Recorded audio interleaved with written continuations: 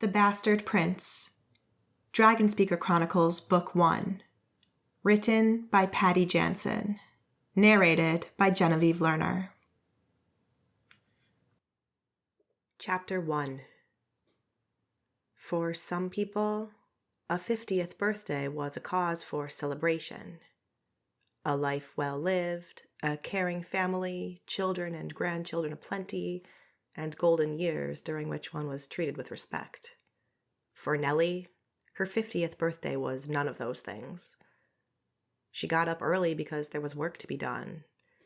She dressed well, if inelegantly, putting on many layers of clothes, because it was cold in her little room on the ground floor of the palace, where the servants lived and worked. It was only slightly warmer in the kitchen, but on a busy day like today, people would walk in and out through the back door to deliver supplies for the banquet. When it was windy, which was most of the time, the gusts came right off the Saar Delta, and that was a big chunk of water where the wind picked up biting cold air and cloying humidity. She pulled the blankets and sheets of her bed straight and put the book of verses back in the drawer of her tiny bedside table, where she had forgotten to return it after prayer last night.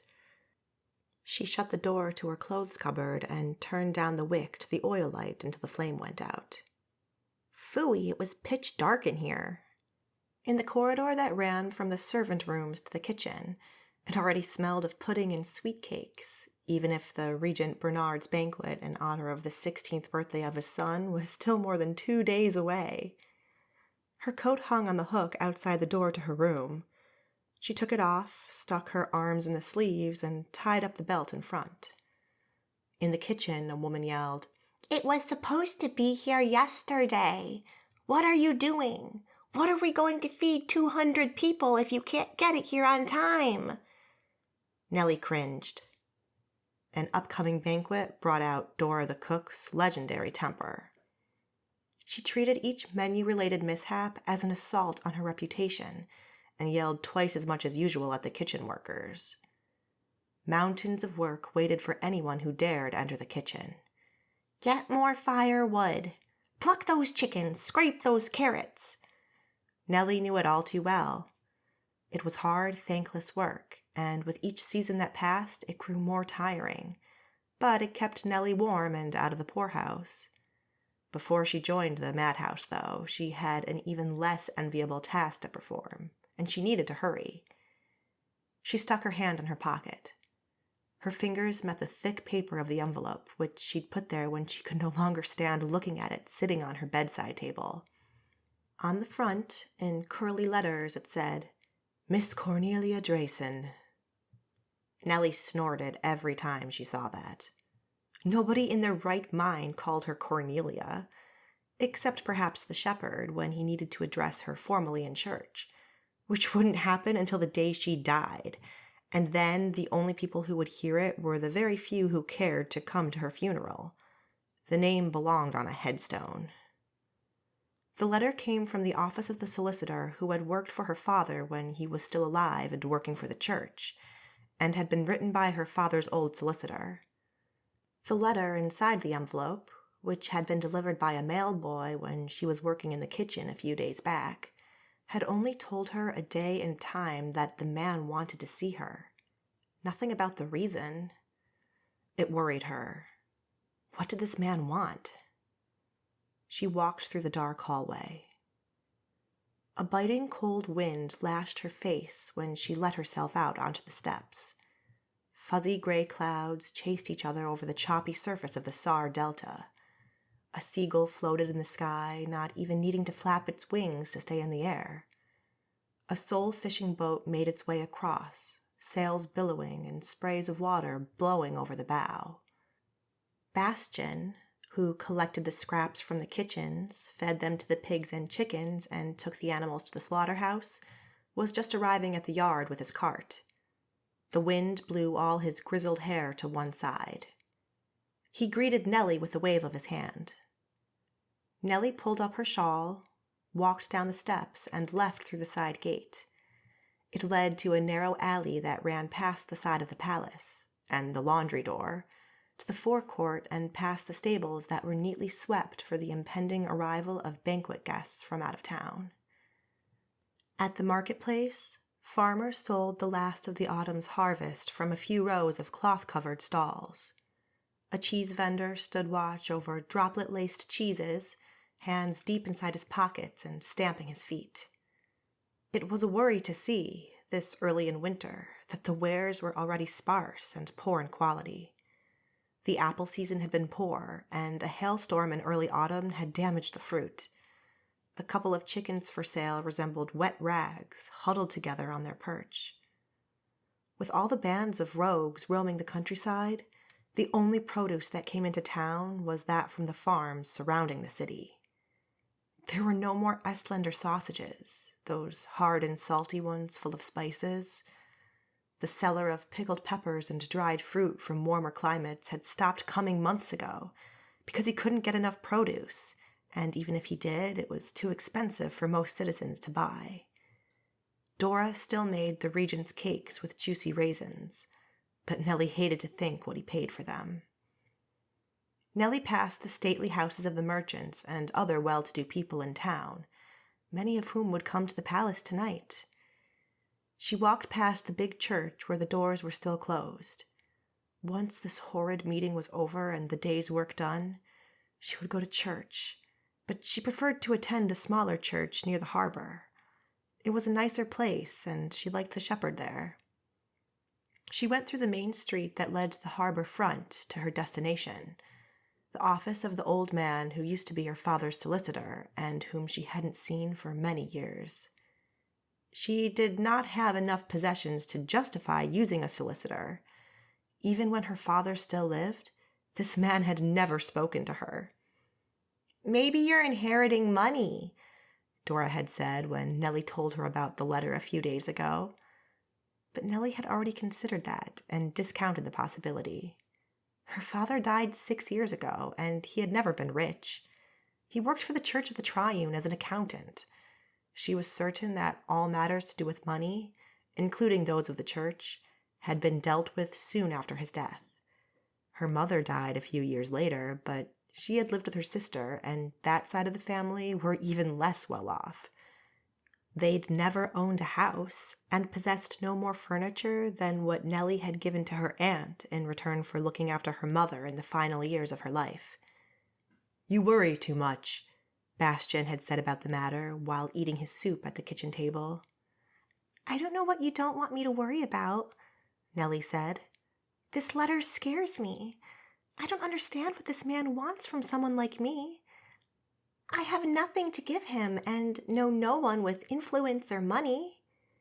"There be only one way to find out," he said in his typical pragmatic manner. And true to his word, Bastian never worried. He came to pick up the scraps, and he'd feed them to the pigs or chickens. Day in, day out, whatever the weather, whoever sat on the throne, people in the palace would always eat food, and there would always be scraps.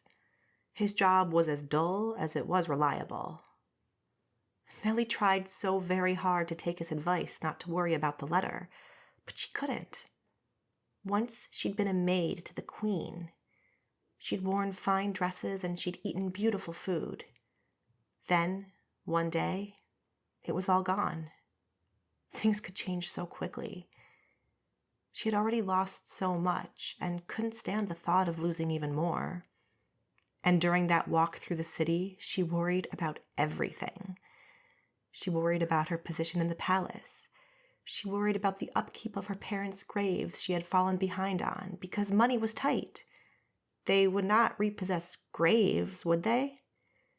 She even worried about her little bedside table with the book of verses, both of which had belonged to Queen Joanna.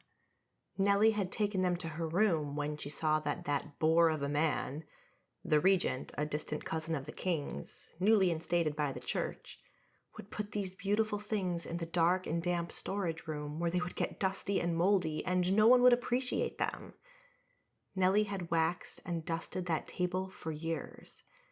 She thought it would be fair for her to use it because no one else would. And the book. Nellie knew every single word in that book. She knew it by heart because it was the book that Mistress Joanna, before she became queen, had used to teach her to read. She had wanted Nellie to learn because the Queen said women should, even if Nellie's father said they shouldn't. The book reminded her of happy afternoons they spent learning, because Nellie wanted to know what the Triune said in his book that the shepherds preached and interpreted in their own way. The little table and the book were the only things that Nellie still had from those happy days, and she did not want a junior office clerk half her age to tell her that an audit of the palace stores had shown that some items were missing and should be returned to the moldy cellar where they belonged. Because why else would the solicitor be so keen to see her? He wanted something, because that was the only thing that jolted these men into action, when they thought there was money to be made, when they thought a common old woman had something they liked and that they didn't think she should have. You couldn't stand up against men like that, because they always won, and not only would they take what they wanted, but make you pay a fine. Nellie had no money. And so, with each step that brought her closer to the office, her knees grew weaker. She walked along the harbor front. A low riverboat had just moored, and a man with a horse and cart was waiting for the first of the cargo to be carried down the gangplank. The ship was one of those that belonged to the Guntherite order of monks. A couple of young men, and the monks were always young because they were often the sons of noble families who were sent to the order to be taught humility and hard work, were rolling barrels of wine across the deck, the supplies for the banquet. The window of the solicitor's street-level office was still dark. For a moment, Nellie feared she was too early or that she'd misunderstood the date, but then she spotted a small light in the depths of the shop. Nellie opened the door. The bell rang loudly in the stuffy silence. She entered a narrow, rather bare hallway. A sign on the door to the left said "Reception," so she let herself into the large and messy ground-floor office. A young man looked up from his desk. He raised his eyebrows. "I was told to come and see Master Adelbert," Nellie said, her jaw stiff from nerves. She showed him the letter. She tried very hard to speak in a matter-of-fact tone, but her heart thudded against her ribs. Her voice sounded high to her ears, childish even. He took the letter from her, gave it a quick look, and said, "Certainly, madam. Please wait here." He rose and left the room. His footsteps clacked through the hall and then went thud, thud, thud up the stairs. The sound of voices drifted through the ceiling, followed by more thud, thud, thud, and clack, clack, clacks, and then the young man returned. "You can go upstairs. First door on the left." Nellie went back into the cold hall and climbed the stairs. The steps were steep, the wood creaked, and it was terribly dark in here. A thin strip of golden light spilled out of a door that stood ajar on the upstairs landing. She knocked. "Come in," said a gravelly male voice. Nellie went in. A fire in the hearth appeared to be the source of the golden light. The room's window looked out over the north side of the harbor. It would get little light even in the middle of summer. The half-drawn curtains made the room even darker. Everything in the office was dark. The walls were dark green. The shelves were made of dark-stained wood. The curtains made from dark brown brocade fabric. A huge, imposing desk that seemed out of proportion to the size of the room took up much of the space. It, too, was made from dark wood. The air was heavy with pipe smoke. Nellie had never seen the man behind the desk. He was perhaps in his 30s, with a short reddish beard that reminded her somewhat of poor King Rold. His eyes, clear and blue, regarded her with curiosity. Nellie felt like sinking through the ground. She wanted to go back to the kitchen where she trusted the people. "Yes?" His voice was dry, neither friendly nor unfriendly. Nellie showed him the letter. "I received this from your office. It says to come here." He took the letter from her, a frown on his face. But after a glance, his face cleared up. "Oh, my colleague sent you this, but I can handle it. Wait here." he got up from the desk and left the room. All alone in that creepy dark office with its dark wallpaper and dark curtains, Nellie looked around. The shelf behind the desk spilled over with books about law, big, fat, leather-bound tomes with gold lettering on the spine. Men's voices drifted through the wall. A moment later, the man came back. He carried something that he put on the desk. A small, flat box made of polished wood with a brass fastening. Nellie recognized it as the box that held her father's leather-bound notebook. On rest day afternoons, he would sit in the living room smoking his pipe with this book on the table before him. He would call it his book of thoughts and would write in it with a pen he dipped in an ink pot. She could still hear the scratching as he made curly letters on the paper. No matter how much Nellie asked, he would never show her what he wrote. Her mother would tell her not to ask because her father's writings were men's thoughts and not for her to understand. Nellie would ask why her mother wasn't curious, and her mother would say that some things one was better off not knowing. The man handed the box to her. Nellie took it. The lid was waxy and dusty under her fingertips. It felt all wrong for her to have it. Any moment now, her father would come in and say, "Give that to me, young lady." Her heart was racing. "Where did this come from?" Her voice sounded nervous to her ears. The bearded man said, "There is a story connected to this item. When your father died, lacking a son, his academic efforts went to his brother. Because women shouldn't be taught to read." Nellie found it hard to suppress her annoyance. Why should her uncle Norbert have cared about her father's books? The two brothers couldn't be more different and couldn't possibly think less of each other. "Your uncle sold your father's books, having no interest in them, but this box was never touched. When your uncle died and this box came into our possession, being your family's solicitor firm, we were at a loss what to do with it. Because the first page states that the content of the book is important, but it also contains a specific written instruction that no woman may read it until she has acquired the maturity of 50 years of age." Did he say why? This sounded like something her father would do, always making up rules. Nellie was not allowed to wear stockings until she was 6. She had to wear short dresses until she wouldn't crawl on the floor anymore.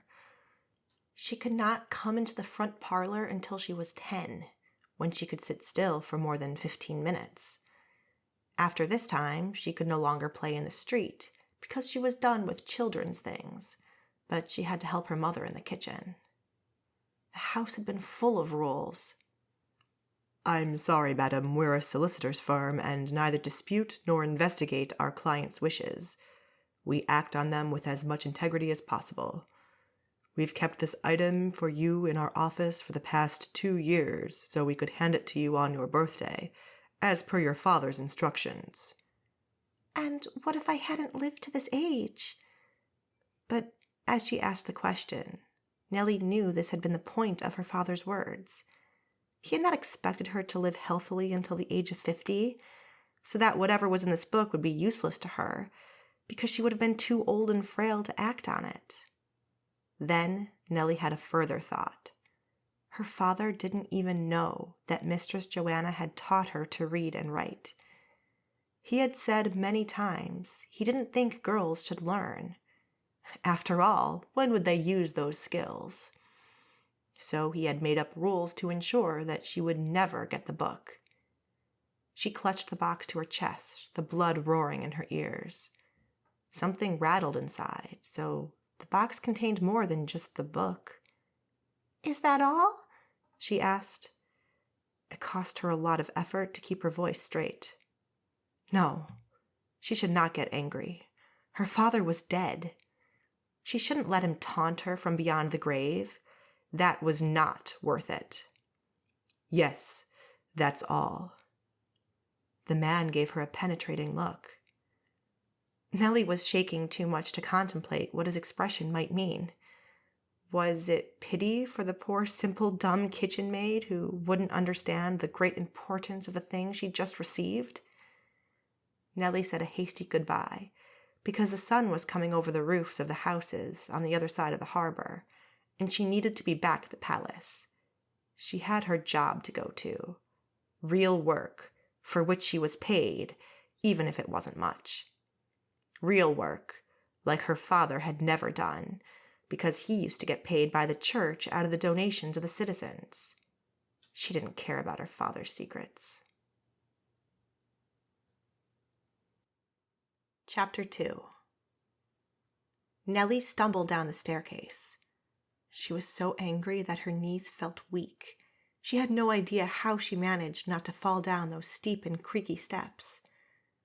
The narrow passage didn't allow for much light to come in, and the air was cold, stuffy with tobacco smoke. She wanted to get out of this place and go back to work. All the fear she'd had about this meeting had been a waste of time.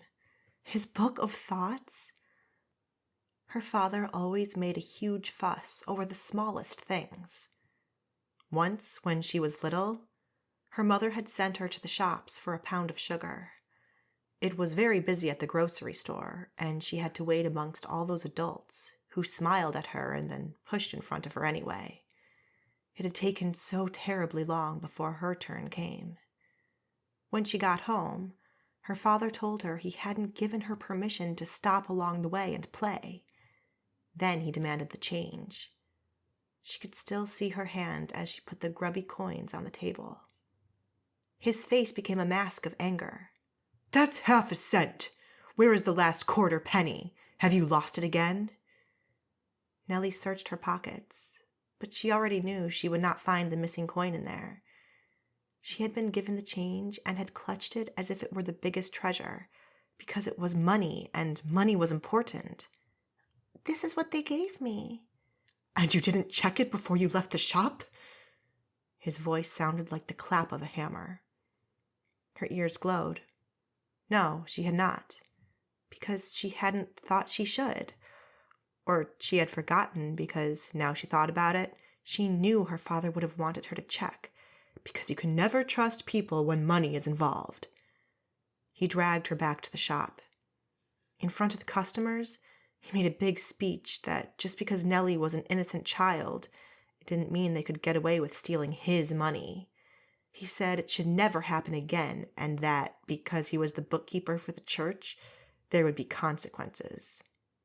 Yes, over a quarter of a cent. Nellie's ears still went red whenever she thought about it. She had never felt more embarrassed in her life, especially because the poor boy behind the counter, the grocer's son, admitted that he'd made a mistake, and because he was crying by the time her father dragged her out of the shop, and his mother was calling her father miser. She had not dared to ask what it meant, and had only later learned the meaning. Nellie was no longer that little girl. Once, in times better than these, she had served the queen, and lived upstairs in the palace with her own room. She didn't need to know the pompous musings and opinions her father had kept from her. Those were best left where they belonged, in the past. She liked to remember the good things about him, even if right now she was so angry that she couldn't remember any of those. A moist and cold squally wind lashed the quayside, making deck covers flap and rigging rattle. She turned her face into the breeze, clamping the box with the hated book in her hands. She crossed the walkway to the bollards that held the ropes restraining the sailing ships in their positions. A space between two tall ships would do just fine. She'd fling the book into the harbor. It would become soaked within moments. Her father's precious ink would run, and no one would ever read his pompous, hateful words. She swung her arm back to fling the book into the water, and stopped. What if, just if, it contained important things? Not just important things from her father's point of view, but really important things. About the church.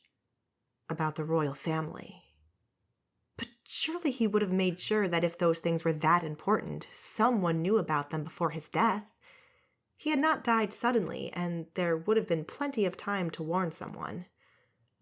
But what if those things made him afraid to speak out? She tried, and failed, to picture her father afraid of anything. He would say whatever came to his mind to whomever he pleased, except perhaps to the king. No, definitely, he would not speak his mind to the king. But the king had been dead 4 years when her father died. And except to any of the shepherds. No, he would also never speak ill against any of the shepherds. More than the king, the church ruled his life. If he had any secrets relating to the church, he would never risk upsetting Shepherd Wilfridus by revealing them. She hesitated, the book heavy in her hands. An insane desire to throw it as far away as possible consumed part of her. Her father had been rigid, fond of rules and all too quick to apply them to his family with an iron fist. But she refused to believe he was a bad man. No, he was not. He believed in the book of verses. In fact, he would read them out every day before dinner time. He would read the verses as they were written, without the embellishments and interpretations added by the shepherds. He believed in utter honesty and would never, ever lie to anybody about anything. Maybe she should have a look at the book tonight. She could always throw it in the hearth later. The fire in the kitchen was always roaring hot. It would love a thick, musty book full of lovely paper. She let the box sink into her carry-bag, where it felt like a stone dragging her down. She had hoped... She didn't know. Nellie ought to be old and wise enough to know that life never gave her any lucky breaks, that happiness always passed her by. But she could have used a little bit of money. Her lack of a husband or family doomed her to work until she no longer could, and then die of starvation or illness brought on by poor nutrition in the poorhouse. Money would help a great deal, even just a little bit of it. Failing that, just to have a proper birthday would be nice. A moment shared between friends, all of whom worked in the palace kitchens, around a table with some tea and sweets, just a little token of appreciation. But none of them knew it was her birthday, and whose fault was that? She had told no one. 50 was so old. Many people never lived to her age, and many who did were worn out. They relied on their families, looked after grandchildren. They put their feet up in well-earned retirement. But Nellie would get none of that, because she was just a maid, because her father had never liked her and would give money to the church before giving it to his own daughter, and because she was just perpetually unlucky. She had never gotten married, and her parents had no other children. And now she had better stop feeling sorry for herself and get going, because nothing ever happened by complaining about it, she used to say to beautiful Princess Sabine with the golden curls. Nellie hurried through the moisture-laced streets back to the palace. Saardam looked so gray these days. All the hope, the color, and the life had been sucked out. The weather was gray, the offerings at the markets were poor, many shops were closed, and houses had not been painted for years. In other parts, houses stood empty, because people had left or because they had failed to keep up with the rent and joined the growing horde of the city's destitute. All because the ships failed to come into the harbor. Sea captains went elsewhere with their exotic products, due to hordes of rogues making the inland rivers unsafe. And the river captains rarely came down, since so few wares were available for trade. The palace guards stood forlorn in their guard boxes, staring into the grayness. They knew Nellie and nodded to her as she slipped into the only enclave in the city where life still looked relatively normal. All was quiet in the courtyard, waiting for the many guests for tomorrow's banquet. The courtyard lay neatly raked, and the stable roof had received a new cover of straw. The steps had been swept to within an inch of their lives, and the stable boys hung around in their crisp uniforms, doing nothing while they waited for the horses and coaches to arrive from those guests who lived out of town. Nellie went down the side entrance, through a low door, and down a few steps into the servants' quarters. She stopped off in her room to hang up her coat. A soft cry caught her attention. A little black and white kitten hiding in an alcove. It couldn't be more than a few weeks old. "Poor thing." Nellie crouched. She'd fed the creature some milk yesterday, because it was as thin as a bag of bones, too small to hunt mice and probably without a mother. Now it saw her as a source of food. Typical. She always collected all manner of strays, people and animals. The kitten didn't let itself be touched, but scooted into the darkness of Nellie's room. Oh well, it would be safe there and might scare mice, even if it was much too small to catch them. She'd get it some milk later. Poor thing. She took her father's box from her carry bag and shoved it into the back of the small cupboard that held her clean work clothes and linen. She'd look at it tonight. The thought of the unpleasant memories she might awaken filled her with dread. But the sooner she did this, the sooner she could get rid of the hateful thing and forget about it again. She put on her apron and did up the strings while walking down the corridor into the kitchen. Several voices called out, "Happy birthday!" What? Nellie stopped in the doorway. There they all were, around the table, the people who, for all their warts and foibles, were her family now. Dora, the cantankerous cook, Wim, the elderly and often confused taster, Lily and Corey, who worked for Dora, and a couple of the young kids who came in if they were needed. In the middle of the table stood a plate of fresh apple turnovers, still steaming hot. For a moment, Nellie couldn't say anything. "You thought we forgot, is that right?" Dora said. "Well, I hadn't told anyone." Her voice felt choked up. "No, because you're such a grump. But someone told us. Also, that you're turning 50 and you didn't think we'd let that go by without mention." Someone? Who would have known? "One of the guards." The guards? She knew none of them well. They were neatly dressed, dapper men who stood by the gate and who wore leather belts with swords and who would kill intruders. How could any of them know about her birthday? "But I don't know any—" Dora laughed. "I think people know you better than you think they do." Well, clearly, but a guard? Who was this? "Oh, one of the older ones. I don't know his name. I'm glad he told us, though."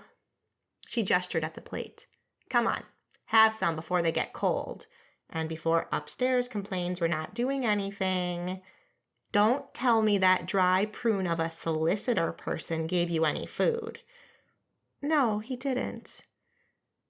Nellie sat down and then had to explain to everybody about the book, which brought many questions, such as why her father would go through such efforts to make sure she never read it. "I bet he kept it from her because he didn't want to burden her with his secrets," said Wim. Dora scoffed. "Oh, come on. What sort of secrets would he have that a woman can't handle? This is all about showing how much of a dick he is. Frankly, no, don't say anything, Nellie. I've heard enough about your youth to know he was a dick." "I would just prefer it if you used less crude language. He was my father. He did a lot of things right. He looked after my mother and me, and we never wanted for anything at home. I won't have people speak of him in crude words." "I'm a cook. Crude words are what I do best. I stuff pig guts, I cook ram's balls. I cut up all the bits you never knew an animal had by looking at the outside. If you can't do crude, you can't work in a kitchen. I make no excuses. Your father was a dick, and I've heard enough to think he was a dick to you and your mother even more than he was a dick to the rest of the town. Only he was a kind dick, and that's the worst type. The ones who fool you with praising words while taking away your pride. If he didn't want you to know about his thoughts, Then he was a dick. He may have wanted to protect us. We were the closest family he had. Save Uncle Norbert, who she didn't think had been a bad man either. Maybe, but my money is on the dick side of things. Because if he really wanted no one to know about his stuff, then why write it down in the first place? Why not burn the book before his death? He didn't die suddenly. He would have had plenty of time to do it. A chilling truth hung in Dora's words, much as Nellie didn't like to acknowledge it, because it upset her.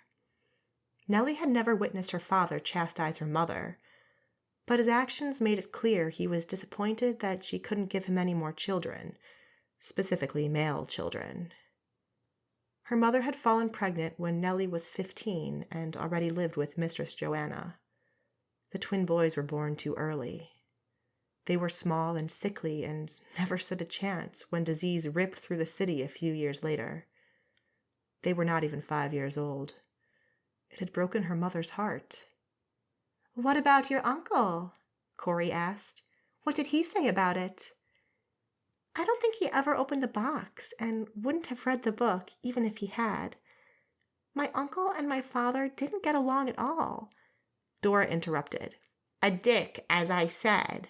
Norbert was a fine man." "Can you shut up?" Corey said. "You wouldn't like it if we spoke about your family like that." "Go ahead. I learned all of my foul language while listening to people describe my parents. Heretics, devil worshippers, whoring bitch. I've heard it all. What do you think they told us kids when all the fuss was going on after the death of the royal family? We were devil's brood and whore spawn. All because our father was a gifted baker who made no bones about the fact that he put his magic into his bread." "But your family cared about you and taught you well." "That they did." There was an uneasy silence in which Nellie sipped from her tea. Yes, Dora came from a family of cooks who were open supporters of artisan magic. And since the death 10 years ago of the royal family through the crown princess's wayward magic, the regent and the church had been on a rampage to eliminate magic, no matter what the type. The two young girls, sisters Else and Marcia, watched with wide eyes. They had come to work in the kitchen only recently, after Nellie had spotted the eldest, Else, with the thick blonde hair, coming out of a sailor's tavern and, knowing what women did in there, was determined that anyone that young and innocent shouldn't have to do that. "This is not about you, Dora," Wim said. "We know what you think. Nellie asked what to do with the book." "Especially because her father thought she couldn't read it," said Marcia, eyes wide. "But I can read it," Nellie said. Dora spread her hands. "Then why is this a question? You should read it because that's what books are for, right? You should read it and decide if it's worth the fuss." "Probably not," Nellie said. "Fine, then we'll have a bonfire here tomorrow. With a bit of luck, the regent's wine will have arrived by then." "It has," Nellie said, remembering the barge from the Gunthorite order she had seen moored at the quay. Dora smiled. "Good. Then we can celebrate with a bit of pre-tasting with our friend here." She clapped her hand on Wim's back. The regent employed him to certify that none of the food that went upstairs contained any poison or other ingredients that would have ill consequences for the noble guests. "We'll celebrate. Have a party." She pushed herself up from the table, having solved everyone's problems in one clear swoop. Dora was like that, as decisive and outspoken as Nellie was timid. Sometimes Nellie envied Dora. "But now, I need you to start on the pastry dough. I need the ducks cut up and gutted for the soup. I need you to slice the leek, and I need you to bring in some firewood and core the apples." While they sat at the table eating and drinking tea, a boy had brought 24 ducks with their feet tied together and feathers still attached. They needed to be plucked and cleaned and hung out overnight. There were carrots to be scraped and cut into cubes, puddings to be made, a whole crate of apples to be turned into applesauce, bread to be baked. The list was endless. Chapter 3. Nellie started making applesauce. Around mid-morning, a cart came to the back door, delivering barrels of wine, sausages, cheeses, dried fruit, and pickles from the ship of the Guntherite order that she had seen in the harbor. A bit after midday, the kitchen workers helped Wim sample the wine, sausages, and dried nuts to make sure they weren't poisoned. They weren't. The order's farms were on church property. Monks grew this food, although Nellie hated to think how much the palace would have spent on it, because they would have had to pay market prices for this. The sausages were wonderful and made her pleasantly full. She was not used to drinking wine either. For most of the afternoon, while she helped to pluck, chop, peel, and stir, she felt wonderfully warm and comfortable. She was grateful that in the chaos following the death of the royal family, she had been able to keep a job at the palace. Her father's musings about the church or about life in general were unimportant. Nellie worked hard all day and even managed to forget about the book. But eventually the work was done. The workers drank tea at the big table in the kitchen, surrounded by dough set to rise on the end closest to the fire, beans covered in water in a pan, carrots and cabbages cut up and ready to cook, chickens marinating in bowls, raisins soaking in brandy, pots of applesauce, jars of cherries, and much more. It smelled heavenly. Only when she came back to her little room was she reminded of the book. She was tired. Her hands ached. She wanted to go to sleep. But she knew that Dora and the others would ask her about it tomorrow, and the prospect of seeing the book burn was attractive. So she shut the door, lit the oil lamp on the little table, and took the box from the shelf. At that moment, the kitten came out, and she remembered that she had intended to bring some milk. So she went back to the kitchen to scoop some creamy liquid from the big vat with the wet cloth over the top. Now that people had left, mice and other vermin skidded around in the dark spaces under the benches and in the pantry.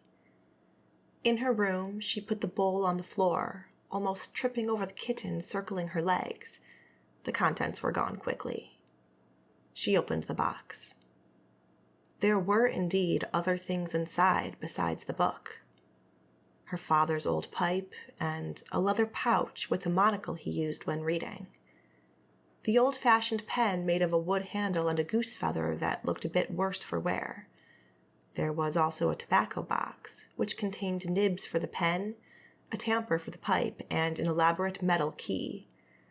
Most of those things, except the key, brought back memories of her father, like the scent of tobacco that clung to the pipe. Nellie took out the book and sat on the bed.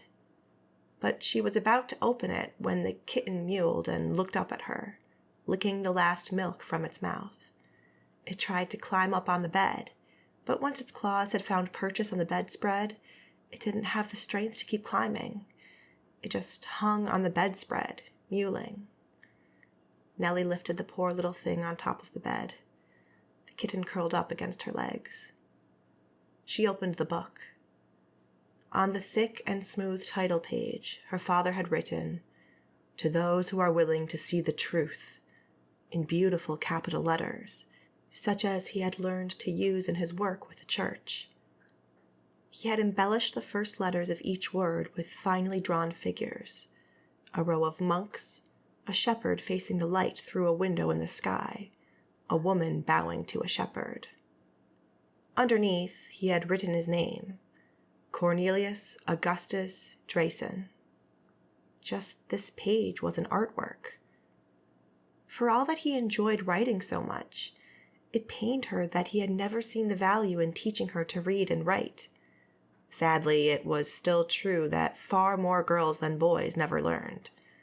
Those that could write could do tasks that people respected.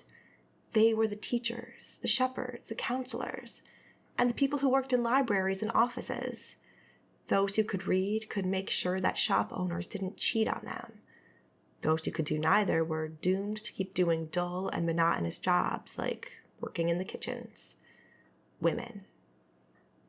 That picture of the woman bowing to the shepherd said it all, as far as her father was concerned. She turned the page. Here was the declaration that the solicitor referred to, a loosely inserted card in the book. After my death, my books and scholarly possessions are to go to my brother, little use as he will have for them. I hope that in his old age he wisens up and learns to appreciate knowledge by people wiser than him, but I know that this is a long shot. By all means, none of the women in my family are to inherit my books and other items of knowledge, because they will appreciate them even less than my brother. If you must, pass my books on to a female member of my family only after they have reached the age of 50, and have perhaps acquired the maturity to understand the gravity of the issues I have investigated, but only if you are left with no other option.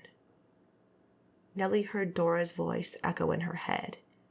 A dick. It was probably equally telling that the solicitor had left that note addressed to him in the book. Why should she even bother reading this? Her father's musings and dissertations started with the words, "There are many who claim to have seen the light, who fail the most basic understanding of the teachings of the Holy Triune." It went on to explain many things Nellie had heard before about the moral ambiguity within the church and royal family. In her father's words, how could the royal family support a church that decreed magic was evil while harboring citizens with magic at the same time? Saardam was built as a safe haven against magic from the east, and it was the task of the church to safeguard it. Old King Nicolaus had understood that, while similarly trying to engage a necromancer to resurrect his daughter after she died. There is no logic or morality to any of these people. The royal family has been destroyed, twice now, because they kept dallying with magic. The church is the only proper guardian of the city. Nellie suspected that her father would have loved to assume the revered mantle of shepherd, but his parents had been practical people and had sent him to learn accounting. Besides, the Church of the Triune had been quite a new development in his youth, and many of the older folk, which would have included her grandparents, were quite hesitant to accept it. They had all grown up with the Bellarmine Church, that institution of beautiful rich buildings, golden statues, and ages of tradition. They had viewed this new church, which preached simplicity and values, and sermons, that people could understand, as an upstart. By the time the Church of the Triune became more accepted, her father had been married, and married men couldn't become shepherds. Another reason why he might have treated his wife and only daughter with so much disdain. Nellie leafed through the book. It was all the same stuff she had heard so often when she was young. Every single word on those hateful pages brought up memories of her miserable youth, spent justifying herself to her father and seeing in his face just how inadequate he thought she was. A whole book full of it. Nellie had thought she'd have finished with this nonsense after he died, after she'd helped her mother pack up his clothes and donate them to the poorhouse. Her eyes pricked. She didn't want to read any of this anymore. She stopped reading the pages and flicked through them instead, determined to at least look at every one before getting out of bed, walking to the kitchen and tossing this wretched thing into the fire. And then some text caught her eye. They are hiding the dragon in the dungeons of the church. What? Nellie stopped midway through turning another page. There it was. She had not misread. The church is undertaking activities in our name that it shouldn't get involved with. As a trusted assistant of the church, I have always been aware of the purchases made by the leadership in the name of the community. I see how much the church spends on new buildings, on supporting their deacons, on food they give to the poor. But there have been some much less fortunate purchases. I can no longer fail to speak out about a development that has always concerned me. In the early days, when I was a much younger man, the shepherd Romulus, in his old age, ordered a book to be purchased from Barovia. It was a very rare book, and word had gotten out of its availability through the death of a recluse noble who was said to have one of the few surviving copies.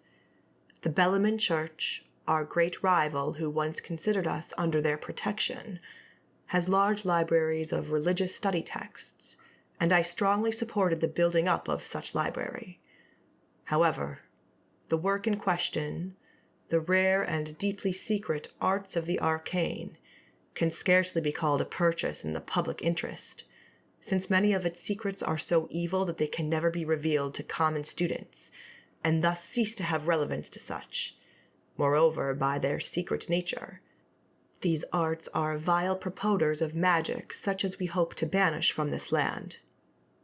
When I raised objections to the purchase of this very costly book, the shepherd told me that in order to understand one's enemies, one must study them. The shepherd knew well enough how to spot the use of common or artisan magic. But, while common magic is not condoned, it is also, generally speaking, pretty harmless when practiced by innocent individuals. There may be some mischief when someone eavesdrops on conversations through the magic of wood or on the wind, but this type of common magic is passive. It should not be encouraged, but little harm can be done with it. It was the shepherd's conviction that in order to detect the much more evil art of ghost whispering, or the dark arts of conjuring of fire constructs, or, heaven forbid, necromancy, we needed to know the signs that could lead us to such, because the practitioners of these arts are well aware of the vile nature of their practices and don't ply them in open daylight. That was the reason I was given for this purchase of the book.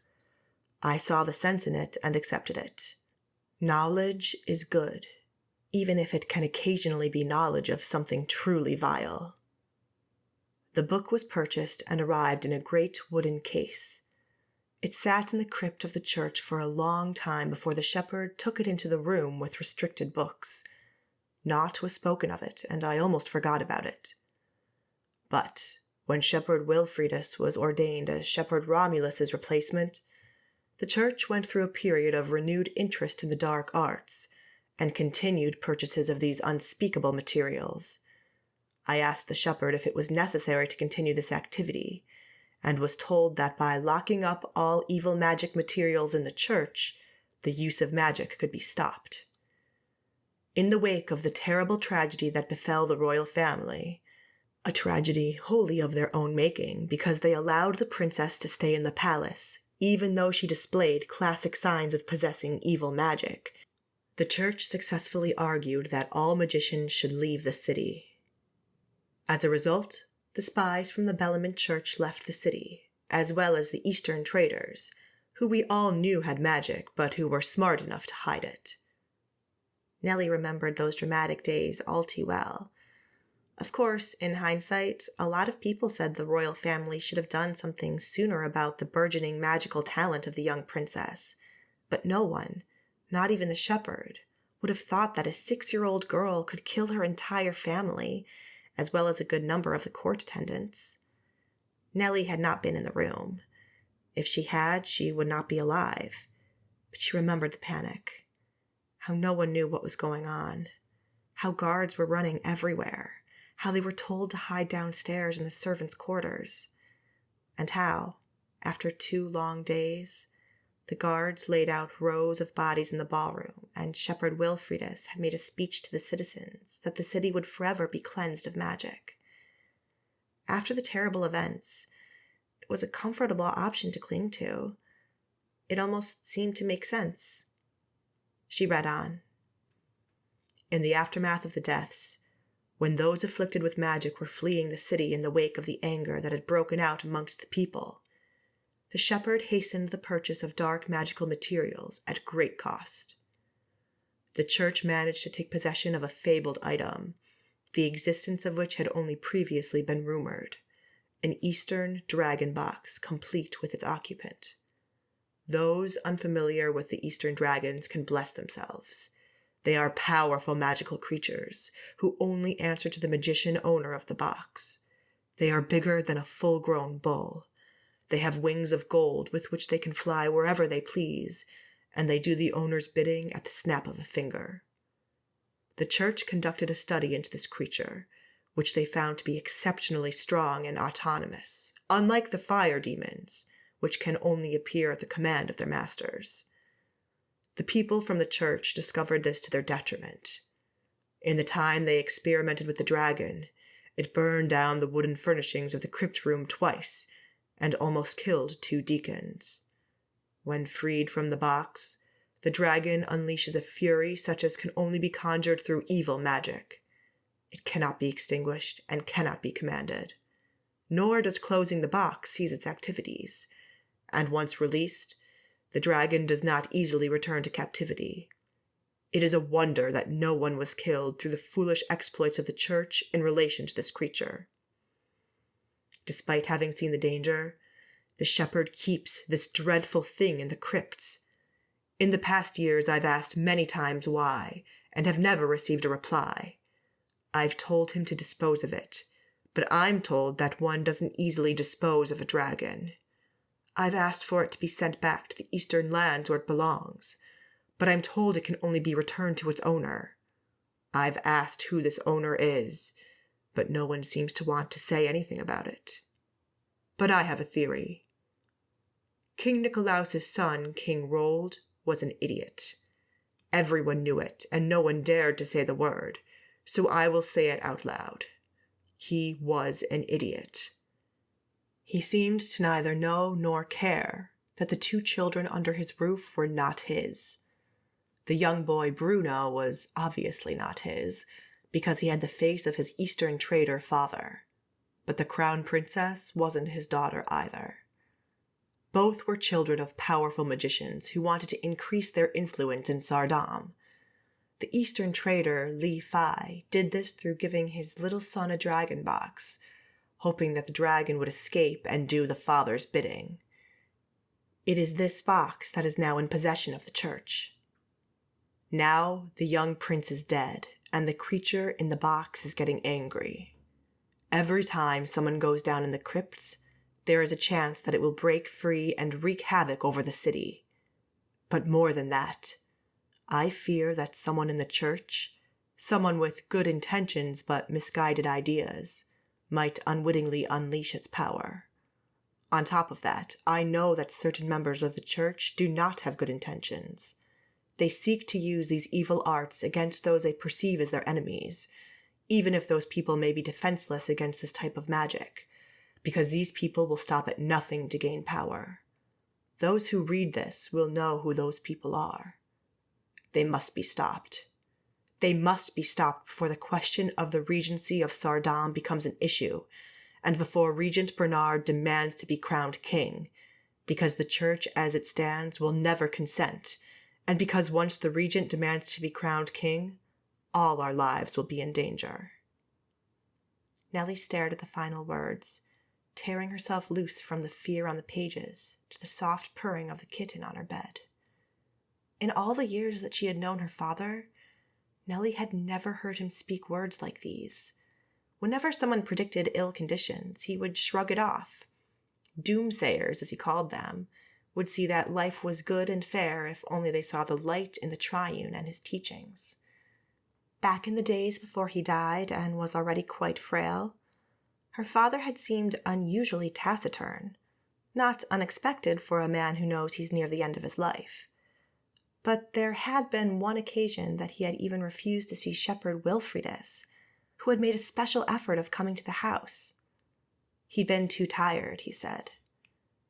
Nellie had not thought any more of it, but in light of what she had just read, a chill crept over her back. Her father had believed that the church was the main force for good in Saardam. Her father might have been shaken in his belief. Those who read this will know who those people are. No, she didn't. But the book suggested that problem started when Shepherd Wilfridus took over. Her father didn't like Shepherd Wilfridus. Nellie didn't like him very much either.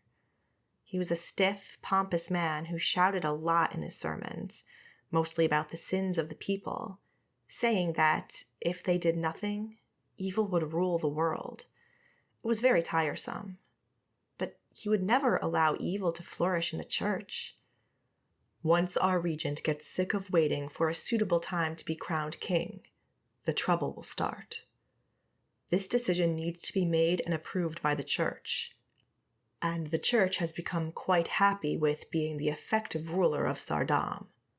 They don't want the regent on the throne. They will find reasons not to put him there. I fear that if the regent is well liked by that time, and why would he ask for the throne if he was not well liked, then some element in the church will do whatever is in their power to stop him. I fear they will not hesitate to use dark arts. The text in the book went on to describe exactly where this dragon could be found in the crypt under the church in the marketplace. There was even a clumsy map to show which chamber. And with that, Nellie had come to the last page of the book. She closed it and sat with it on her knees. It was late, but some people were evidently still up because people were talking down the hallway, or maybe the bakers had already come into the kitchen. A deep black fear took hold of her. She had half hoped that her father's book would contain nothing of importance. But a dragon was important, especially one that was angry and might do harm to innocent people, especially if the church already knew about it and had been sheltering this creature for the past 10 years. The question was, what could she do about it? The dragon, presuming it was still in the crypt, could only be commanded by the owner, and the prince was dead. The prince's father, the eastern trader Li Fai, was gone. It sounded like a dangerous situation, and what good was it to put it in the hands of a kitchen maid? Chapter 4. "So," Dora said. She was pounding a cloth bag containing dry bread onto the table to make crumbs she needed for the duck stuffing. A line of plucked and marinated ducks lay before her on the table. "What did it say, this big secret book of your father's?" Nellie sighed and sat down at the table, clutching her tea and facing her plate with bread and cheese. During the long night, she had spent much time looking at the ceiling in the dark, wondering what she would answer to these inevitable questions. "The book told me I didn't want to remember the bad things about him." "What I said. He's a dick." "He was not a bad man in his heart." Dora hit the bag on the table a few times. Dust wafted through the pores in the fabric. "No one is perfect, not even our parents." "I wanted to remember the good things about him. He looked after us. He taught me what's right and wrong." "But—" Nellie met Dora's eyes. They were blue, and some said that they were hard and cold, and that Dora was a careless woman. Nellie thought that was because Dora, as an older woman, had nothing to lose. So she said whatever she thought, and not everyone liked that. "Well," she said, and she blew the steam off her tea. No, she really didn't like saying bad things about people in public, not even when those people were dead.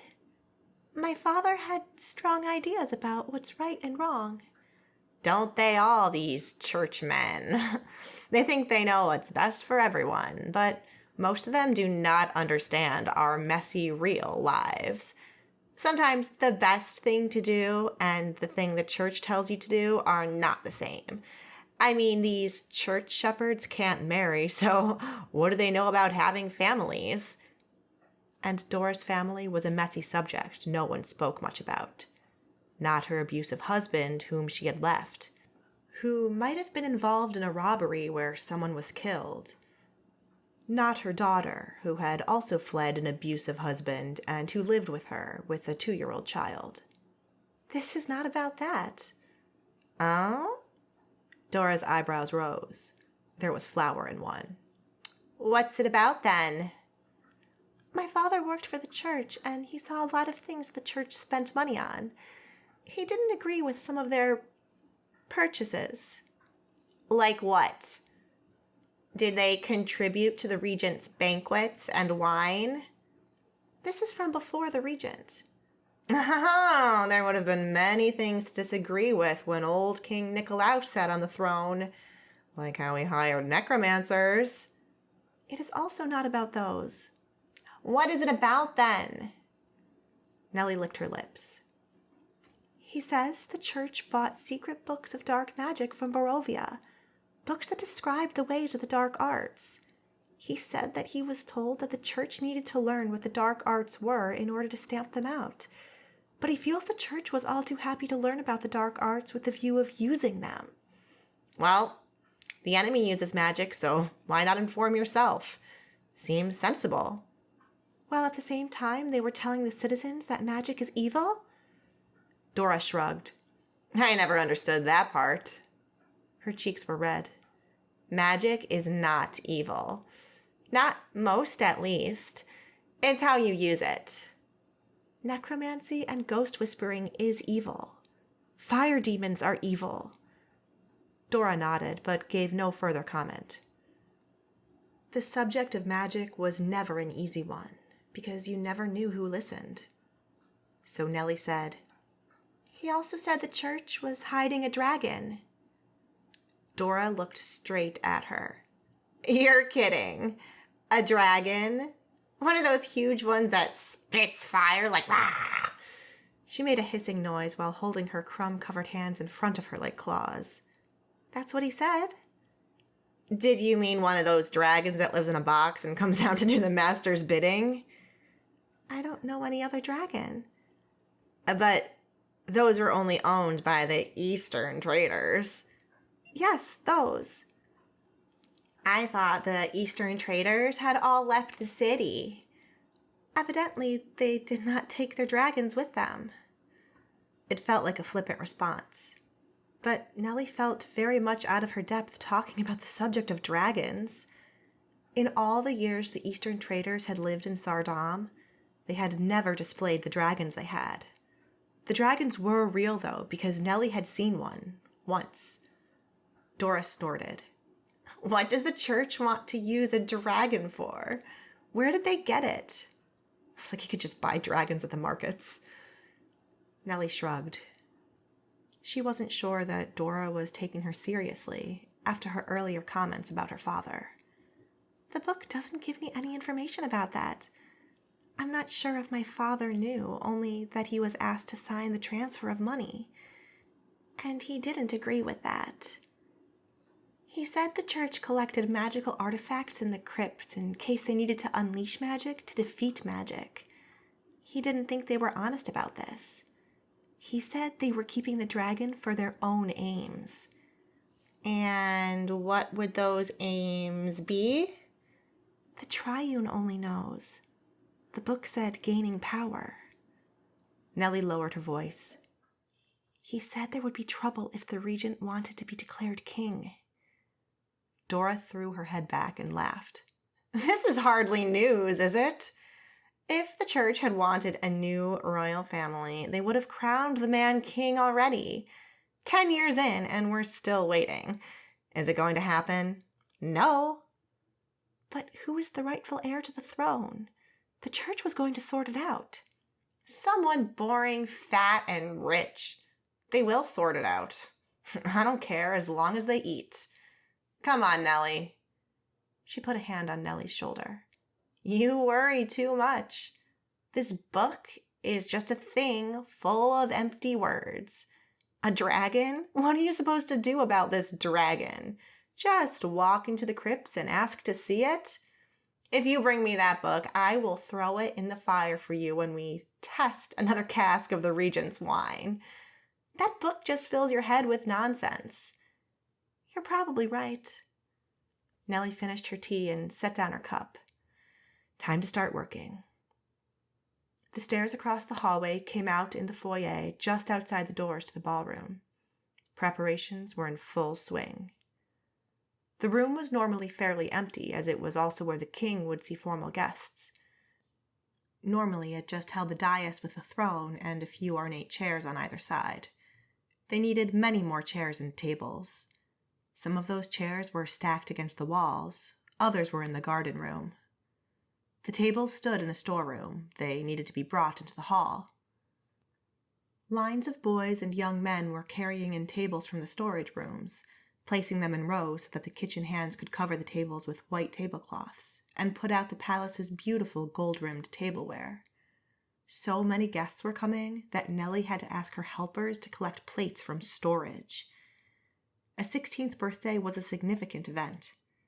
Caspar would now be of marriageable age, and the regentship of Saardam had propelled the family into a position of importance. Many of the nobles and royal families from surrounding nations were expected to attend, and some would only be here to explore the possibility of marriage between their daughters and Caspar. All these people would stay in the palace and eat in the main dining room, entertained by the regent and his family. Over the past 10 years, the regent's parties had become somewhat of a legend, so it was not something that anyone with an invitation wanted to miss. The guest list had been a point of contention. Did one invite the rulers of the surrounding nations, even if you were not friendly with them? The regent had said no. His wife, Madame Sabine, had said the boy should meet eligible women from all surrounding countries, and eventually Shepherd Wilfridas had to be called in to approve the guest list. All these people would need somewhere to sleep, and the guest rooms had to be prepared. Not all the guests were happy to have their rooms near some other guests. Others had strange requirements, like the regent's advisor, Lord Verdonk, who always insisted on a room where he could open the window, because fresh air was good for the humors. It was the regent's housekeeper's task to sort this out. The poor woman had spread out a few chalkboards on a table in the hall, each with names written on them. Whenever Nellie walked in or out carrying boxes with tableware or freshly washed serviettes, she would stand there, shaking her head. Nellie was glad she only had to make sure the tables were set and everything looked pretty.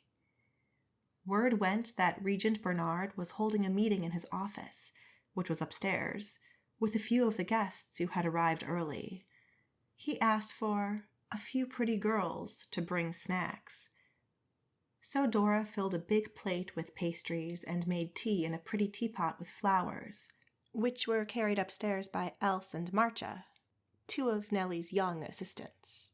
The guests from out of town started arriving. Whenever Nellie walked through the foyer and looked into the palace forecourt, some other elaborate coach had come in through the gates. The guards and courtiers would congregate at the door to welcome the guests and take them to whatever rooms were ready, wherever the housekeeper had decreed they would sleep. Soon, the guests started to explore the guest rooms, asking for extra pillows or blankets or for food. This put Dora in a foul mood, because she was busy preparing for the banquet. Nellie ran up and down the stairs with trays of food more times than she cared to count. The guests met up with each other. They occupied the hall and other spaces where the servants still worked. Neither the regent nor Madame Sabine came out to entertain their guests. The regent was supposedly still in the meeting, although Nellie spotted Caspar and his younger brother Frederick strutting about in their new suits, looking like peacocks. Nellie knew the regent had engaged the modist Mistress Yvette, who had made Caspar a bright blue suit. It consisted of a pair of blue velvet trousers, a velvet jacket, and a long-sleeved shirt with a ruffled collar. He wore gold-buckled boots with high heels and had tied his straw-blonde hair in a ponytail. 2 strands on either side of his head had been treated with a curling iron. He had decided he was an adult now, and dressed as one. A lot of the noble guests had brought adolescent children, either theirs or their families, who all gathered around the birthday boy in the palace foyer. Caspar ordered the servants around too, in a haughty voice, telling them to bring items for the ever-growing group of well-dressed young people who were, frankly, getting in the way of the servants and kitchen staff entering the hall or getting work done.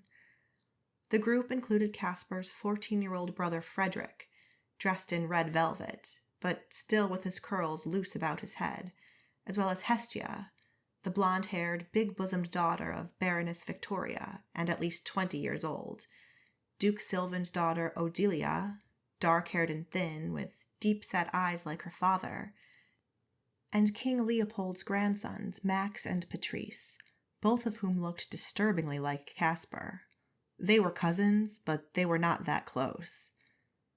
While the adults moved off into their own rooms, the youngsters loitered in the foyer, getting ever louder in their laughter and demands. Nellie gathered her own young helpers in the kitchen, a handful of pale and tired faces. The kids were all from common worker families, and Nellie had collected them in her group because some misfortune had befallen their families. Johann's mother had died a few years ago, and Else and Marcia came from a very large family with far too many children to feed. Their father had broken a leg while working at the docks and now walked with a crutch, which meant he couldn't work anymore. The older children had gone to work, but there was never enough money. The problem with Else was, and this is why Nellie had called them all together, that she had a mouth too big for her position. The upstairs housekeeper had already beaten her twice in the last year for having a big mouth towards the regent's guests. The combination of Else and the group of noble youngsters upstairs was a disaster waiting to happen. Else stood with her arms crossed over her chest, leaning against a kitchen bench. Wisps of her flaxen blonde hair came out from under her bonnet. Her cheeks were bright red and her eyes blue and feisty. She was only 14, but she looked at least 4 years older. She was big and sturdy and had a healthy bosom on her. Nellie said, "I know that there will be a lot of bad behavior in the next couple of days. A lot of very bad behavior. All the noble guests have brought their sons and daughters with them. Many of these youngsters have never been to a banquet, and they are likely to go slightly overboard. I want none of you to get involved with the trouble they get themselves into. They will demand ridiculous things from you, and you will smile. They might even demand rude things from you, and you will walk away. If any of them promise you anything at all, don't believe them. These are kids, and they don't know what they're saying. They're drunk with power and money. Do not trust them. Remember that you work for the palace and not for them. Ignore them." Else said nothing, but Nellie gave her a stern look that said, "I want no trouble from you, young lady." "Have you seen what some of them are wearing, though?" said Marcia. "Yeah," Johann said, and he laughed. "That light blue suit looks ridiculous." "I was thinking about Baroness Hestia's dress," Marcia said. "Oh yeah, when she bends over, you can almost see her tits." "Johann," Nellie said, "I will not have you use any sailor's language in the palace." "Are you lot finished holding a meeting out there?" Dora called. "I need someone to bring in more firewood." Of course, there was more work to be done. For now, however, the group of young nobles, and there were almost 20, appeared to be happy just to stand in the foyer and make silly comments about the attire of the guests walking through the hall. This, of course, led to complaints by those guests. The regent's meeting had included the mayor and his daughter, who was also 16. The girl objected to being called dumpy, and an argument broke out between the mayor and the palace staff about moving the group of youngsters along to a less prominent position where they wouldn't bother and insult people. The regent came down the stairs when Nellie was walking through the foyer and made a show of jokingly berating his son for saying these things. But he added that the girl was dumpy. The poor girl ran off crying, and she and the mayor left in protest. He had, he said, come here to welcome the distinguished guests, but would not stand for being insulted by a spoiled brat. "No," Caspar said. "You have come here for one purpose, the chance to foist your daughter on me. I don't want her." He held a glass of wine. Nellie had lost count of how many he had drunk that afternoon. His cheeks were red, and his voice sounded a bit funny. All the noble sons and daughters surrounded him, most from more respected families, and many of them much older than he. The Baroness Hestia laughed raucously when the girl and her father strode out of the foyer. Her cheeks were red too, and the pink dress kept slipping off one of her shoulders. She stood next to Caspar, encouraging him by laughing at everything he said. "Well, I know that I'm not supposed to say anything while upstairs, Else said when she met Nellie in the kitchen. But I think she looks like a whore, and she behaves like a whore, so someone should call her a whore. Don't be surprised that even nobles like whores, especially when they're dressed up in ridiculous outfits, Dora said. And the men are so dumb about it too. Like, their gazes are so transfixed on a pair of tits that they fail to notice other stuff. When a man is with a whore, either the woman steals something, or she spies on him. Beware of whores, young Else. They're smart women, and they usually leave the room with more than the agreed payment. Be careful talking about such things, Nellie said. Next thing, Baroness Hestia will send people down here to punish us because we said she's a whore. What they don't hear us say, they don't know. And she does look like a whore. Nellie agreed. She also knew that women of loose morals often stole things. And, having visited Flourishing, Hestia's home, Nellie knew Hestia was not here to look at the scenery, and that, as heiress of the barony of Gelra, a noblewoman's only way to influence politics was through the man's bedroom, as long as she didn't marry, because the moment she agreed to do that, she was no longer worth more than a pretty piece of fluff on the man's arm. Hestia was here to do damage. They would have to keep a close eye on her. Nellie worked in the ballroom, setting plates on the tables, feeling the anger stew inside her each time she heard the Baroness squeal with laughter. Whore. Whore. She couldn't bring herself to say the word out loud, but that's what Hestia was, a whore in a garish and expensive dress. Nellie was working in the hall when a man said, "Don't you youngsters think you should save some wine for tomorrow?" Nellie recognized the voice, but only remembered who it belonged to when she came back to the foyer. Lord Verdonk. The regent's advisor was a man who stood tall for his age, even if his face bore wrinkles and his hair was almost white. He dressed more elegantly than many, in muted colors, without the hideous but fashionable ruffles. He held a considerable estate outside the city, where he derived his wealth from his fertile farms. In the chaos that often reigned in Saardam, he was a sensible voice. As regent's advisor, he made frequent visits to the palace, and was one of the few people who could silence a room full of nobles. "No, youngsters, don't look at me like that. The big banquet is tomorrow, and you want to be presentable. You also want to avoid insulting so many people that someone will stick a knife in your back. There will be a lot of knives in the dining room." He thinks he's funny, Hestia said. "I'm deadly serious, young lady, and I think you're drunk and you had better take off to your rooms and stop insulting our host's guests.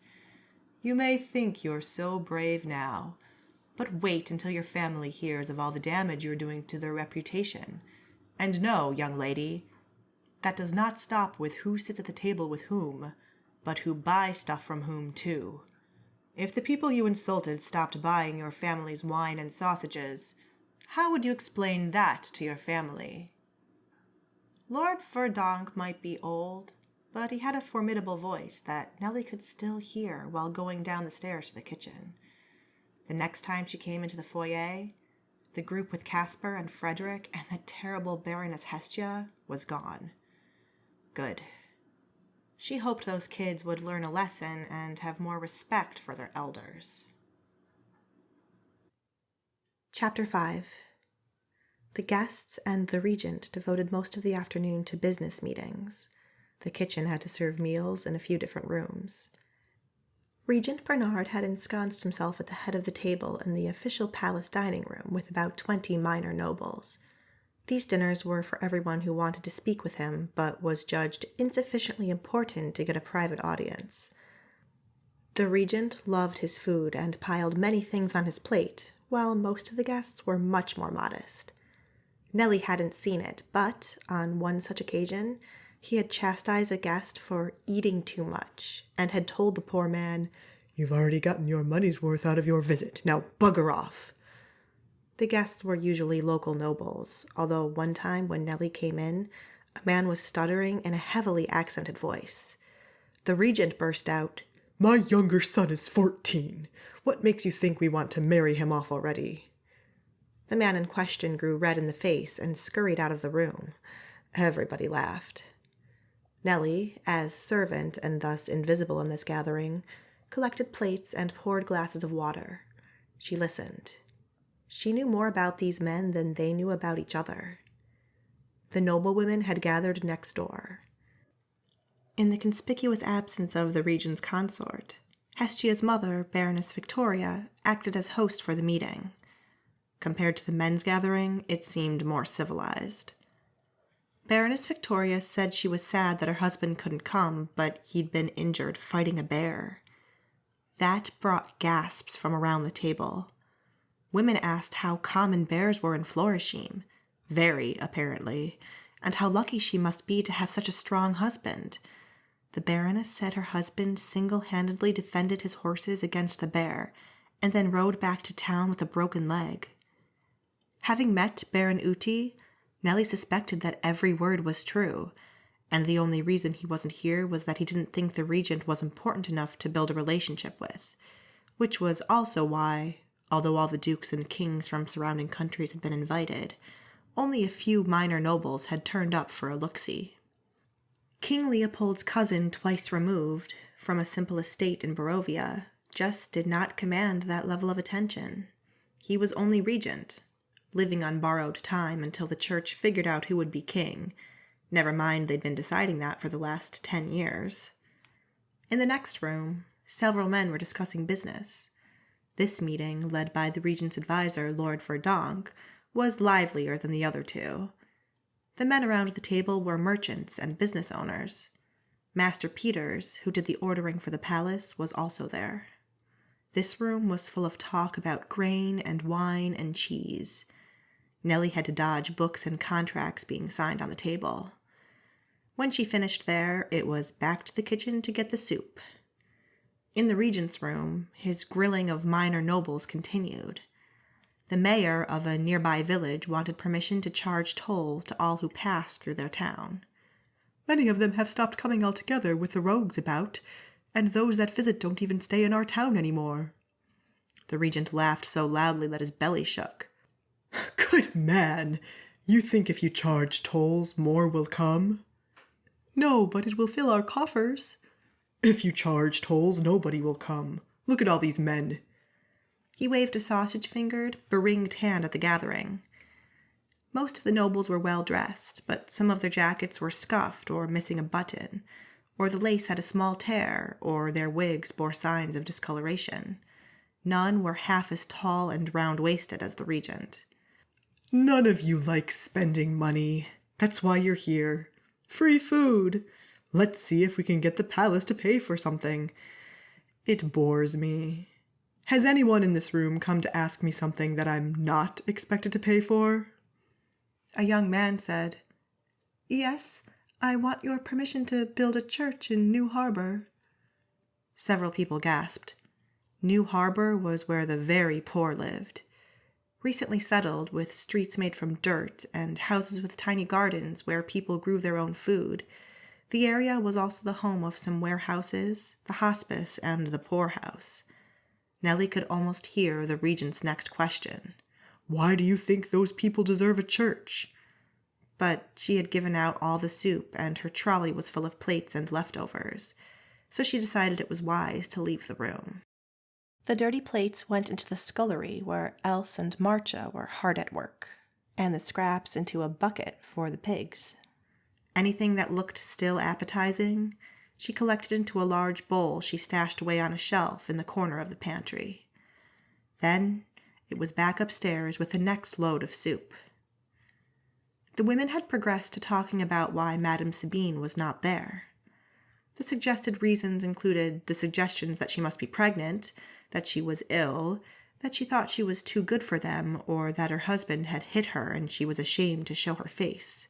"She has always been strange," a local noblewoman said. "Coming from Larazia, one would expect her to dress well and have a flair for style, but no.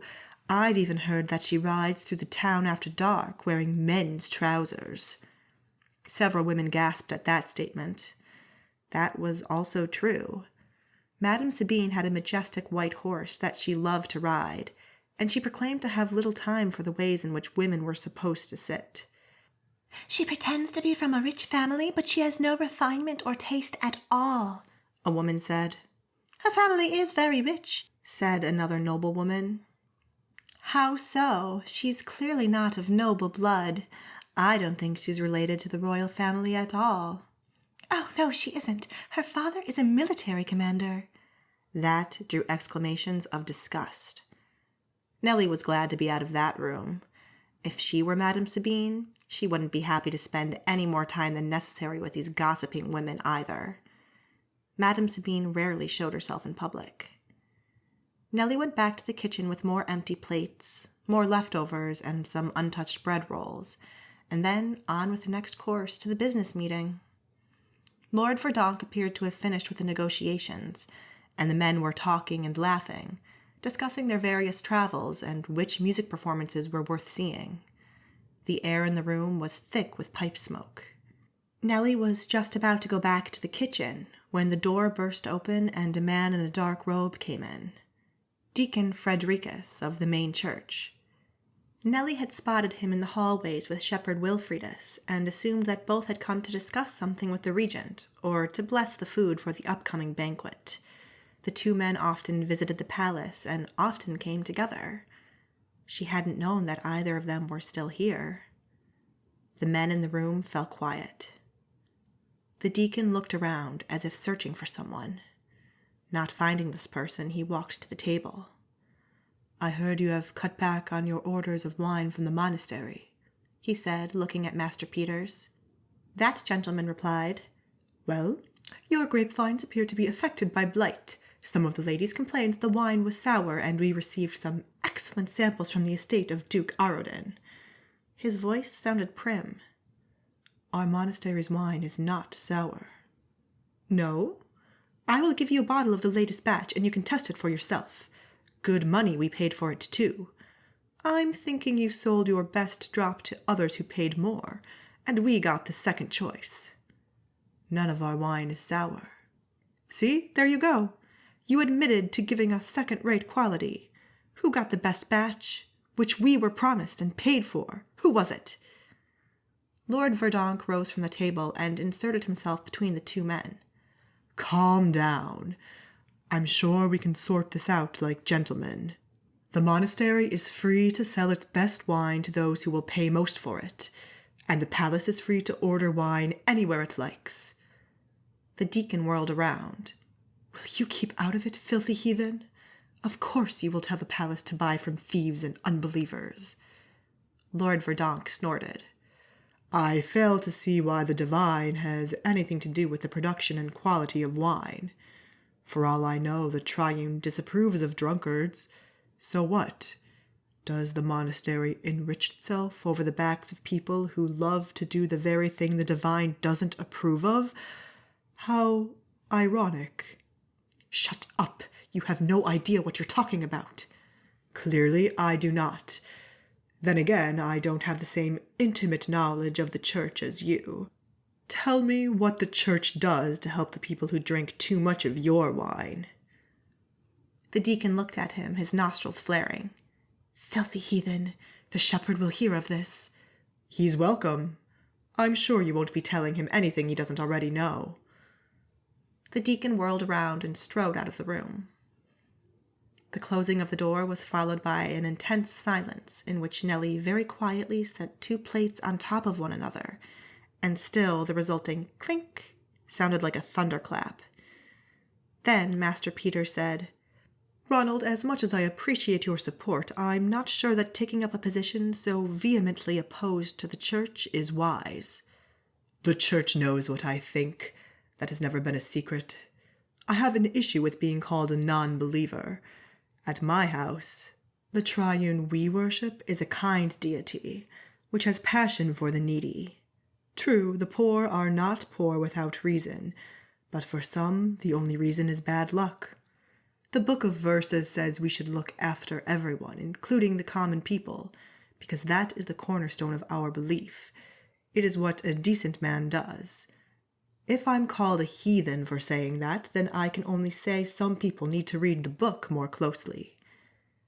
Master Peter shook his head. You're playing with fire. One of these days you'll run into trouble. You will find that the regent has banished you, disowned your estate, and robbed your family. I know you as a friend, and I would hate for that to happen. Nellie had collected all the plates, few leftovers here, and could finally get out of the room. She had heard the rumors that the regent's advisor didn't have much good to say about the church, but this was the first time she'd witnessed it. His outburst troubled her, because she too had never understood why it was all right for the monastery to sell wine, while the shepherds condemned those who drank it. She had always thought the shepherd meant to condemn those who drank it to excess, but then why did the monastery sell wine to those very people, those in the palace? Monks were poor, she knew that too, but surely they could produce other things than wine. When everyone had been fed, the plates taken away, and tea brought upstairs, Nellie had time to go to church. The prospect filled her with dread. She had not thought about her father, the book, and dragons for most of the day, but she wanted to ask her trusted friend, the shepherd Adrianis of the church in the commercial district, about it, so she would not feel guilty about having done nothing with her father's information. But the fact that her father still controlled her 6 years after his death made her angry too. She debated whether she would take the book. To be honest, she would love to be rid of it. The book, the pipe, the monocle, all reminded her of things she didn't want to remember. The church could have them, including the key, which probably belonged to the church anyway. So she packed the lot into a carry satchel, then went to the kitchen, where she collected the bowl of leftovers that she'd saved from going to the pigs in a hessian bag. It was time for her to go. Chapter 6. By the time Nellie pulled the door of the servant corridor shut behind her and stepped into the palace yard, the weather had taken a turn for the worse. A biting wind blew the first snowflakes of the year over the city. They whirled against the darkening sky, dark specks that blew through the street in little eddies. It wasn't cold enough yet for them to settle, and they melted as soon as they hit the ground, but they were a reminder of the season to come. Nellie clutched both sides of her coat against the wind with her left hand. The hessian bag she held in her right hand was too big for her coat to fit over the top, but she could hardly carry its contents in plain sight. The guards would ask where she was going with a couple of half-eaten loaves of bread and a bowl of cooked potatoes, some with the congealed gravy still attached. It would be obvious, even without the coat of arms of the royal family on the bowl, that the food came from the palace kitchens, and they might accuse her of stealing, even though anyone who knew Nellie would know that she wasn't a person who stole things. Not bowls, at least, and not food either, except for leftovers from the ridiculous dinners that the regent hosted, destined for the pigs, while common people in the city went hungry. In the gathering darkness, Nellie walked across the marketplace, where most merchants had gone home for the day, into the commercial district, where only the occasional shop showed signs of activity. Some shops had been boarded up, the owners leaving when they could no longer pay the rent or after one of the regent's sweeps against magic. Nellie stopped at her beloved church, an unassuming building tucked away behind two stately merchant houses. The church tower was taller than the houses, but invisible from here because the street was too narrow. She looked over her shoulder. Dusk was fast falling, and the street was almost deserted. Feeble light radiated from the windows, but the city guard who came to light the street lamps had not yet come. Lately, it had been far too common that no one lit the lights at all. Nellie climbed the steps to the church door, opened it, and let herself into the darkness within. She didn't like how the door was closed, although she understood why it was necessary. The church should be welcoming to everyone, open all day to people seeking solace and guidance from the Holy Triune, people wanting to say a quick prayer after a day of work, or before asking a loved one's parents for her hand in marriage, or for the health of a sick child. Such people wanted to spend a moment in reflection in the cool and dark space, just themselves with the Triune and the heavy smell of incense. Once the church had been like that, These days, the scent of incense was laced with an uncomfortable smell that reminded her of the poorhouse, where her father would sometimes visit on church business when she was little, though he didn't like it that she came. It smelled of unwashed clothes and sweat. It even smelled of piss, a smell that hit you in the face and wouldn't let go, a smell reminiscent of suffering, of dirty, muddy refugee camps, of stumbling through the rubble of the destroyed city to find something to eat. Those were uncomfortable memories. The smell was in sharp contrast to the mild whiff of incense that the shepherd still burned at the altar. That candlelit pool of peace seemed a world away. Here, in the darkness, where in normal times people would stand because they were too poor to pay for a pew or because they were late to the service, she could hear and feel, rather than see, the presence of people. She could smell the poor people who had come for a service but had stayed because it was cold and they could no longer afford to heat their homes. It was all right if one came to the church to make the children warmer and less hungry, right? Often those people couldn't pay the rent at all, and they all came to the church because they had nowhere else to go. More people kept turning up at the church each day because they heard it was a safe place to sleep, away from the weather and things like foul magic. Because magic might be banned, but that didn't mean no one was using it. People did evil things when they were desperate. When Nellie's eyes became a little more used to the darkness, she unpacked her Hessian bag and set the items she had brought onto the table where the shepherd used to leave the box of candles for patrons to use, next to the box for donations, if you took a candle and had a coin to spare. But there had been no candles for a long time, and the box of money had long ago disappeared into the back room of the shepherd's house. Even before that, Nellie suspected that it no longer contained money. "I've brought bread and potatoes," she said into the darkness. The smell of cold-boiled potatoes and cold gravy rose from the bowl once she took the lid off. It was not a nice smell, and it reminded her of the foul rooms where she had to tiptoe in after dinners ended and collect the dirty plates and dishes, the half-eaten chicken legs and spilled sauce, the unfinished potatoes and cold carrots. The place always stank of wine and sweat, though all the guests were gone save those too drunk or fat to be dragged to their beds.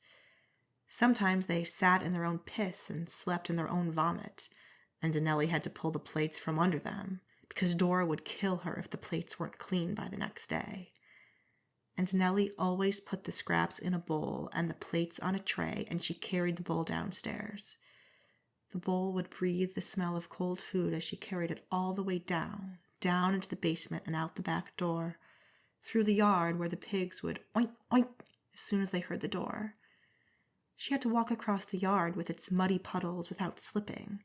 Sometimes a potato or two would fall out, and she would pick it up, muddy and all, and put it back into the bowl.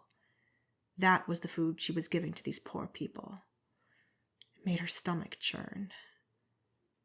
A few people had come out from the darkness behind her. Now that her eyes were used to the low light, she could see the beds that they had made for themselves against the back wall. My, there were so many more people than a few days ago. "Thank you so much for thinking of us," the old woman Mina said. As usual, Mina was impeccably attired in a dark dress, done up to the neck with a modest lace collar which looked only a little bit the worse for wear. She held herself straight and assumed her position by organizing the poor children in line for their share. Mina was a few years older than Nellie, with no family to support her. Her husband had died several years ago, leaving her nothing but debt. Nellie saw herself in Mina's face. A comfortable life was such a fragile state that sometimes only a single thing needed to change, and suddenly you were living in poverty on the streets. Not that Mina hadn't tried to find work. She'd mended clothes and looked after children, but these days, the well-off who paid for such things had tightened their belts as well. And if there was a choice of seamstresses or nannies, why not get a pretty girl who charged less than an older one with more experience? Why get an old woman who would only ask more money? Mina took the bowl of potatoes emptied it into a rusty old pan, and gave the bowl back to Nellie, who put it into her bag, which she set under the table, hiding the incriminating palace emblem from view. She met the eyes of a man leaning against the back wall. His eyes were sunken and his skin sallow. He had an untidy beard that was knotty and dirty. He looked at her like a predator ready to spring. She didn't know him. He must be one of the jobless dock workers. Many of them hung around the city because they came from the surrounding villages. Nellie had heard some of these people had so much trouble from bands of rogues that traveling back to their homes was not safe, even if their villages still existed. They had no money. Some would beg for jobs in the marketplace. They were desperate and hungry, and they were becoming a danger in the city. How long would it be before they overpowered the women and children to get food? She said to Mina in a low voice, "Now remember, this is for the children first." "Of course, I'll make sure of that. No one will lay a finger on this food until the little ones have eaten." Not that Nellie didn't want to help the men, but there were so many of them, and she could not carry that much food from the palace, not without being noticed, not without getting into trouble. And to be honest, the men frightened her. "It looks like you got a lot of new people," Nellie said, while a sense of unease crept over her. "Oh, yes," Mina said. "New people join us all the time.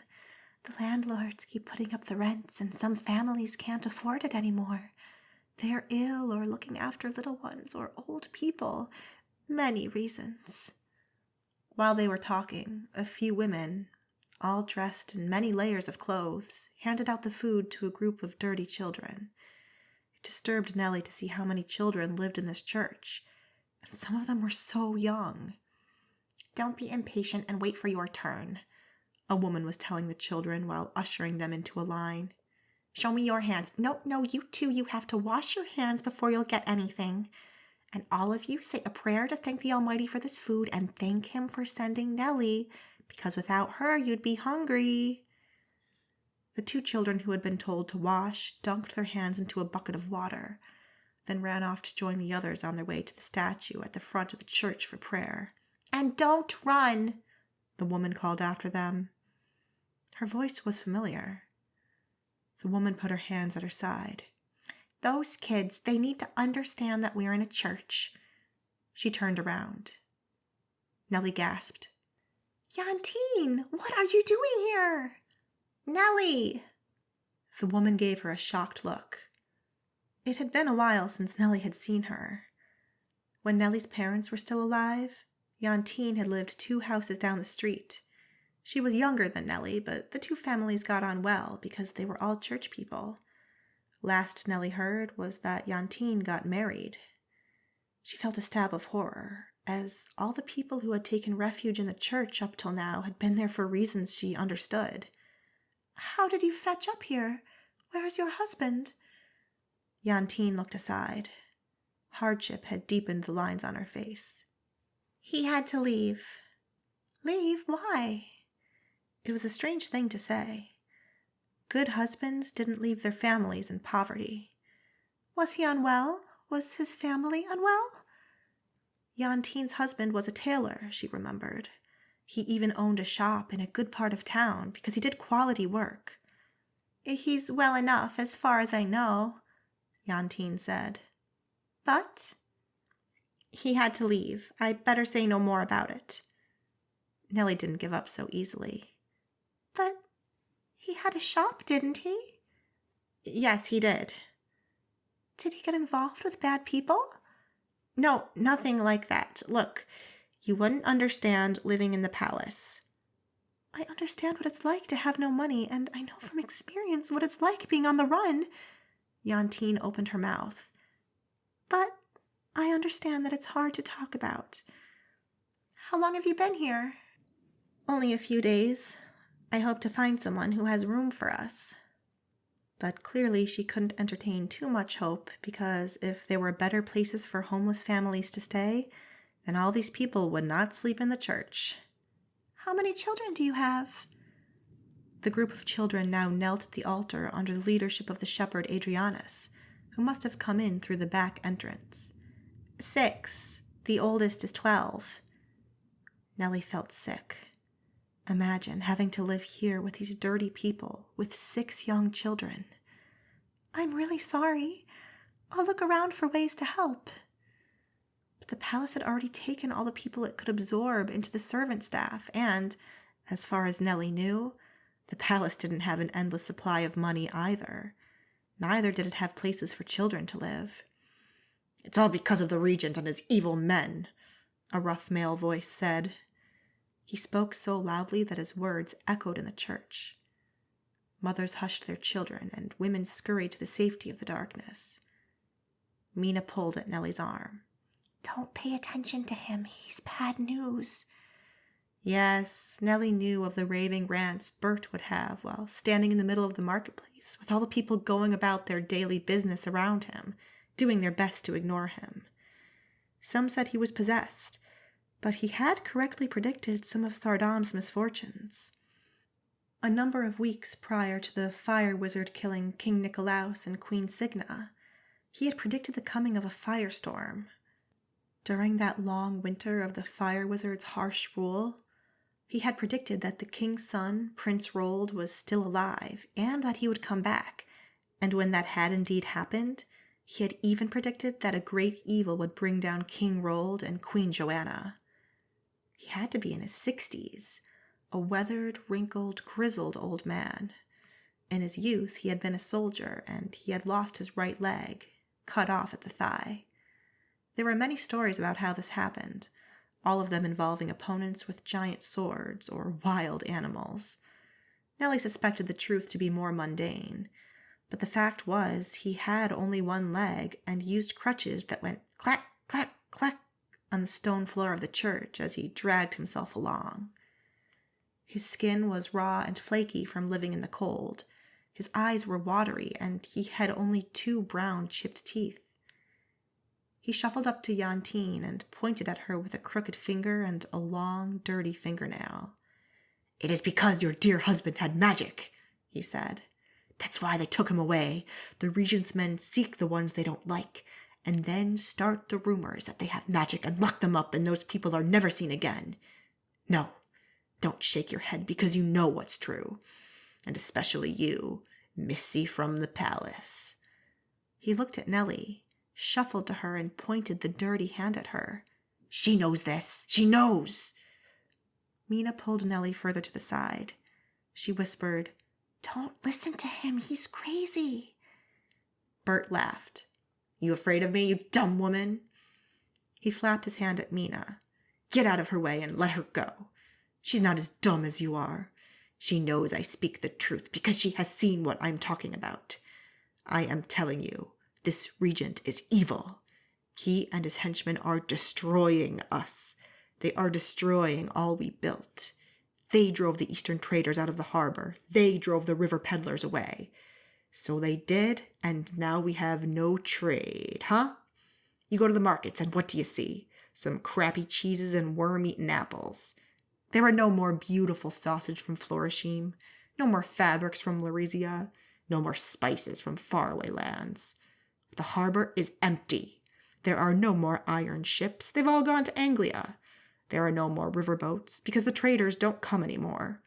The regent and his henchmen have chased them all away. We should get rid of this fat, selfish man. We need the royal family to come back. Stop talking nonsense, Mina said. They're all dead, so don't go talking about raising the ghosts because you know where that leads. Bert laughed. You're afraid, woman. You're afraid of me. I am not. I'm protecting the children. He repeated in a faux female voice. We're protecting the children. He laughed again, long and loud. The children don't need protecting. Or the only thing the children need to be protected from is your own little minds. Let the children run. They will be fine. They will see that this pig of a regent is only here to stuff his own face and to assume the royal mantle that belongs to the last surviving member of the royal family. By now, several of the women shouted at Bert to shut up. No, you are just afraid. We could have the power to change our fortunes because we did it before. When Queen Joanna ruled us, she did everything right. She brought in the rich traders, invited the kings from Barovia, Larizia, Anglia. She brought in the money. She had plans to teach all children how to deal with magic, good or evil. She was going to teach the young kids with magic how to control it. And she never got to do any of that, and it killed her. You know why? Because of these idiot men in their idiot robes and their idiot three-headed god. Because somehow they got it into their little heads that their god prohibits magic. And I've been through the vile book of verses more than 10 times. And do you think I can find it? So do not talk about children. The children can see what you cannot. A woman yelled, You are in our church. You can accept its teachings or leave. You fools. It is only from within that you can change. I cannot change you. You must change yourself. When you step out of your little minds, I can help you find the only member of the royal family who is still alive. We could bring him back and have a royal family again, if all of you were not so afraid. You're cowards, that's what you are. Mina yelled back at him, I don't want to hear any of your stories about the Prince Bruno either. Don't go putting nonsense into people's heads. But he is alive, I know it. Then a clear voice said, Wise and compassionate people don't shout at each other in the house of the Triune. Shepherd Adrianis. Everyone turned around to him. With his intelligent gray eyes and dark beard, the shepherd painted an authoritative figure. He was in his late 20s, a popular, up-and-coming figure in the church.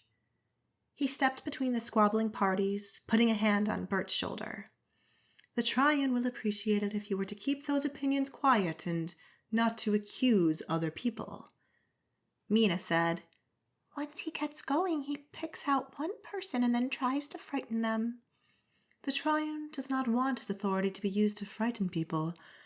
He wants us to accept one another as we are. Bert, good man, why don't you come over to the house for a talk? Bert sniffed and harumphed. All your weaselly words will not make any difference. The prince is alive. Everyone knows it. The guards know it too, but they are too afraid. A handful of fat men in dresses and their henchmen. Never mind that they have a lot of money. They can hire armies and pay for their bodies, but they could never pay for their hearts. Prince Bruno is alive, and the city would come up in arms if they knew about it. We don't want priests. We don't want the stinking regent. Calm down, good man. No one here will harm you. Will you promise to come for tea later? Bert sniffed again. Only because it's you, mind. I have nothing with priests, but you're a nice man. Thank you, Bert. Bert limped back to his corner past the table, where he stuffed a cooked potato into his mouth. Mina breathed in deeply, put her hands at her sides, and then let out her breath. Bert was Bert, and there was no arguing with him. In the scramble, one child had dropped a filthy rag doll. The shepherd picked it up and held it in the air. Who owns this lady? That's not a lady. That's Kos, said a little girl. Here then, look after Kos.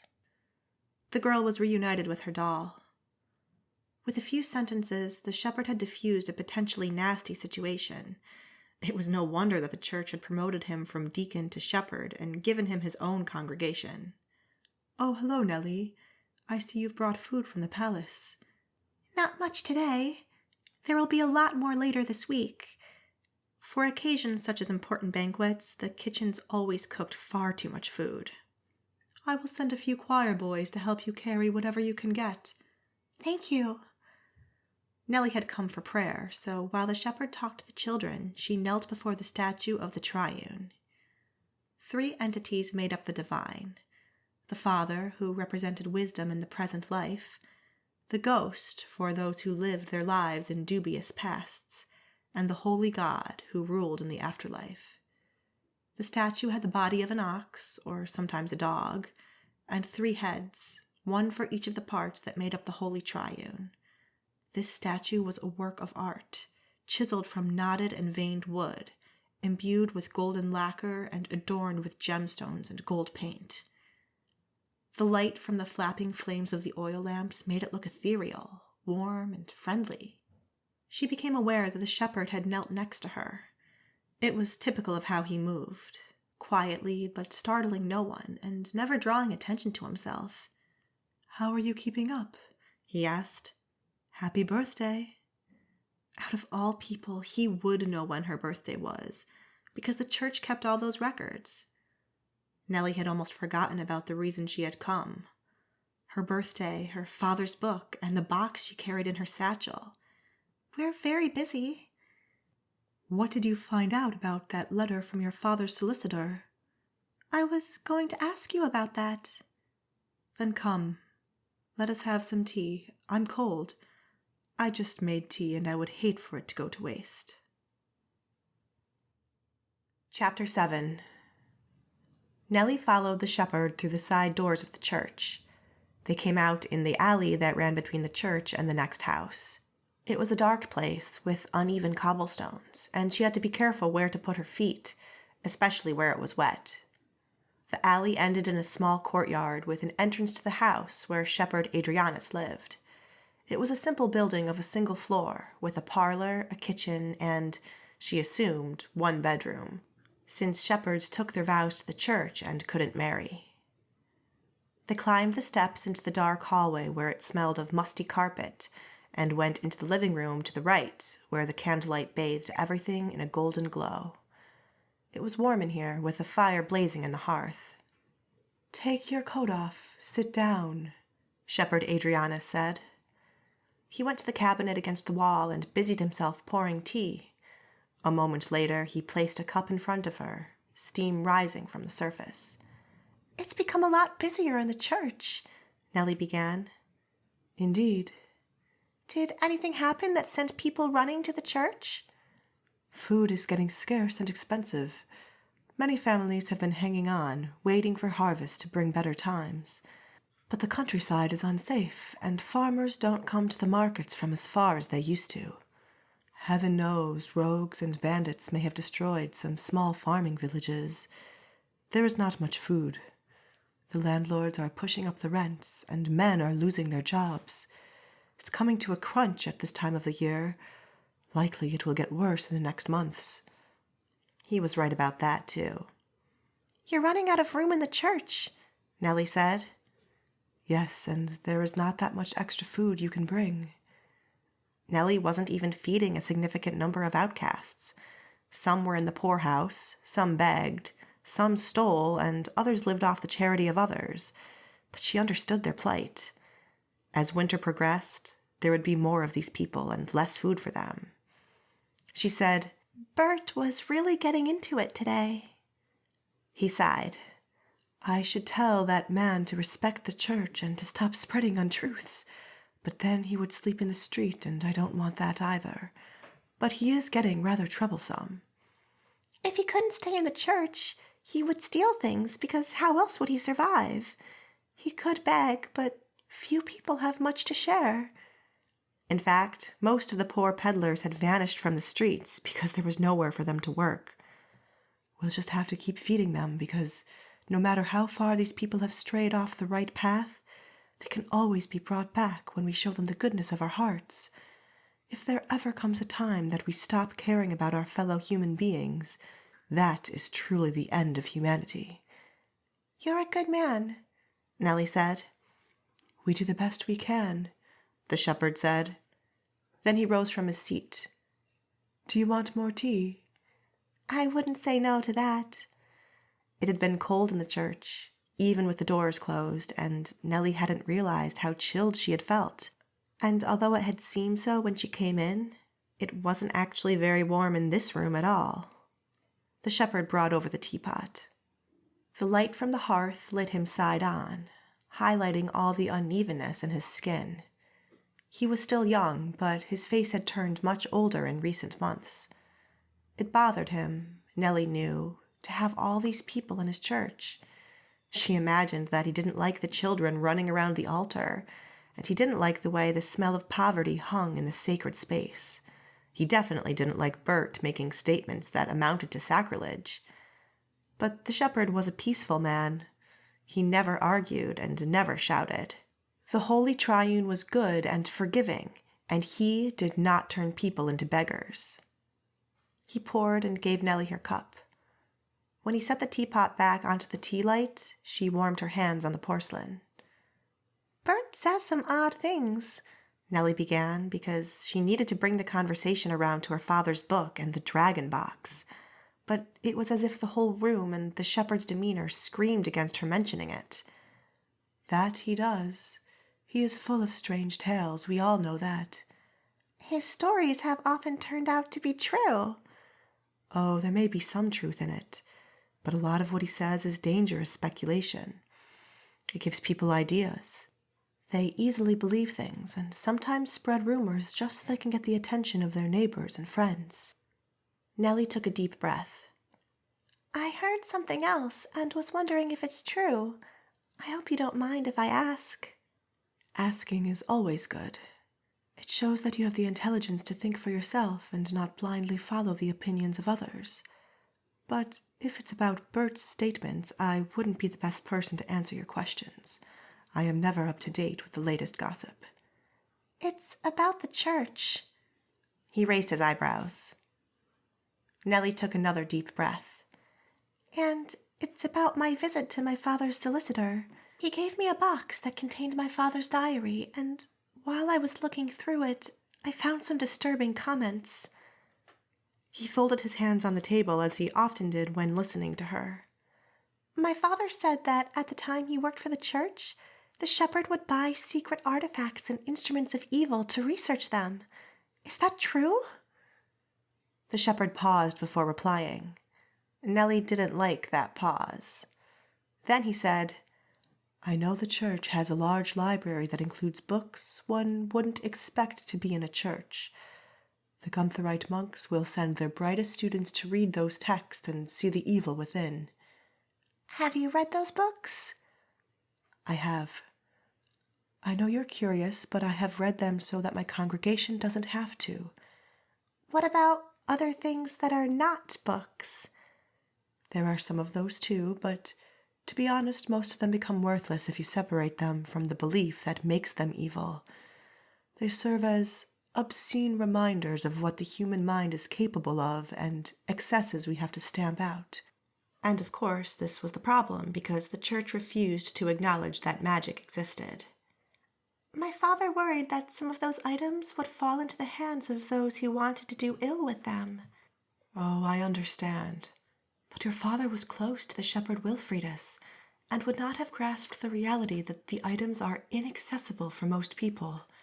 Even I would have to ask permission to go down in the locked section of the crypts, and, to be honest, it's a very musty and dark place and not as interesting as it sounds."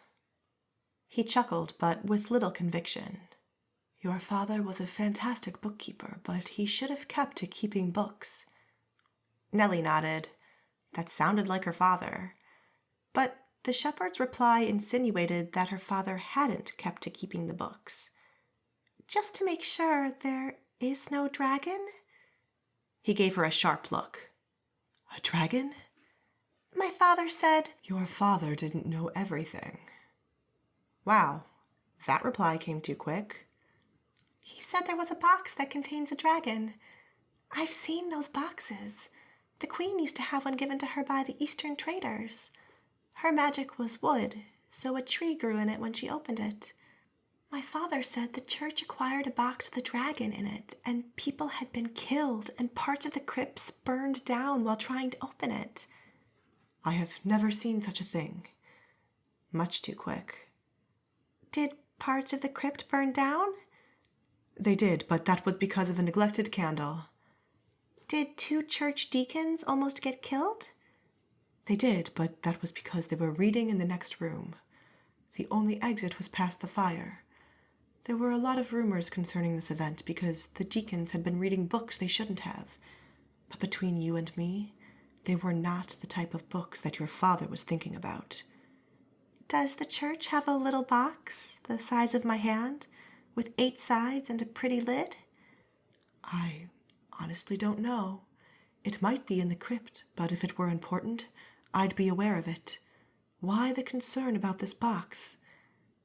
"Because—" Nellie spread her hands. She didn't know anymore. Because her father had thought it was important. Because he would never lie, and if he had seen a dragon box and knew the church had bought a dragon box, then there was a dragon box. But 6 years was a long time, and so much could have happened. Maybe someone had taken the box and...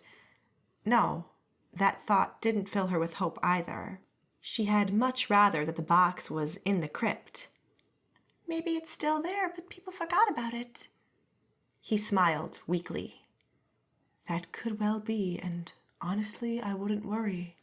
There are a lot of things down there. And there are many who will tell any kind of lie to cover up their own misdeeds, even if they concern mere acts of the flesh. Unfortunately, this does happen more often than I would like to admit. I'm much more inclined to believe that the 2 deacons in question were involved in an indecent act, knocked over an oil lamp, and then blamed a dragon for the resulting fire." When he said it like this, yes, Nellie could definitely see how that could happen. "I try my best to keep the church honest and its servants acting honorably, and to me, that is a greater priority than ancient relics that may or may not exist, and that, if they exist, have no power beyond the minds of the people who believe in that power. This is why it's important not to repeat those rumors, because repeating gives them power, and many people want power over us. We in Saardam have a lot of things that the barons and kings of surrounding nations want. We have a vibrant port city that allows our merchants to access the low countries and the lands across the sea. We have a city that is free of those who seek to rule through evil magic. We have, only just, a regent who fosters peace and is not embroiled in endless feuds with surrounding royal houses. We have the blessing of a peaceful triune who respects all people and does not seek revenge. We are lucky. We've had bad times, but we are extremely lucky. Think of the poor people in Florishim who have to bow to the Red Baron, the evil Baroness Victoria and her haughty daughter. They have no church to visit except the Bellarmine Church, where the priests wear gold-rimmed robes and demand that people donate 1/10 of their meager wealth in return for a blessing by someone drunk on the wine that the monasteries are forced to give the church. If they protest against the rich and fat men in their opulent buildings, they may be whipped, or the church will send their magicians out to mete out terrible punishment. Those poor people would love a church like ours, but the triune cannot go where evil exists. The Bellarmine God is a vengeful God and does not approve of forgiveness. Their God holds the poor common people of those places in a powerful grip, and the more the triune looks kindly upon them, and the more the people want to come to share our freedom, the harder the Bellarmine Church squeezes. Those people are locked inside the stone walls of their cities, because they are made to believe their church protects them, and are made to believe that evil men have evil magical relics that have the power to destroy. But who unleashes the fear of the ghosts that supposedly roam the countryside? The priests of the Bellarmine Church. Who punishes a wayward priest who fathers a child with an innocent maiden, with such vengeance that the poor fallen priest murders the maiden, cuts the babe from her womb, and hangs the head out to dry as proof that evil magic made him do it? He now referred to the ruby-studded dried infant's head that was the relic that had prompted the unrest, started by the girl's peasant family, that had been the origin of the Church of the Triune. The Bellarmine Church priests are afraid of us, because we give the people hope, we give them a decent life, and we ask for nothing to enrich ourselves or the church. He sipped from his tea before continuing. Regent Bernard may not be the most loved man, but he has a nose for how to run a country, and people will come around to appreciating him and his family. He is not an unkind man. He will be good for the city. Does that mean he will finally be crowned king? Nellie dreaded that day. The regent was not an evil man, but with his nightly banquets and his disregard for less fortunate people in the city, he was a long way from good. "That's not for me to say. Shepherd Wilfridus has several monks dedicated to finding the best course to take with that issue." When she asked previously, he had told her a complicated story about having to check the protocol to make sure that there was no other claimant to the throne. When King Rold was suddenly killed and his successor Princess Celine died with him, a merry search had started for who had the most right to the throne. "Is the delay because the church needs to check rumors that Prince Bruno is still alive?" He chuckled. "These rumors have been around for a long time, and they're just that, rumors. If he were still alive, he'd be 14 by now, on his way to becoming a strapping young man. He would not keep quiet, and even if he were still alive, he is not the king's son, so the church might not allow his claim on the throne anyway." But the people of the city might think differently, although she wasn't sure because with his glossy dark hair and strange eyes, he was a foreigner. "We live in a hard time," Nellie said. "We had it too good for too many years," the shepherd said. Nellie said no more. It was not up to her to question the shepherd's judgment, for he was a man much wiser than her. She knew, however, that whenever there had been good times, it had been because the Triune had inspired people to make it so. It had never happened because people waited to be saved. She knew that after the fire wizard had destroyed the city, the Triune had inspired her mistress Joanna to return with Prince Rold, who could not have done this by himself. Heavens no! He would have preferred to hide in the garden or a monastery. She knew the Triune had inspired Mistress Joanna to accept the Eastern traders and stave off attacks by the Red Baron because he feared their Eastern magic and wanted to get his hands on their iron ships. She knew it had been the Triune who had inspired Mistress Joanna to make the deals with the surrounding rulers that the city became the hub of trade and not contested by any of the surrounding nations. The Triune inspired people, but the people did the things. And if there had been bad times in the city, it was because people were not doing things and not caring as much as they should. Maybe it was because they were not listening to the Triune. But no, she didn't think good times needed to be punished. People who strayed off the path caused bad times. She sipped from her tea. Well, this had been a most unsatisfactory discussion. She was wondering how she could bring the discussion back to her father, but then came the sound of footsteps from outside, and someone came into the front door of the house without knocking. The shepherd looked at the door. He did not look alarmed, because he probably recognized the visitor. He got up to put his empty cup away. The shepherd Wilfridus came in. "Oh!" Nellie got up from her seat and gestured to it. "You sit here. I was just about to go." "Be at ease, child," the shepherd Wilfridus said. "I've come for a chat with my friend. I'm not in the habit of chasing away faithful citizens." He met her eyes. Shepherd Wilfridus was a man who seemed too tall and strong for his position. He was at least a head taller than Shepherd Adrianis, and was wide in the shoulders, as well as his waist. His hair had only recently started to go gray, and most, at least the part above his ears that formed a half circle around the bald top of his head, was still rust brown. He had to have southern blood because his eyes were brown. The penetrating look in those eyes always made Nellie uncomfortable, as if he knew the inappropriate thoughts and the questions she had. Speaking of questions, Shepherd Adrianis wouldn't tell Shepherd Wilfridus what she had asked, would he? That would be too horrific for words. Nellie rose, her legs trembling. "I was about to leave. I have a lot of work to do tomorrow." Shepherd Wilfridus gave her a melancholy smile. "Yes, and you work very hard." He must have seen her serving at the regent's banquets, because he often attended those feasts, where Nellie would rush up and down the stairs from the kitchen with dishes and plates and other items. It always disturbed her to see the shepherd at the main table with the regent.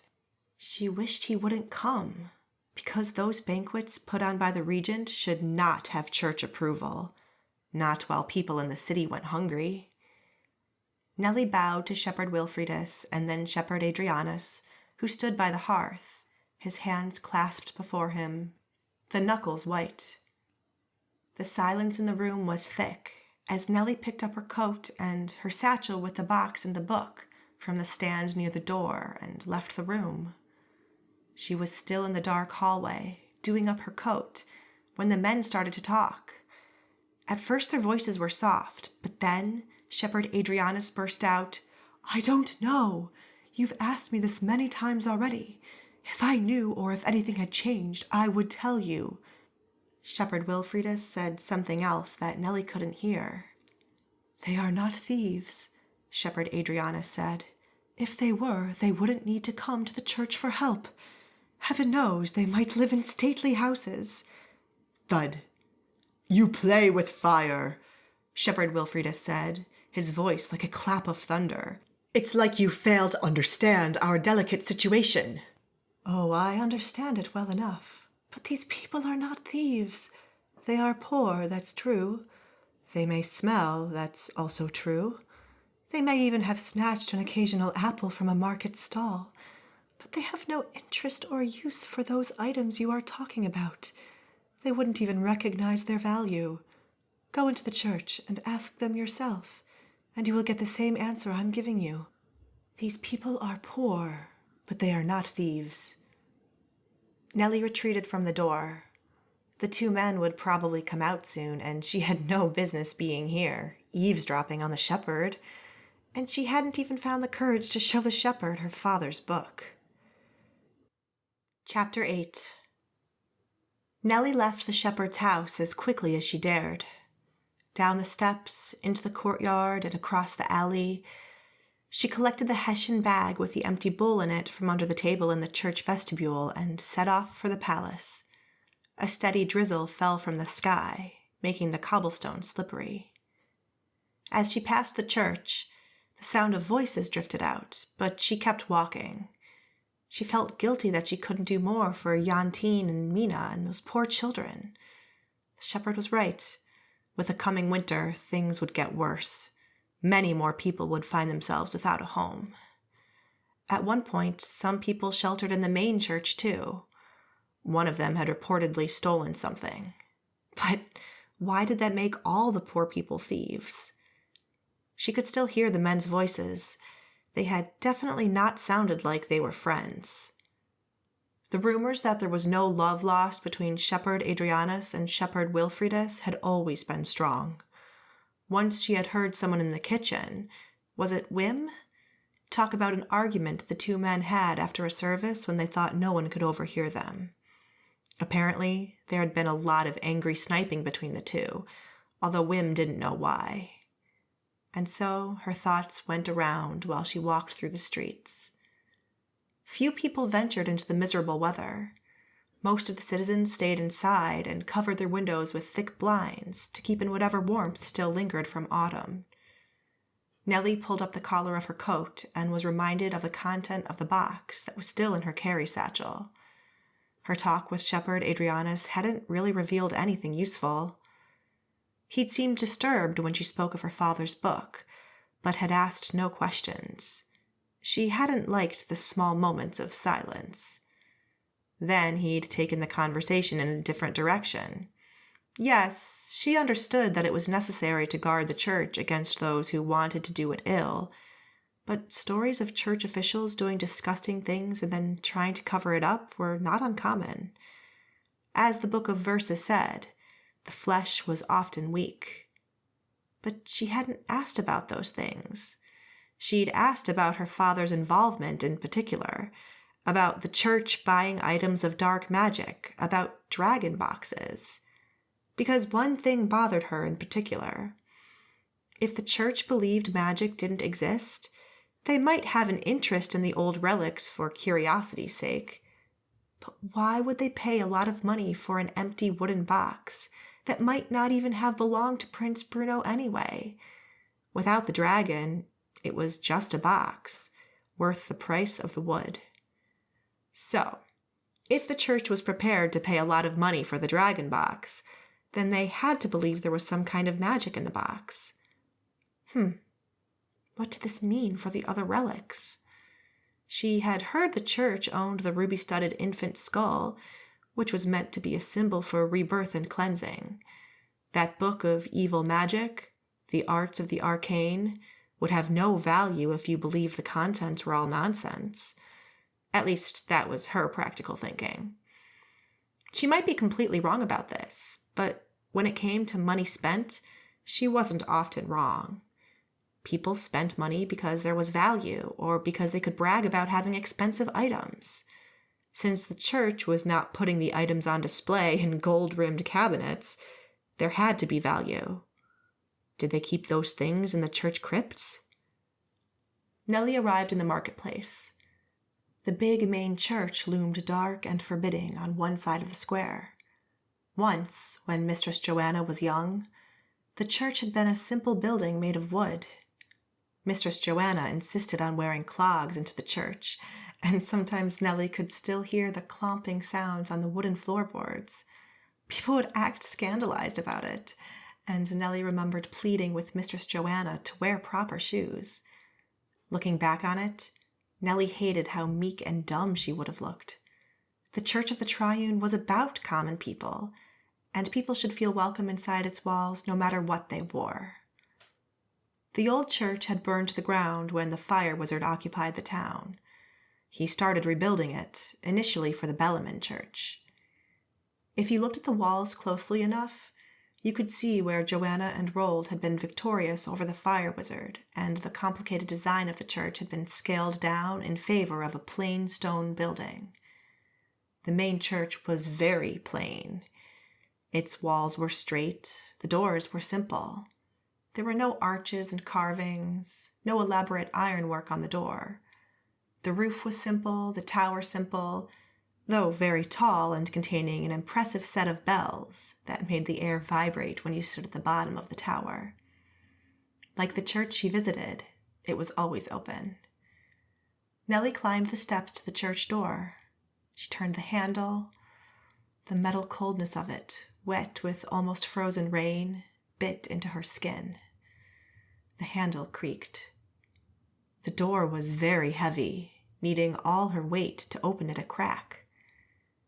A waft of stale air, only slightly warmer than outside, drifted out, laced with the scent of incense and burning tallow. That mixture of scents would forever remind her of the long days when she sat in the pews as a child, looking at the backs of the people in front of her because she was too little to see the altar. She had counted the knots in the wood in the backrest of the bench in front of her because she was so bored and because her father would be angry if she wriggled too much. Most of the giant church hall, with a row of pillars supporting the roof on either side of the aisle, was shrouded in darkness, but a golden glow of light surrounded the altar. Nellie's footsteps echoed through the empty space as she walked along the aisle.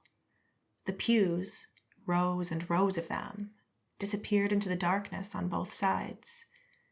At one point, people also sheltered in this church.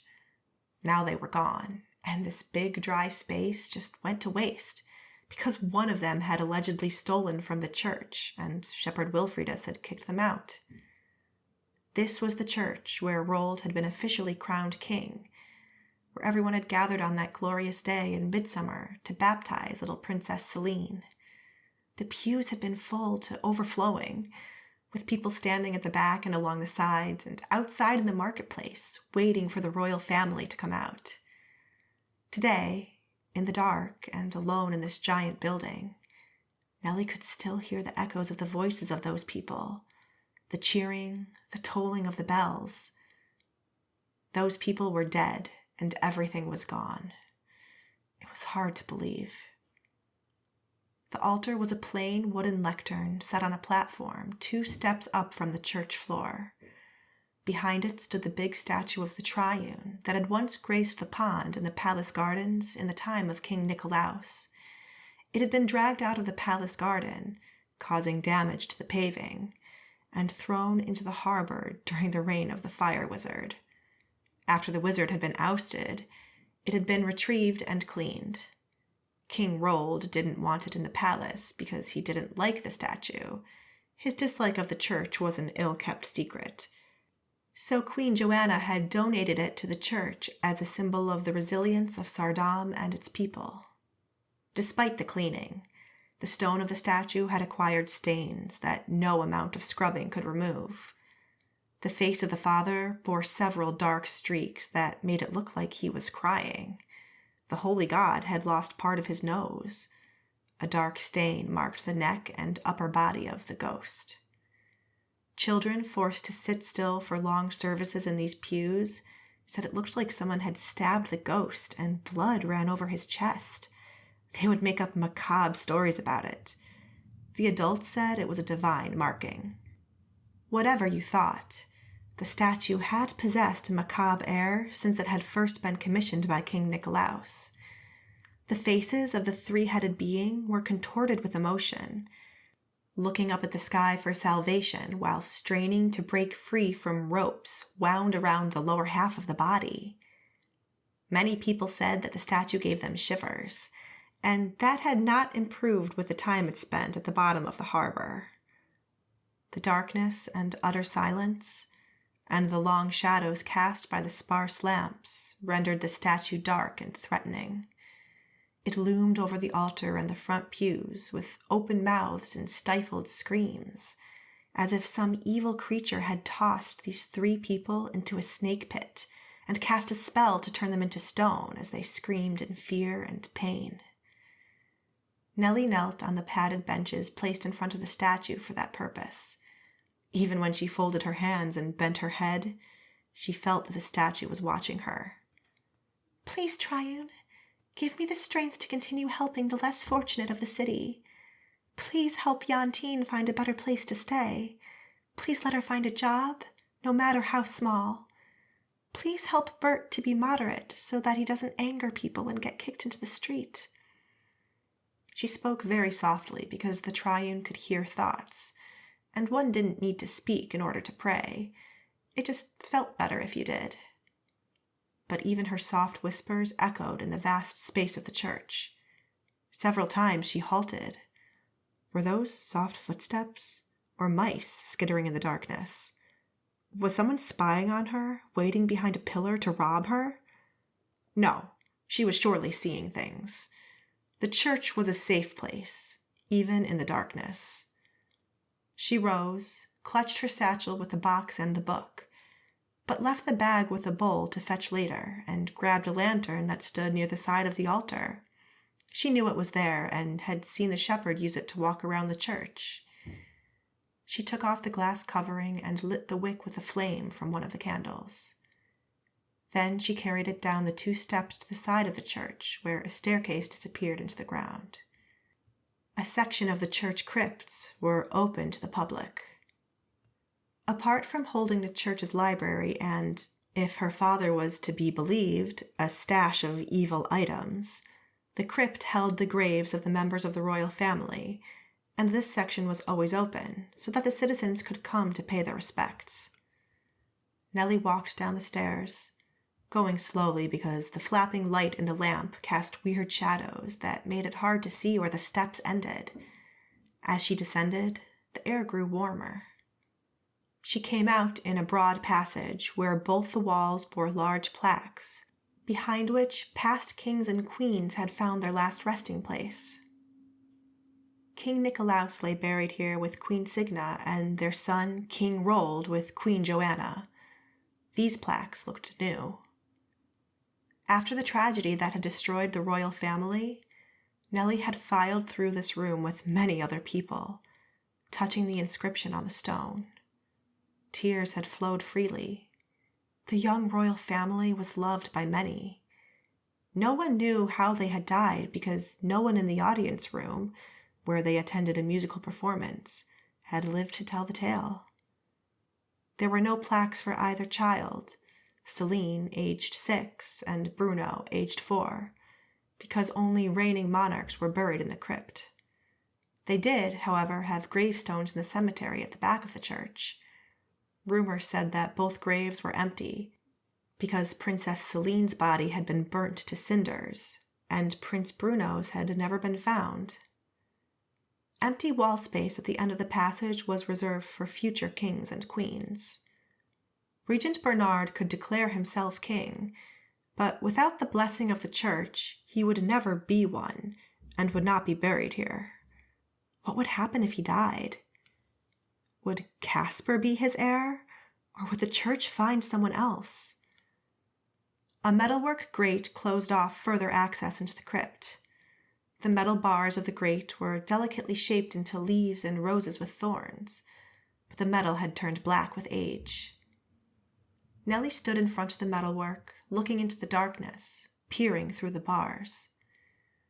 The passage continued on the other side, but was lined with statues and ornate wooden cabinets. When the church was rebuilt after the fires, only this room had survived. This was the secret room that her father had mentioned. In the few times she'd been here, she had never considered what might hide behind these bars. There was a small door in the metal grate. The hinges showed signs of frequent use. An ornate lock with a hole for a key held the door shut. Nellie pulled it, but it only rattled a bit. She wondered. Shepherd Adrianis said that he needed permission to come here. He was much concerned with the indecent behavior of churchmen, with good cause. He genuinely didn't seem to know much about the things stored here. But did the fact that her father knew exactly what was inside mean he had a key? Nellie put down her lamp, slid the satchel from her shoulder, and took out the box. She picked up the old ornate key in the bottom of the box. With trembling hands, she inserted it into the lock. It turned. The door opened. Chapter 9. Nellie hesitated at the door, a sense of trepidation coming over her as she stared into the darkness. She shouldn't be here, and if she were sensible, she would turn around now and leave this place immediately. But if she did, she would forever worry about what she could have learned and done if she had gone ahead. If the shepherd Adrianis was right, nothing here was of value, just old books full of nonsense and lots of dust. If this was merely a place where junior members of the church came to read about or perform indecent acts, then she could understand her father's worry. But in the palace hallways during banquets, she had seen enough debauchery and fornication to last her a lifetime, and since they involved two people who both agreed to take part, she thought there were more important things to worry about. Indecency did not frighten her. She stepped inside and pulled the door of the little gate shut so it didn't fall into the lock, but looked like it was closed. Then she turned around and walked into the secret crypt. The corridor was short, with blind walls, moisture-stained bricks, and the end. Dark wood cabinets on the right-hand side contained old and dusty clothing on hangers, ornate, moth-eaten robes, and faded habits of types she had seen none of the shepherds wear for a long time. In between the wardrobes were two doors, but, on investigation, both ended up in the same room, a low-ceilinged cellar with rows of pillars supporting the roof.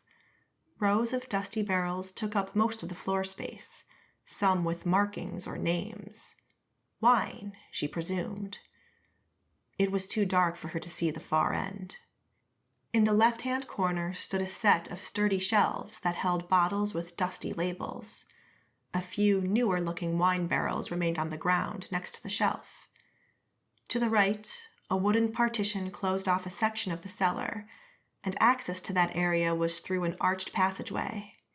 She found the library on the other side, a room with rows of bookshelves, a few glass-fronted cabinets with rare works, and a set of couches in the middle. My, she had never seen so many books. Shelves and shelves, most neatly catalogued by subject. The category labeled the verses contained many different versions of the holy book. She pulled out a heavy tome adorned with gold paint. The pages were thick and lush, covered with illustrations. Why wasn't this gorgeous book upstairs for all to see? But on closer inspection, she noticed that those beautiful painted letters, the intricate borders and pages of paintings of luscious scenes, all included at least one couple naked, engaged in the act of reproduction. Some of them were almost tastefully hidden behind the first letter of the page, others much less so. One achingly beautiful illustration showed a couple on a windowsill overlooking a forest with mountains in the background. The woman leaned back with her legs wide, showing in intricate detail the lush covering of curly hairs between her legs, the fleshy lips that protruded from the fuzz, and the soft pink opening glistening with moisture. The man's part was not a finger's width from answering that invitation, strong, engorged with a raised vein along the side. Playful sunlight hit both lovers side on, drenching the countryside in vibrant color and casting a glow over the woman's hair and her perked-up breasts. It was so beautifully done that Nellie wanted to take the page, but so confronting it chilled her. She closed the book and put it back on the shelf, her heart thudding, aware of her own miserable life in which she had never married, never given herself to a man beyond an odd kiss, and never experienced the pleasure of being loved. One book lay separate from the others on a shelf, as if it saw regular use. The book's spine proclaimed the title, On the Art of the Human Anatomy. When she turned a few pages, it was clear what sort of anatomy the book referred to in an almost instructional way, with black and white illustrations. Nellie leafed through the pages with an increasing sense of horror. Did men really do that to each other? Standing behind each other with their trousers around their knees? Did they really tie up women on a table by the arms and legs and insert various objects into their private parts? The woman in the illustration held her mouth open, in agony, Nellie assumed, because this couldn't be pleasant. Did they do that to animals, too?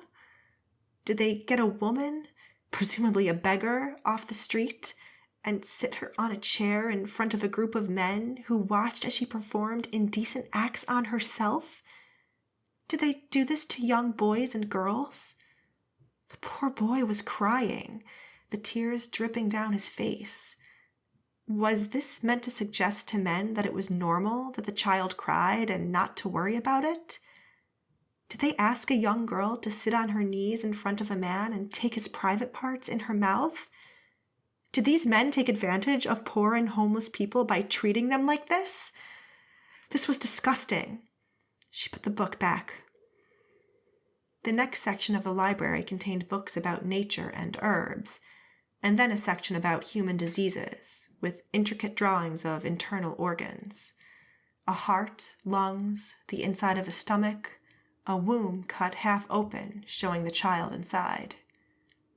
There was a thin book about the birthing of infants that started off by saying that women didn't like it if the church interfered with their practical knowledge, and that the birthing process was a heathen affair, during which practices by midwives could invite demons and lead to possession of the mother and child by evil. There were pages of illustrations of birthing positions and how those favored by midwives, usually in a chair, were evil because the child was born into darkness.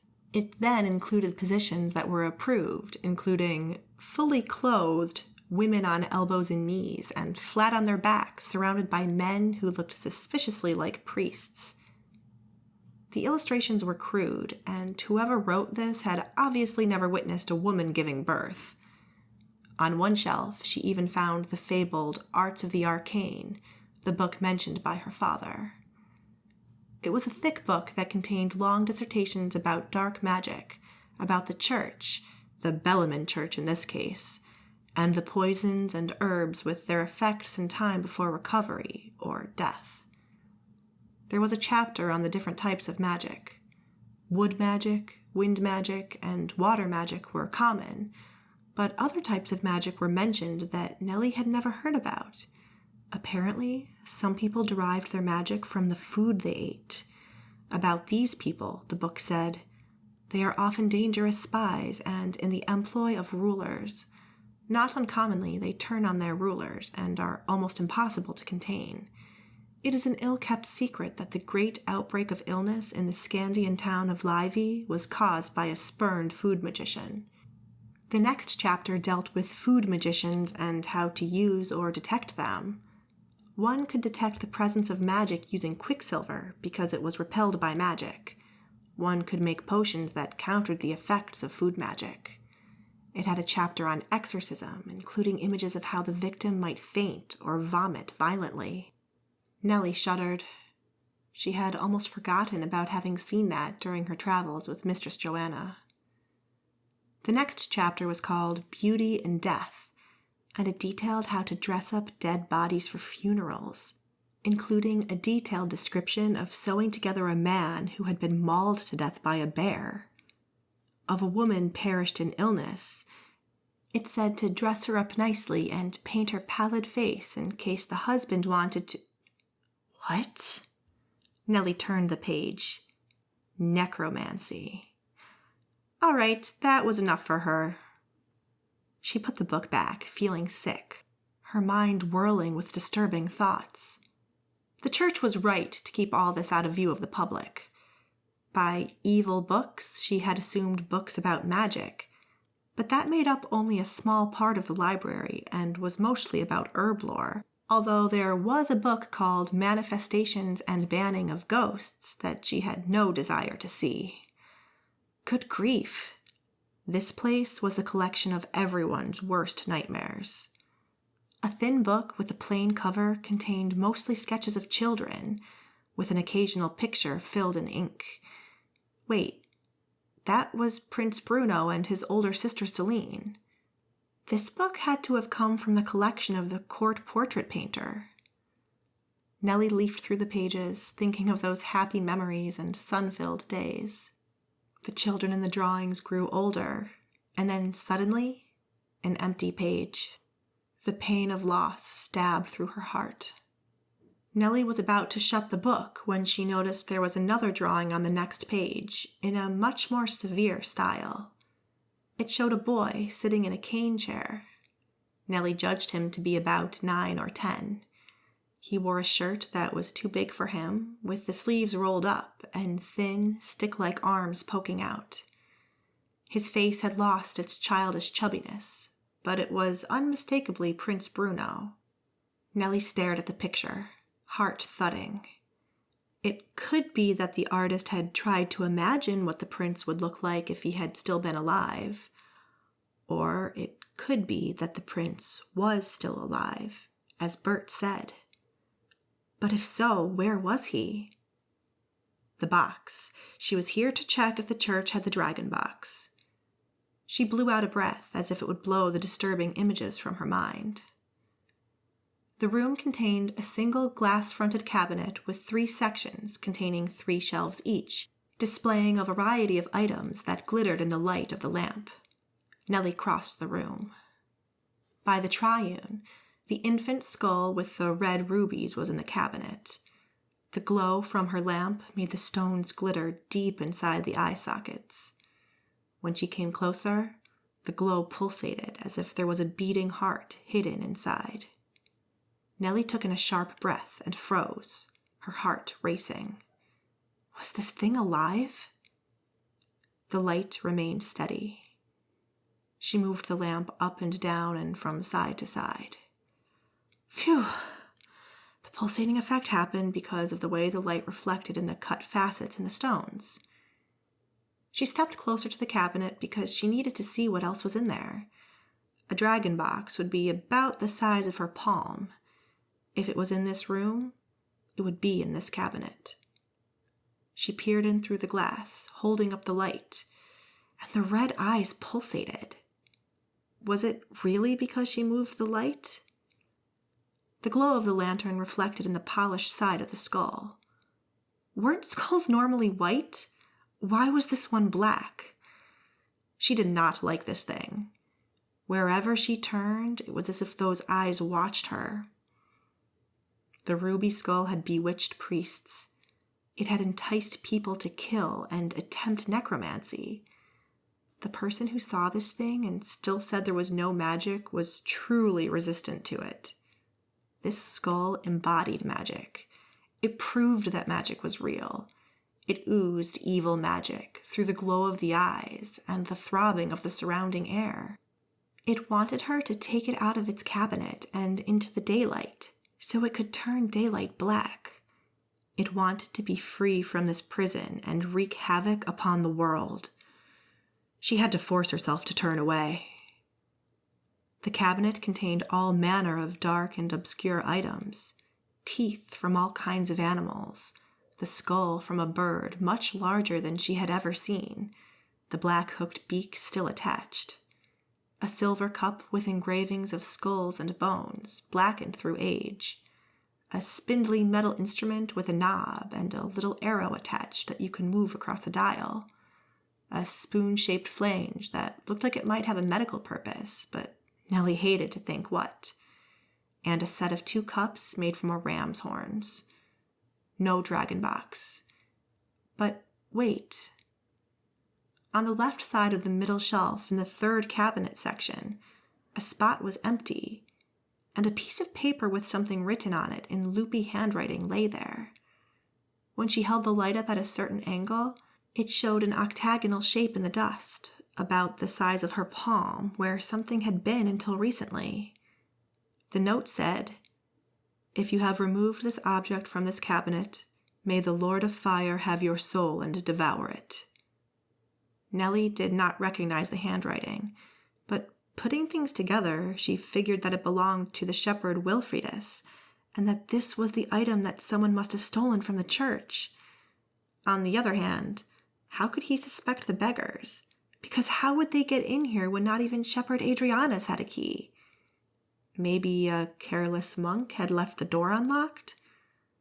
But the thief must have known what they wanted, because if they were simply looking for evil, the skull would be the most obvious object to take. If they were after money, there were many silver and gold objects in this cabinet that were worth more than a wooden box, no matter how pretty. The thief would have had to resist the magic of the ruby skull to pick up the unassuming box instead. Where was it now? She looked around, not really expecting to find it. This dank room, the darkness, and the sheer evil of the place pressed on her. She needed to get out, now. There was nothing here for her. She picked up the lantern, suddenly very afraid. She left the library, past the racks with the barrels of wine and the dusty bottles. Creatures rustled in the dark. Nellie went back to the crypt room, let herself through the gate, and pulled it into the lock behind her. Phew. She strode through the burial chamber, climbed the stairs, but coming out at the top, a faint glow of light lit the wall and the staircase. There was someone else in the church. She peeked around the corner. At the statue of the Triune stood a monk named Gerard, who had been helping the shepherd for a few months now, a young fellow with ginger hair. He sank on his knees on the padded bench and folded his hands in prayer.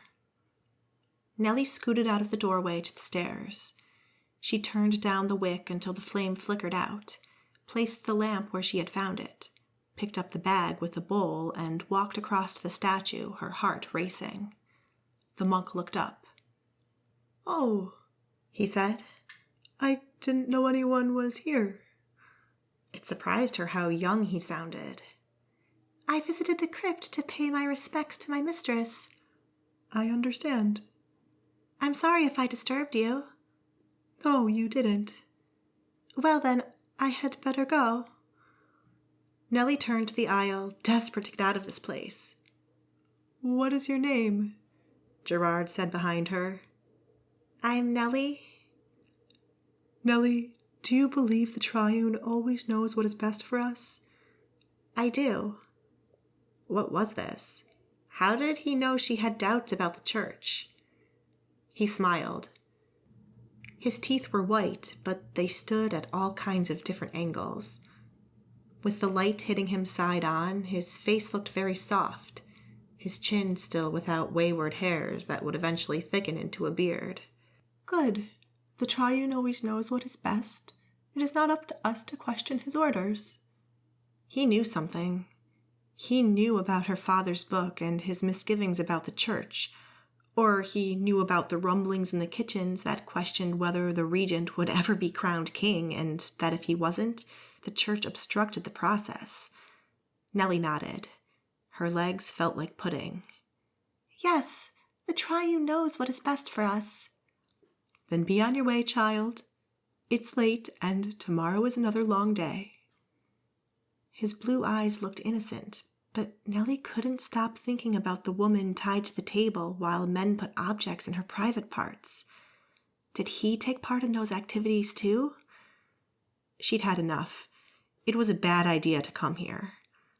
As fast as she dared, she walked along the aisle back to the church door and into the freezing rain. In her imagination, she could hear Gerard laughing. Why had she even gone down there? That book from her father was nothing but trouble. She should burn it tonight. But what a position this left her in. If she had found the box there, she would have been happy that the church was looking after it, and that some people in the church might be disgusting, but they were not interested in dark magic. But the box had been stolen, and the shepherd wanted it back. She couldn't burn the book. Chapter 10. The palace lay dark and forlorn on the other side of the city's main square. A tall fence with an elaborate gate surrounded the forecourt. It was open during the daytime, but the guards closed it at night, and anyone wanting to go inside had to give a reason. 2 men stood by the guardhouse for that purpose, gilded by the glow of light from a street lamp. They greeted Nellie as she came up to them and opened the gate for her. Nellie walked through the deserted forecourt, past the side of the palace. It was dark in the corridor that ran through the servants' quarters, except in the kitchen. A few of the workers sat around the table with a pot of tea between them, a group of weary faces looking up at Nellie. Nellie walked into the scullery and set the empty bowl, the one she had used to carry the food to the church, on the bench. It was dark and humid here and smelled of rancid fat. Creatures, mice probably, scurried in the corners. Back in the kitchen, she poured herself some tea before sitting down with the others at the table. "How was church?" Dora asked. There were more people than before, Nellie said. She didn't need to explain. They all knew she was talking about the poor who came for shelter. I spoke with the shepherd. She wrapped her hands around the warmth of the cup. To her surprise, Else was still in the kitchen. The 2 sisters normally went home after dark. Corey said, It must have been cold in the church because you look like you've seen a ghost. Just tired. She desperately didn't want to talk about the crypt. She sipped from her tea. Dora and Corey spoke about all the things that needed to be done tomorrow. Peeled potatoes sat in pans in the corner of the kitchen bench. Plucked ducks hung from the ceiling. A crate of carrots stood on a stool, off the ground so that the vermin would not find it attractive. There was no more room in the kitchen's mice-free pantry. The bakers had set bowls of dough to rise near the fire. They would be the first to come in here, rising after midnight to start their jobs. Everything was ready for the arrival of more guests tomorrow, and compared to the things she had seen in the crypt, all this mundane normal stuff passed by her in a haze. Else was also quiet. Why are you still here? Nellie asked her. I waited because I need to ask you something. Oh? That didn't sound good, and the girl's eyes glittered in the lamplight as she said this. Come. Nellie rose, gulped the rest of her tea while standing, put her cup down, and walked to the door. Else followed her out of the kitchen, down the corridor into the linen room. It was cold here. Light from a lamp in a sconce outside the door fell into the room, revealing the folding table where, during the day, the laundry girls would fold serviettes into nifty shapes. You know about herbs, right? Else said. A bit. I can help with some things, but if you want something special, you will have to go to... Please, I need to get juniper berries. You need... Nellie stared at her. Those were used to bring on a woman's bleeding if it was late. Most nights, Elsa's mother could be found in the taverns in the harbor, traipsing up and down the stairs in the company of drunk sailors with fat purses. Nellie had taken the two sisters into the palace to save them from going down the same path. It's not for me, Else said, seeing Nellie's expression. It's not for my sister either. But for a friend? Nellie asked. No. Men are disgusting. I'd rather become a nun. You might try going to church first. But Elsa's mother was from Scandia. Scandian people were known to be heathens. In fact, the only one Nellie had ever known to visit a church was King Rold's mother, Queen Signa. Now you're just being smart with me. You're asking for a poison. I need to make sure you're serious. I am. It's for my ma'am. She has been vomiting in the mornings. With Pop injured and spending all his earnings in the tavern, we can't afford any more brothers or sisters. We scarce have money for ourselves. Last time I gave it to her, it worked real well, even if I had to wash the blood out of the bed. I was going to get some berries from the woman at the markets, but she stopped coming. But I'm not looking after any more new babes, and I'm certainly not helping my ma'am bring any more children into the world. Do you know how hard and disgusting that is, with all the blood and the screaming and trying to keep the young ones out of the bedroom because they don't have to see that? It takes forever. And then the mess. What do people even do with all of it? It didn't fit in our slop bucket, so I had to dump it in the harbor at night to keep anyone from seeing me do it, because we can't afford to pay fines for dumping waste either. It was hard to believe that this girl was only 14. A careless youth was a luxury only afforded by the rich. Nellie went to the cupboard to the side of the laundry, where the soaps and bleaches were kept, as well as a supply of homemade remedies for common ailments. Nellie knew the most about herbs of the kitchen staff, so she had taken on the official role of dispensing the medicines and replenishing them. She took out a glass container with a fat cork stopper. A small layer of black, shriveled balls coated the bottom. There are a few left. Hold out your pocket and I'll give you all of them. I'll buy some new ones next time I'm at the markets. She upended the jar into Elsa's apron. Make a strong tea and soak these in the hot water. Drink several times a day. Thank you. You are so good to us. With that, Else scooted out the door, and Nellie watched her go down the corridor, her thick plait dancing over her back. Poor girl. Her family really wasn't terribly fortunate. Work in the harbor was poorly paid, seasonal, and dangerous. Not in the least because the men who worked there were likely to pick up the sailors' preference for liquor. Drunk men couldn't work, spent what little money they had on booze, and neglected their families. They often took to the whores. Elsa's mother came from a small village along the frigid northern coast of Scandia, was sold as captain's pet, and dumped in Saardam when she was with child. To Elsa's father's credit, he fell for the fair-haired beauty, married her, and looked after little Else and all the other children she conceived while selling herself at the docks to feed an ever-increasing brood of ragtag brats from many different fathers. Else took after her northern captain father, strong in body, strong in opinions. With any other family, without the whore mother and the drunkard father, she could do well, but she had been doomed at birth. Nellie returned to the kitchen and collected a bowl of cream, then walked down to the cold and dark corridor to her room. She lit a candle in the moist and stuffy darkness. The black and white kitten poked its head out from underneath the bed. Funny how quickly those cats learned. Nellie picked it up and hung it in her hands with its paws dangling between her fingers, little more than a bag of loosely connected bones.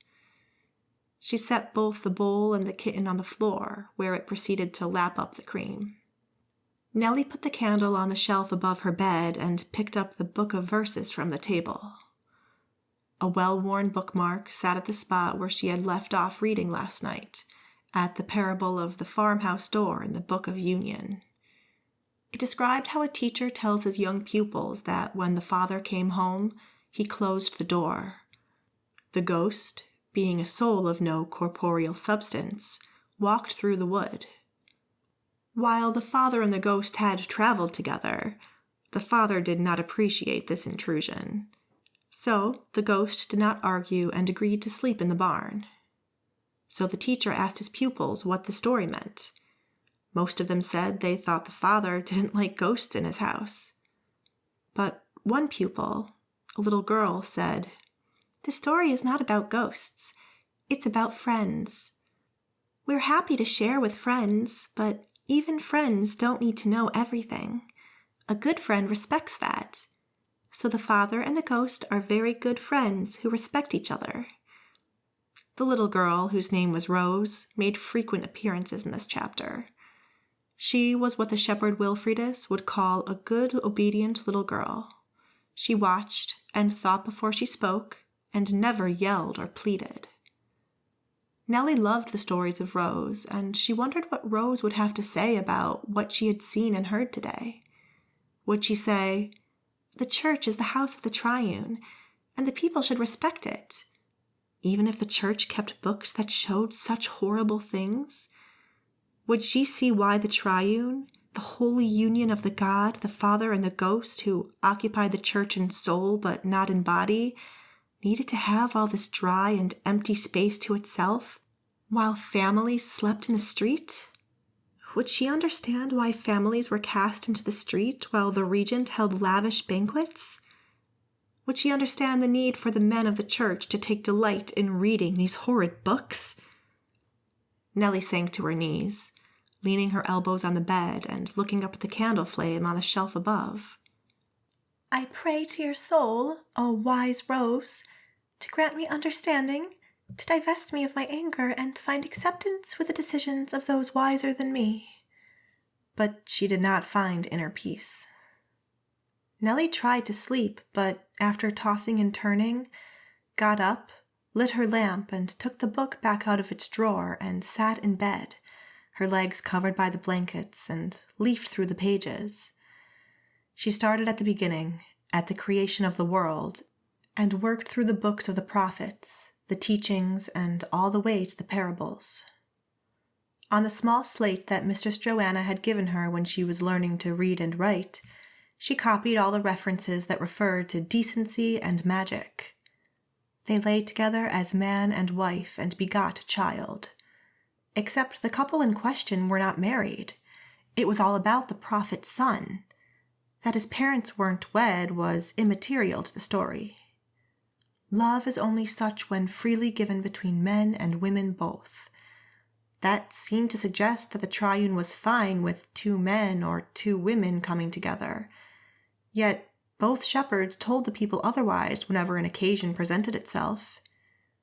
"Thou shalt not touch a girl until she has blossomed into a woman," in a story where a man, who had forced himself on a neighbor's daughter, had been punished by death. The book in the crypt not only suggested that men touched children, but it was normal that a child cried and the tears should be ignored. The magic of the triune can only be experienced through complete faith. That was about the magic of faith, not real magic. Once a person's soul has passed into the afterlife, it must be left in peace. It has happened more than once that in his grief, a husband has placed items on the deceased body of his wife that stopped the soul from making the peaceful journey. Her ghost remained a terror to the neighborhood forever. Clearly, the church knew that ghosts existed. To those who work hard, their craft will become second nature, but only to those who possess the soul of their art comes the true genius. That even suggested that the church knew about artisan magic, which turned a competent tailor into a modiste, which turned a musician into a composer, and made the cues grow outside the baker's shop, because the bread and pastries weren't just good, they were magical. So who had come up with the interpretation that magic didn't exist and that those who practiced it were By that reasoning, liars and evildoers. The last chapter of the verses was the book of Wilhelm. Her father used to like reading from it, but Nellie never touched it. It described how, in the old world of peace and justice, an evil originated from the misbehavior and unbelief of men. Yes, it said men specifically because women didn't count. Moreover, Wilhelm stated that women were spawn of the night, born to lead honest men into temptation. The book started. With the passing of time, life was so good that men became lazy. They ate and drank all they wanted and were too often led astray by the pleasures of sin. There came to be a brand of harlots who would hide in the darkness of alleys at night, who would lure decent fathers from their families with promises of pleasure. It detailed the fall of a town's mayor who spent all his money on whores and whose wife was then granted permission to end the marriage, rendering him homeless because her family owned the land on which they had built their house. It said these types of things started happening all over, and that men needed to be taught a lesson. The worst of the harlots was a woman named Rasa, who had skin and hair white as the ghosts of her victims, and eyes red as blood. She traveled around the countryside, collecting men's seed, and murdering them afterwards to turn them into ghosts. Having grown bored with normal men, she turned her attention to rulers, magicians, and saints. She visited kings with the blood of thousands on their hands, necromancers, the Lord of the Sea who held in captivity the souls of those perished in the deep, and the church on the mountain where the saint of the sky touched her with a lightning bolt. After many months, she had collected so much evil that her womb swelled with it and made her ill. She returned to her cave in the mountains and stoked a fire so hot that the rock melted. She squatted in the pit. The flames burned her skin until it was black. She screamed until her voice was gone, but the inferno was not hot enough for the evil to emerge. So she took her knife and slashed open her swollen belly. Thus, onto the burning coals, a terrible child was born. He was misshapen, had claw-like hands, glowing red eyes, and the tongue of a snake. With her dying breath, she fed him the milk of evil from her breast. He drank until the last drop, and then ate the body of his own mother. Such was the evil of the Lord of Fire. Nellie shuddered. The next few pages described how people realized that something terrible had happened and that they had to defend themselves. Kings announced rules against men taking up with women of ill repute, but it was too late. The world had fallen, and only the coming of the last prophet would save people from doom. Of this prophet, Wilhelm said, "The prophet will speak the truth, and no sane man will doubt it. The prophet will walk into a town, and the bad men will flee. The prophet will walk into a palace, and the people will make him king." This last section, more than anything, made Nellie dislike Wilhelm. She didn't believe the world was bad. She didn't believe most men were bad, and she didn't believe anyone should ever believe another person without doubt. Then again, she had never met a prophet. Chapter 11. The guard's name was Henrik. Nellie had known him since they were both children. He used to live a couple of houses down from where she lived with her parents, back when she was a little skinny girl with a plate on either side of her head. He was one of those boys who grew tall without being lanky, which, with his thick blonde hair and broad shoulders, made for a strapping appearance. Of course, he'd joined the palace guards as soon as he was 16. Boys like him seemed to have been born for it. He had looked so dapper when he first came through the street wearing his guard uniform. Nellie and her shy friends would dream about how he would ask them to come for a walk, but being a couple of years older, he probably never noticed she existed. Well, wasn't that a silly time? Henrik now knew her as a kitchen maid and said hello to her sometimes because he was a nice and proper polite man. His face had acquired a good number of wrinkles and his hair had gone gray, but his back was still straight, his shoulders still broad, his uniform just as pretty and his buttons just as shiny. She still didn't speak to him because he never came to the kitchen, so he never knew of her silly girlish dreams and how she and her friends used to giggle after he'd gone past. Oh, she'd rather die than tell him she had ever done such a thing. But here he was, in the kitchen. He'd come up behind her while she was running back and forth from the cupboard to the trolley in the hallway because they needed to set the tables. When she turned around, she almost bumped into him while carrying a stack of precious gold-rimmed plates, and she nearly dropped them. What a disaster that would have been. Fortunately, she wasn't prone to uttering bad language, because if she had done this with Dora, she would definitely have said a few bad words, and of course one didn't swear at palace guards. He steadied her with a strong hand. "Now hold on to the palace tableware." Nellie took a deep breath, and another one to make sure that, yes, she still held all the plates and disaster was averted. "You frightened me, sneaking up from behind?" "My apologies. I announced myself, but it's very noisy in here." He was not wrong about that. As usual on the day of a big event, the kitchen had descended into mayhem. Dora was yelling at one of the boys. A man delivering firewood was walking in and out to deposit the wood next to the hearth. Each time the door clanged shut behind him, the pigs in the yard started their oink, oink, oink because someone needed to feed them. Two of the young girls were cutting up carrots with big knives, going chop, chop, chop on the board while they were chatting and laughing. "I asked if you have a moment to spare," Henrik said. "Me?" "I don't see anyone else." His face creased into a smile, and, to her eye, lost 40 years of age.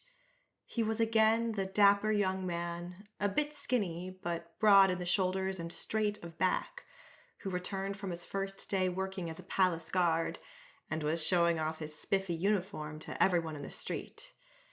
And as she had when she was a young girl and he deigned to look in her direction, Nellie was sure she was mistaken and he was looking at someone else. But deep in her heart, the little girl inside her sang, "He wants to talk to me." "All right then." Her voice sounded high to her own ears. This was stupid and embarrassing. She was far too old to be behaving like a giggling adolescent girl. "You're making me curious." And now she was sassy. He laughed. "It's nothing serious. I know everyone is terribly busy down here." "That's right. Don't disturb us too much or there won't be any food." He brought his hand to his brow. "Yes, ma'am." By the Triune, was he joking with her? His smile faded. "Madame Sabine asked for an herb woman." Nellie shook her head. "I'm not an herb woman. You'll want to ask Graziella." In fact, she didn't understand why he hadn't done so already. Graziella came to the palace often. "Graziella is unavailable," he said. "So I asked around for someone else. People mentioned you."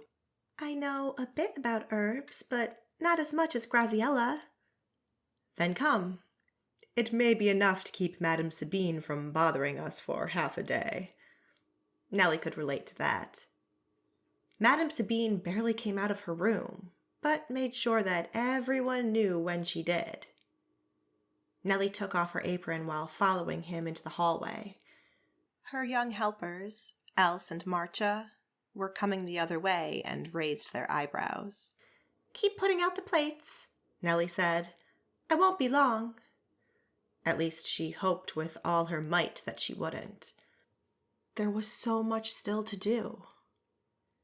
She followed Henrik up the stairs, past the stream of servants walking in and out of the hall, past the guards who stood at the main doors, past that group of young nobles with Caspar and Frederick and Baroness Hestia in their midst, who sat on the couches in the foyer.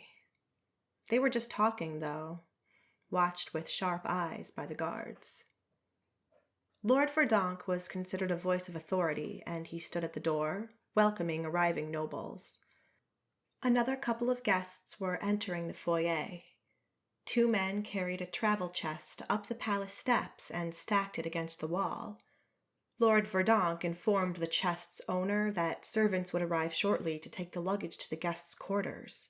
Did the lord care for a drink? He was ushered to one of the smaller dining rooms. Henrik led Nellie to the broad marble staircase, where a couple of women were polishing the banister. Upstairs, others had lowered the large chandelier so they could replace the burned-out candles. Nellie felt the questioning eyes of all these servants on her. They knew she worked in the kitchens. They wondered what she was doing here, especially in the company of a guard. Nellie did not come to the family's private quarters often anymore. When Mistress Joanna was queen, Nellie used to sleep in one of these rooms, these days occupied by the regent's courtiers, stiff and formal people who had accompanied the family from Barovia. Nellie remembered the happy, homely air of this floor, where King Rold had a room dedicated to his study of natural creatures, and Queen Joanna had an office where she looked after the laws and finances of the country.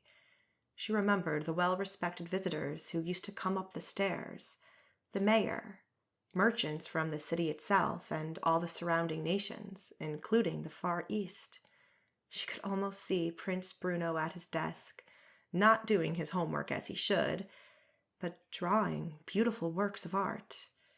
She could hear the music coming from Princess Celine's room, where, young as she was, she devoted many hours to violin practice.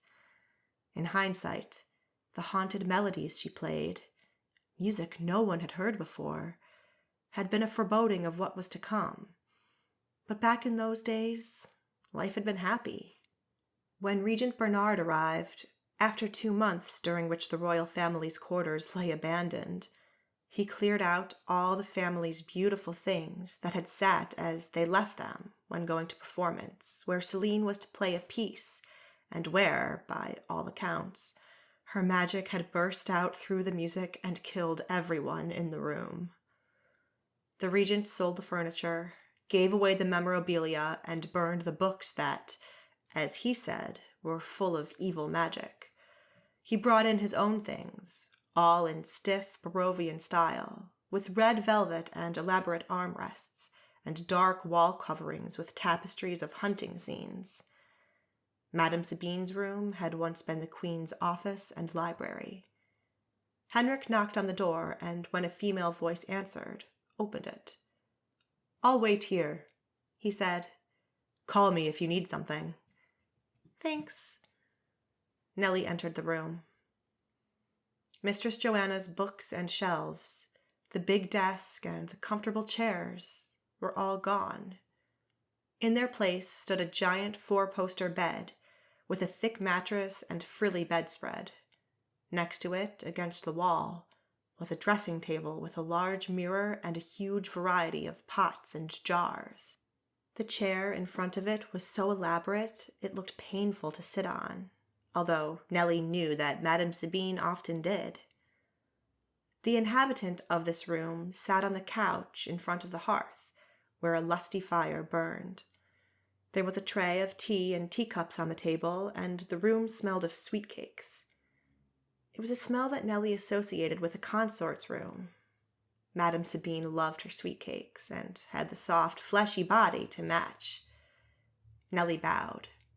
"Do sit down," Madame Sabine said, gesturing a beringed hand at the couch opposite her.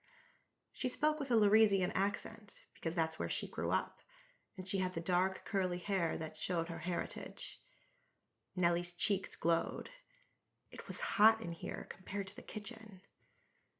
Madame Sabine wore a dressing gown with open sleeves, which displayed her fleshy, pale-skinned arms, something the local women would consider scandalous. Nellie didn't want to sit down.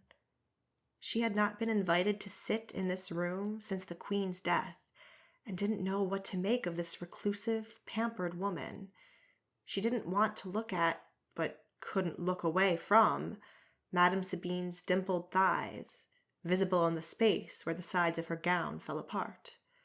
and she had to sit because Madame Sabine was the regent's wife, and when she ordered something, it had to be done. So Nellie sat at the very edge of the couch.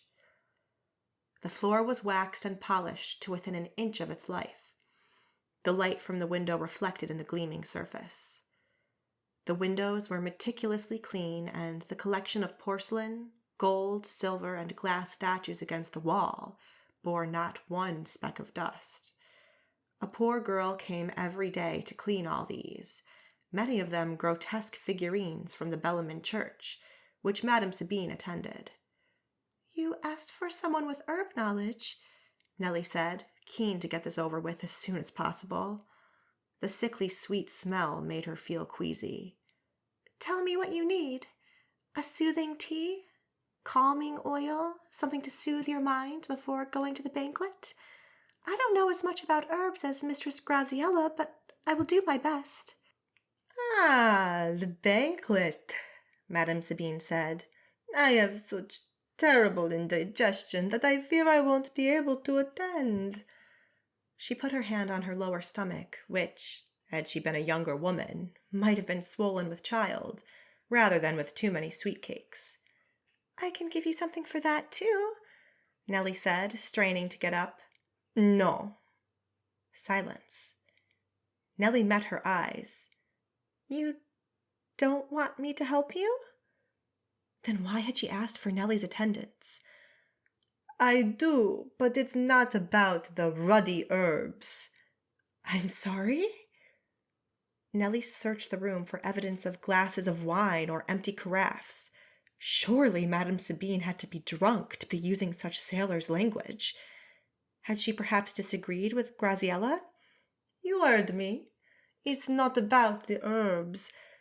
But asking for herbs is the only way my darling husband will get me someone to help me." This was getting ever stranger. Madame Sabine rose with a groan, heaving all her frills and wobbly bits off the couch, and let the dressing gown slip from her shoulders. Underneath, she wore only an underdress that was white, and so thin that Nellie could see her smalls and singlet through it. Nellie stifled a gasp. She was not unused to her mistress undressing in front of her. Mistress Joanna had done that many times. But that was a long time ago, and Mistress Joanna had not been so voluptuous. "I guess I can't excuse myself from my own son's banquet, much as I detest these occasions where men get drunk and women spread nasty gossip about each other. So, I need someone to help me get my corset on." As Madame Sabine went to the clothes wardrobe, she turned her back on Nellie, and Nellie almost let out another gasp. Across Madame Sabine's back, visible through the sheer fabric, were a number of horrific scars, like bright red slashes across the soft skin of her lower back. They were about the width of a thumb and ran parallel to each other across the small of Madame Sabine's back. They looked terrible, horrific, and excruciating. Whatever in the Triune's name had caused those? Had she been struck with a whip? Madame Sabine returned with a corset and gave it to Nellie, meeting her eyes, daring her to say something or ask. But Nellie had not kept out of harm's way by using her mouth. She had earned her succession of jobs through keeping it shut, so that was what she did now. She helped Madame Sabine put on the corset. It was big enough to fit 2 women her own size. The laces were very long and tangled up easily, and Nellie's hands were sweaty because it was warm in this room and she was dressed for the cold kitchen, but also because looking at those terrible scars and pulling the laces tight over them made her nervous. She kept wanting to ask if it was painful, but that would mean acknowledging that the scars were there. Maybe Madame Sabine wanted that, and Nellie didn't want to hear about the terrible injuries that had caused these, because it could not have been anything good.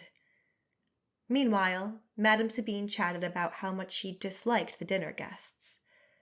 "You must have gone into that room where Baroness Victoria was holding her tea party where they all gossiped about me." Nellie wasn't sure if that was a question or a statement. If Madame Sabine didn't want the other women to gossip about her, wouldn't the best option be to turn up to these events? "I can only guess what they said. That I'm ugly or only from a low family. I wonder which one of them is going to try to poison me this time." Apparently, at a previous occasion, Madame Sabine had accused one of the regent's cousins of putting poison in her food, but plenty of other people disputed this. For one, Nellie knew Wim tested everything that entered and left the kitchen for this reason. "I wish I could just stay here and let the men have their orgy. But yes, I know it's my son's birthday, even if I barely recognize the cuddly boy I loved. Have you seen him recently? Have you heard the way his father teaches him to talk? Have you seen this behavior?" Nellie had seen this, and she was glad she stood behind Madame Sabine and could pretend to be busy with the laces of the corset.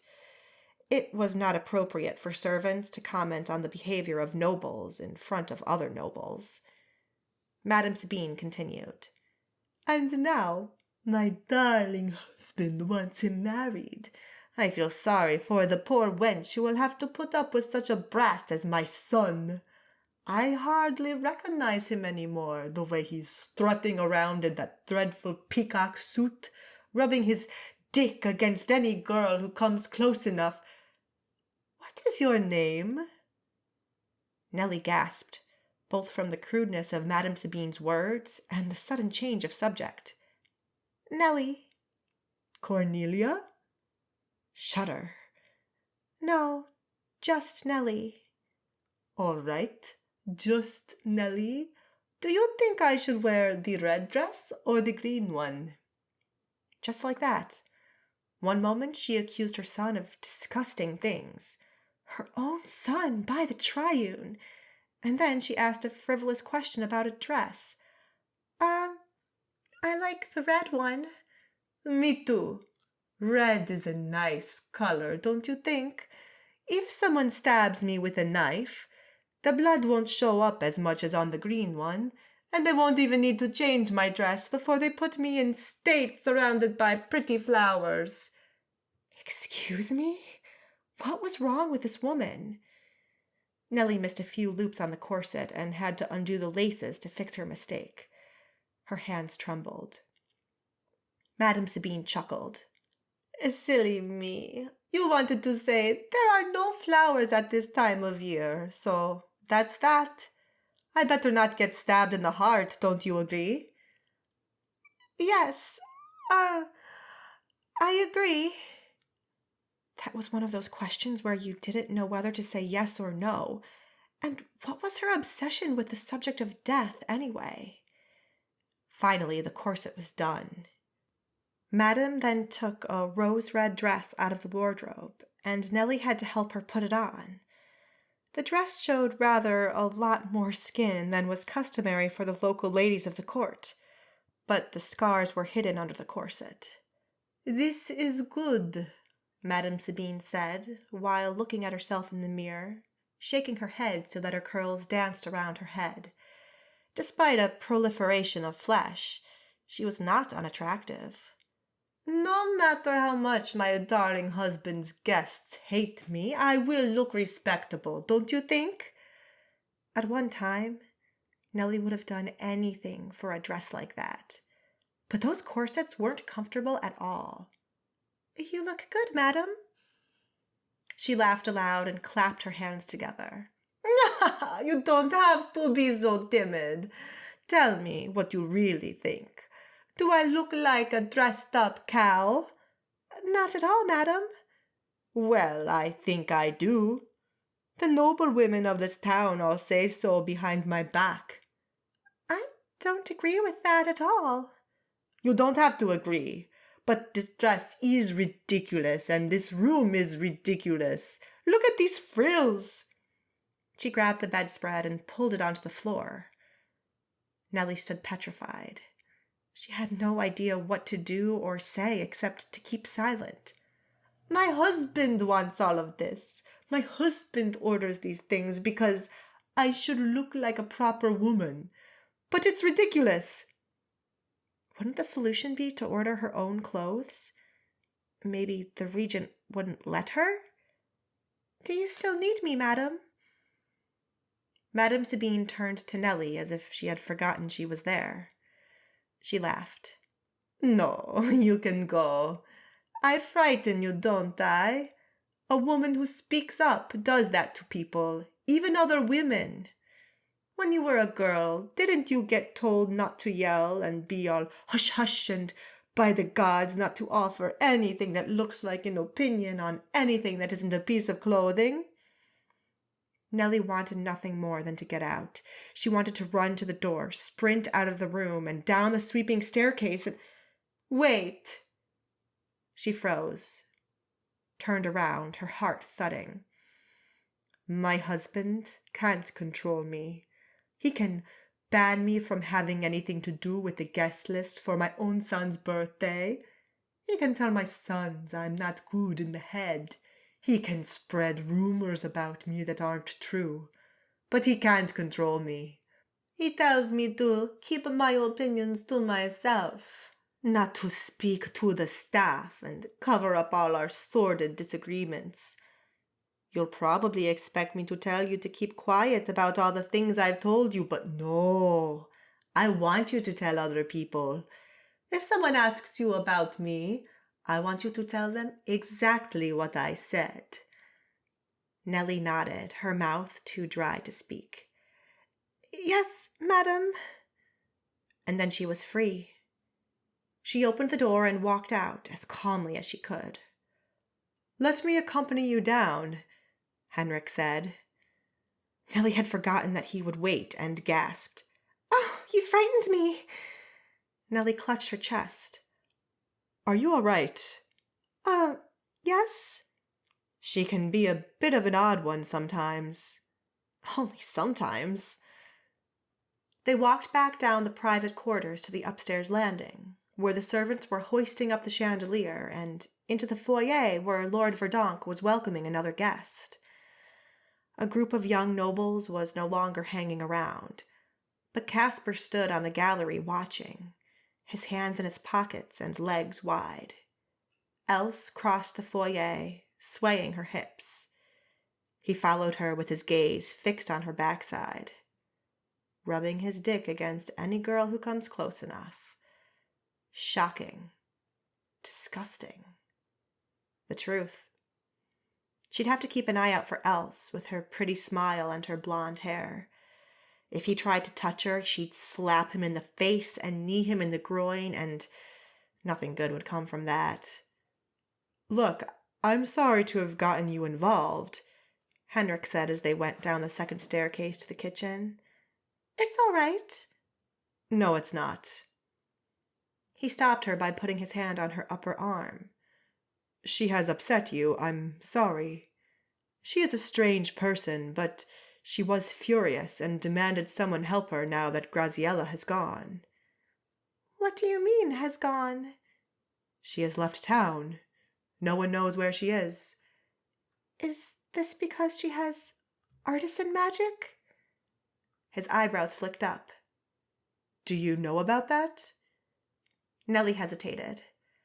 I have a friend who... No, she couldn't say much about Jantine, because Henrik might even know the men who had driven Jantine's husband out of town by order of the regent. A friend's husband had to leave because of it. He had a tailor shop. He nodded, his face grim.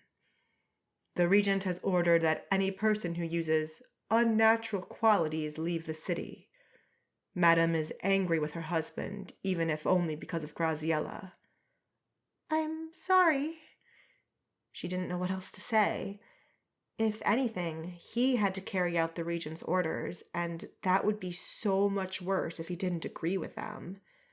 No, I am sorry. I am weary of the games and politics of the rulers. I don't believe anything good will come from this. At least I'm aware of the rules and can stay out of the way. I don't like it when people get involved who need not be. And after a short silence, he said, I hope you had a nice birthday, at least. Chapter 12. Nellie sped down the rest of the staircase and didn't stop running until she was in the corridor. Her cheeks glowed. Her heart thudded. She had wondered how Dora and the others had known it was her birthday. Wim had even said a guard told him. That guard was Henrik. But how did Henrik know? How? Unless, back when she was a young girl and had admired him from a distance, he had taken more notice of her than she realized and remembered things about her. Unless she had been wrong, that he never saw her back then. He was a married man by the Triune. She remembered the day he married a girl called Martha. They looked so pretty together. She was a nice girl. They had 2 daughters. What was he even doing talking to her like this? Nellie's heart was still racing by the time she came to the kitchen. The smell of bread pervaded the kitchen. The kitchen workers had cut 1 loaf up and were sharing it for their morning break in one corner of the big kitchen table, while the rest of the table was taken up with food that still needed to be prepared. Someone had brought eggs for making pastries and sauces. A basket contained chicken eggs and duck eggs and goose eggs. The fire was already going, and the pig hung to roast. 2 kitchen boys turned the handle. A man delivered a crate with jars of plums and a basket of apples. There was so much food, you'd never know that people in the city went hungry. Come, sit down for a break, Dora said. No time, Nellie said. She grabbed a piece of fresh bread from the table and continued on to the linen room to put her apron back on. She was afraid of the questions, she realized. Afraid of what she should say about Madame Sabine. There was clearly something wrong with the consort. Why did she talk like that about her husband and son? Why did she have those horrible scars? Why did Nellie have to see that and then be told to tell everyone? Madame Sabine was trying to make a point. But what was it? Else and Marcia came into the kitchen, both giggling. Really? Is that what he said? Marcia said. He did. And he asked me for a dance, and I said I was too busy, and he said he would... Else stopped talking when Nellie stepped in their way. Nellie pointed to the door to the scullery. Dishes! Else huffed. Yes, yes. The 2 sisters scurried into the scullery. Then Marcia said, What's wrong with her? Nellie strode to the door. I heard that. I told you I want no trouble with any of those young guests upstairs. No matter what they say, they don't care about you.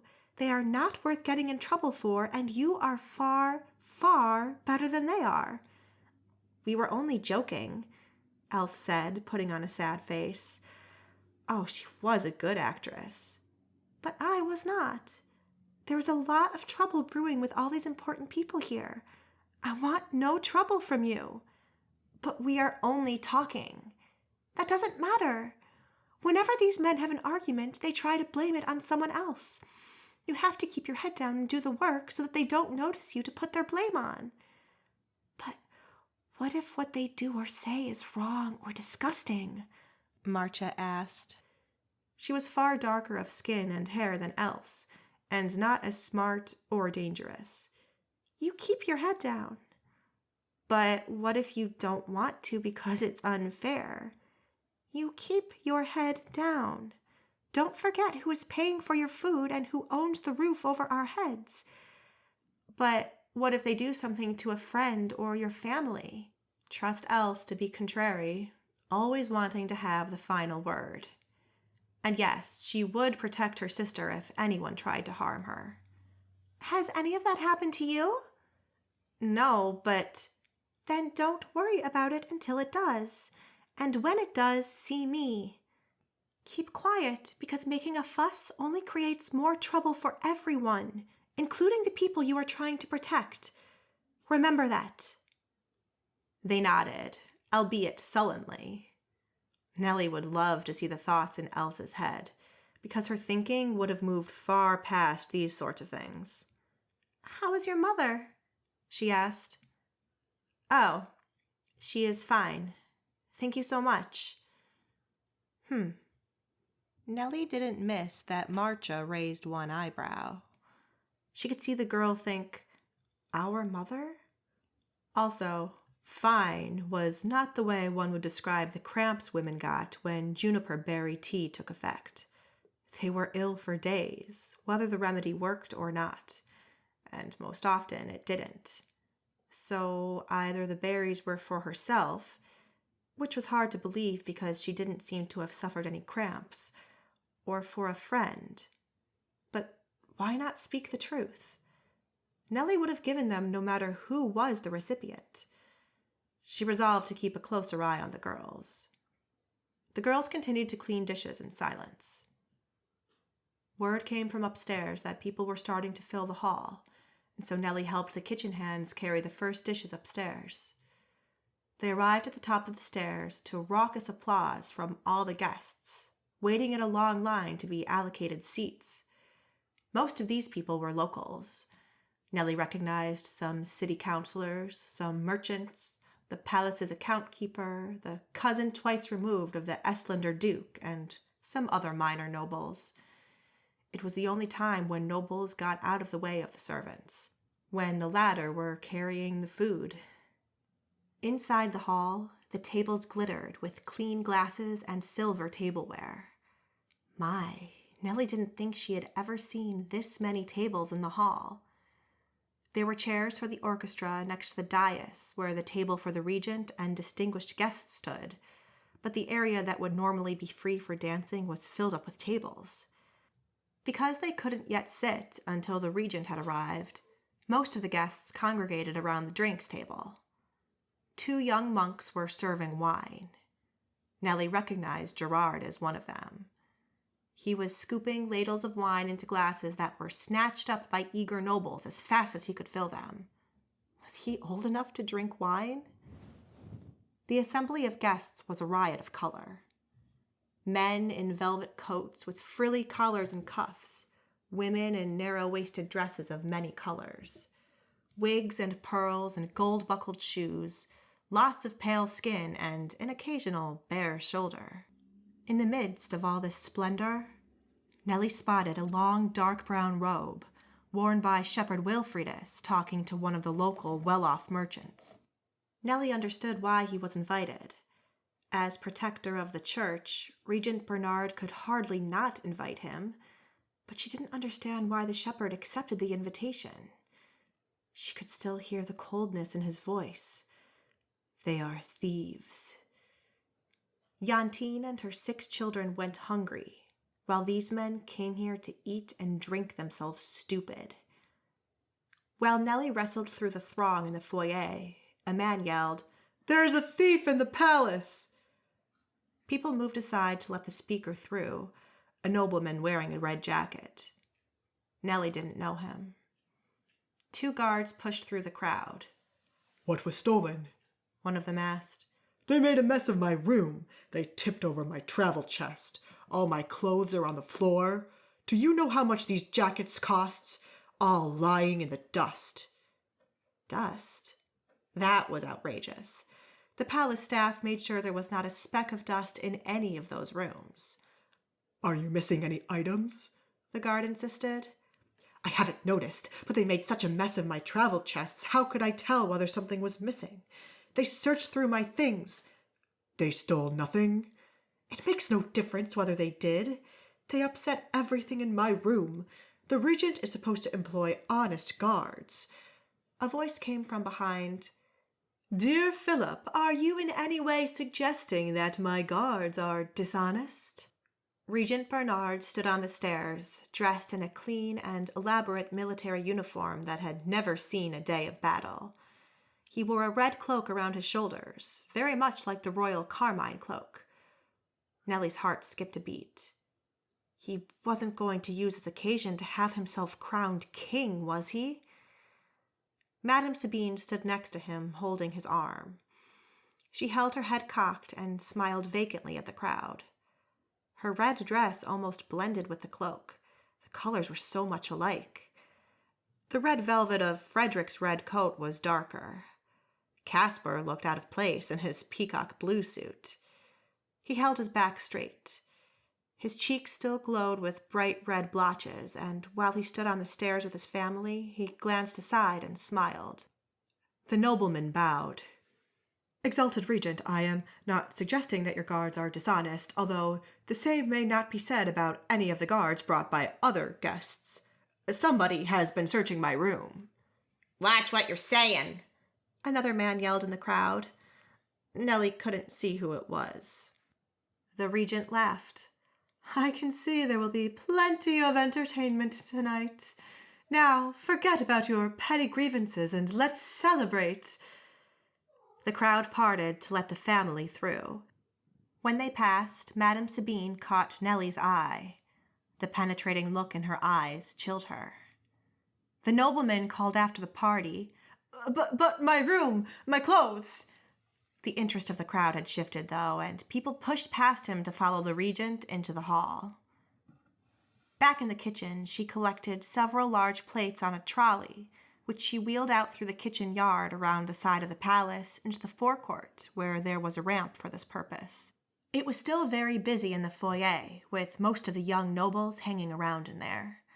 Nellie could see Caspar and Frederick with their parents at the dais, looking very bored, but the other obnoxious youngsters, including Baroness Hestia, were all in the foyer. On the other side of the foyer, the nobleman Philip was still complaining to two guards in a loud voice. "I told you, they emptied all my possessions on the floor. I demand that my shirts be cleaned." Nellie pushed the cart across the side of the foyer, avoiding both these groups, and was about to go through the door when a hand reached out from behind a pillar and stopped the cart. Henrik. Nellie's heart jumped. "I want to warn you to be careful," he said, his voice low. "Keep an eye out, be vigilant. Something is brewing." "Is this about people stealing from private rooms?" "That and other things. Many people in this hall don't like each other. Someone has been upsetting people's rooms, and likely it's one of the guests. Watch out, tell me if you see anything untoward, and make sure that none of you get involved." Nellie nodded. "Thank you." And then she hesitated.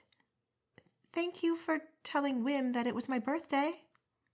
"You figured out it was me." "No one else would have known." She met his smiling eyes. "How did you know?" He laughed. "How did I know? How could I not know? You were the prettiest girl in the street." "I was not." "You were, but your father was standing over you like a mean guard dog. None of us boys dared come anywhere near you." "You were just flattering me." "No, I am not." And she saw in his eyes that he was not joking. "Well, that was a little upsetting." "I sat on the porch on that day you came home from the palace wearing your new uniform. I thought you looked very good and that you were now a serious man and would not talk to young girls anymore." Henrik laughed, and Nellie laughed, albeit uneasily. Else came walking past and raised her eyebrows at Nellie as if she wanted to say, "What was that about not getting involved with men?" Nellie remembered that she was supposed to be serving, so she left to go to the kitchen, still feeling uneasy. She remembered playing with Henrik amongst a big group of other children when she was little. On second thoughts, her father did keep her away from other kids because you're old enough to help your mother in the kitchen. What if it hadn't been about helping her mother at all? She remembered vividly the day she heard Henrik was getting married. She had already been living with Mistress Joanna, but the news had made a little sad spot inside her. Not that she had hoped he might marry her, but because it didn't look like she would marry ever, because maids who lived with the family they served rarely married, and Nellie needed to live with a family because her own family had no money. When Nellie came into the kitchen, Else and Marcia laughed at her. Else could never keep quiet about things like this. "What did you say to us about not getting involved?" "I was talking about our safety." "You're so serious. He was flirting with you." "He was warning us." But as Else grumbled and continued into the hallway, Nellie felt ashamed that Else was right. Yes, he was flirting, and she should be ashamed. He was married by the Triune. She should do her work and keep vigilant.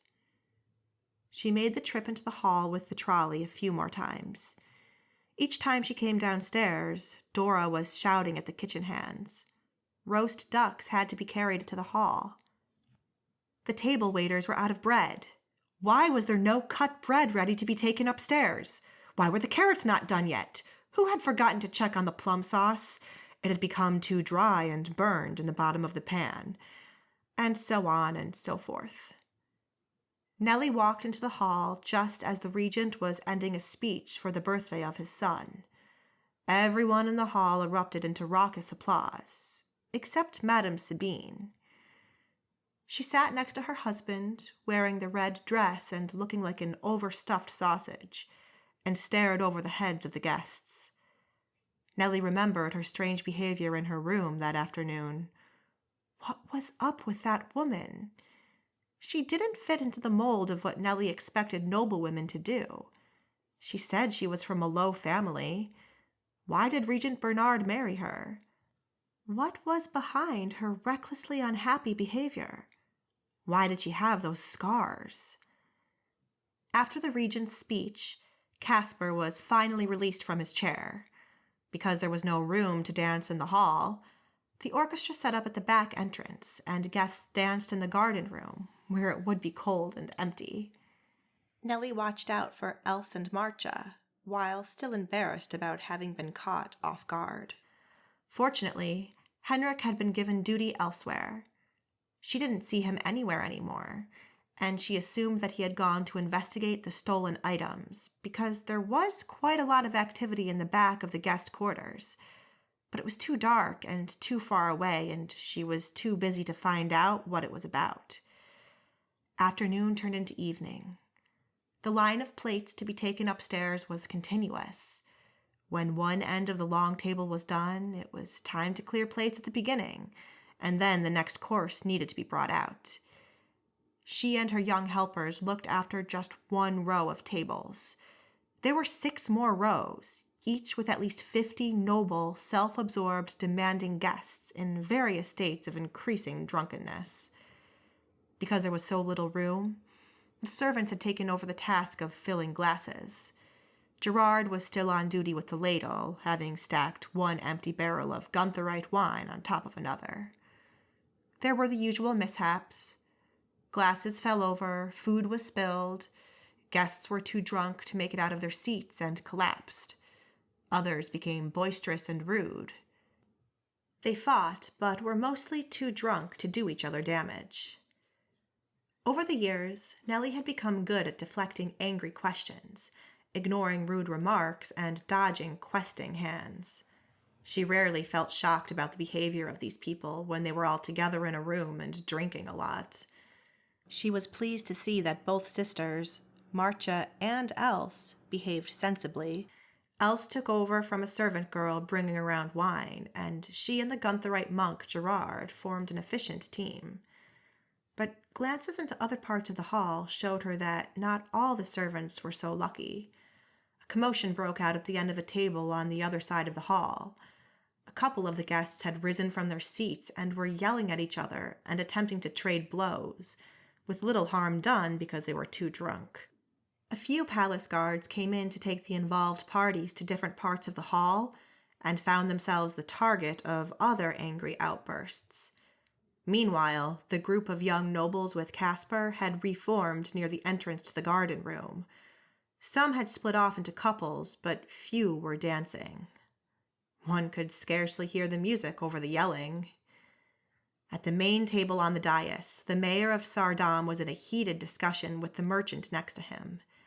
Madame Sabine sat next to the mayor, leaning her chin on her hand and staring into the hall. On the other side of the merchant sat Shepherd Wilfridus. He had just taken a plate laden with a duck leg, plum sauce, and roast vegetables. His gaze darted over the guests in the hall and met Nellie's over the half-eaten duck leg in his hand. Grease glistened on his chin. Down in the kitchen, Dora yelled at her kitchen hands. "Bring this, bring that, don't let it burn, take it upstairs."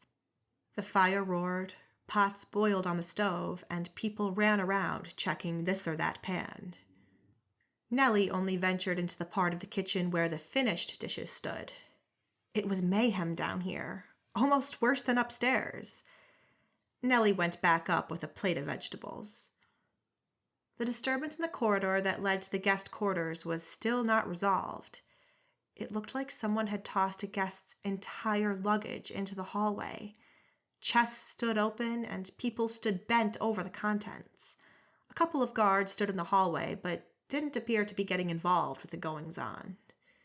Some banquet guests were coming out of the hall into the foyer. A nobleman with a sweaty face remarked to Nellie, "Phew, it's so hot in there."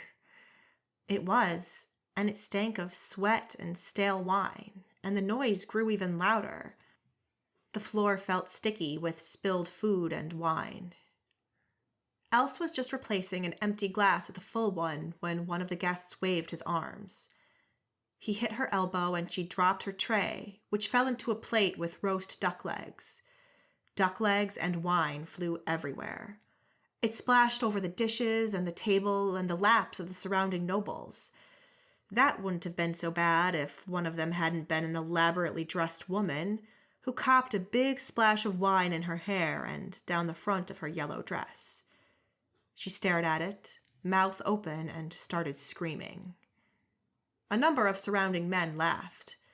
The poor woman's husband got up and yelled at them to shut up and have respect for his wife, and then started yelling at Else. Else's face had turned red, and it wouldn't be long before that sharp tongue made its appearance. "Now wait a moment." Nellie strode around the table and pushed herself in between the angry man and Else. "Calm down. It was not her fault." "She threw the tray. I saw it." Too much wine reddened his face. "It was an accident, and we're sorry." Nellie touched the shoulder of the poor woman who was now crying, all wet with red wine down her front. "Come, I can help you clean up." She glanced at Else. "Quick, go downstairs." Else ran. Nellie took the poor woman out of the hall. At the start of the corridor, a couple of rooms had been reserved for guests to recuperate or to enjoy quiet time. One of the rooms was occupied by several men in a business meeting, and from another came a sound of vigorous vomiting. So Nellie chose the next room, where she settled the poor woman, now shivering in her cold, wet dress, on the couch next to the fire. "I'll just run to the linen room and get you some dry towels." She sped through the hall to the rooms with the cleaning equipment and clean linen. It was dark in the room and, because the door had been shut, extremely cold. A light outside the window cast a pale yellow glow over the table where the servants folded the laundry. The shelves with towels stood on the right. But, hey, what was that?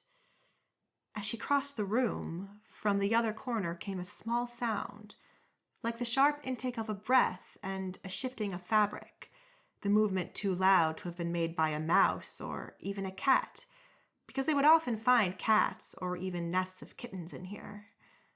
Nellie stopped walking. "Anyone here?"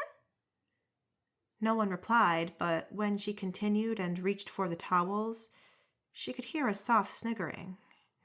She turned around and, in the pale light, could just make out the folds of dress fabric spread out over the end of another table. On the dress, an elaborate bun of straw blonde hair, and the pale oval of a young man's face. The fabric rustled, and a woman's accented voice whispered, "Never mind, it's only a servant." Baroness Hestia. The young man grunted, and the rustling of fabric resumed. Heavens! Nellie's heart thudded. She grabbed a handful of fabric off the shelf, not caring how many towels she got, clutched them to her chest, and ran out of the room. Was that really Casper? Good heavens, what did he think he was doing? Nellie's knees still felt weak by the time she returned to the noblewoman. She gave her the towels and helped her clean up as best as she could, and then helped the woman back into the hall. She was a local lady and wanted to go home. A few people had started to leave, all of them locals. A woman complained loudly about the behavior of the young guests. The commotion at the end of the guest quarters was still going, and Nellie picked up rumors from passing men that someone was looking for something supposed to have been stolen. A line of guards stood at the door to the main hall, all of them with serious, tense expressions on their faces. She couldn't see Henrik. Nights like this weren't much fun for her, but wouldn't be a lot of fun for him either. Maybe she should ask him tomorrow what all this searching of rooms was about. The noise in the hall was just deafening. Shepherd Wilfridus stood at the table, yelling at a man next to him. His face was red, and he had to steady himself on the back of his chair with one hand. Madame Sabine still stared into the crowd. Should Nellie go up to the dais and tell her that her son was screwing around with one of the guests? As if she knew that Nellie was thinking about her, Madame Sabine stopped staring and met Nellie's eyes. Then she pushed herself up from her chair. Her husband turned to her and said something. In a flash, Madame Sabine picked up the untouched full wine glass at her plate and tossed the contents into her husband's face. Then she strode out of the hall to loud laughter. Several people rushed to the regent's side with cloths to clean the wine, but he brushed them all aside. He rose and yelled after his wife, "You can run, but you can never escape the truth, my darling."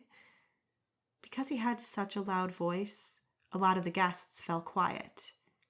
Madame Sabine paid him no attention, but kept walking. Nellie had been collecting empty plates, but she had to stop because everyone else fell quiet, and one could not continue to make noise with plates while nobles were quiet. "Thank you for your concern," Regent Bernard said into the sudden silence. "My dear wife can be a little feisty, but rest assured, I am used to it. Why do you think I've chosen to wear red clothing today?" A ripple of laughter spread through the hall. Nellie thought of the scars on Madame Sabine's back. Chapter 13. Word reached the kitchen that Madame Sabine wanted tea. Dora let fly a string of swear words that would make a sailor blush. Tea, huh? She wants fucking tea? Why the fuck does she think I have time to make fucking tea? And she wants fucking cakes, too. "I'll bring it," Marcia said. "No, I will," Nellie said. She would not send either of the sisters to that woman's room, no matter how much she hated going herself. Nellie collected a pretty teapot and made the fucking tea in the midst of the chaos.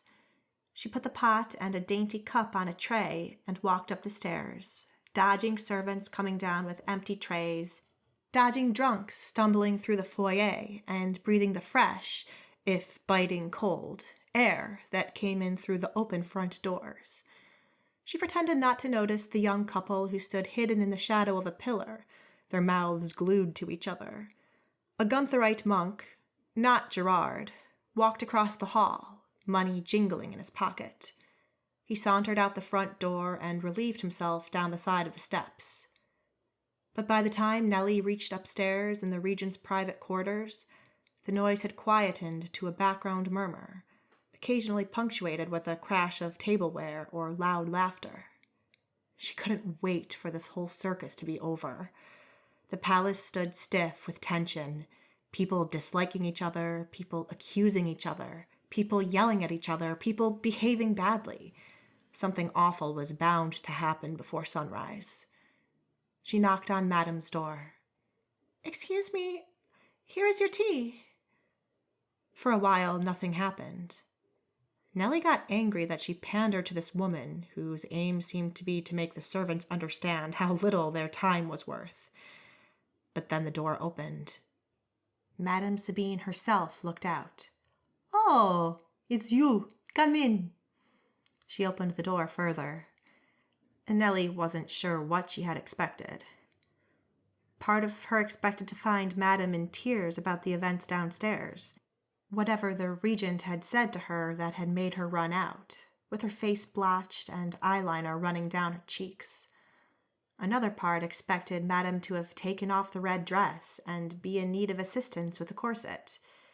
She had definitely not expected Madame to be dressed in a man's chemise and trousers and a long coat, with her hair tied back so it looked as if she was short.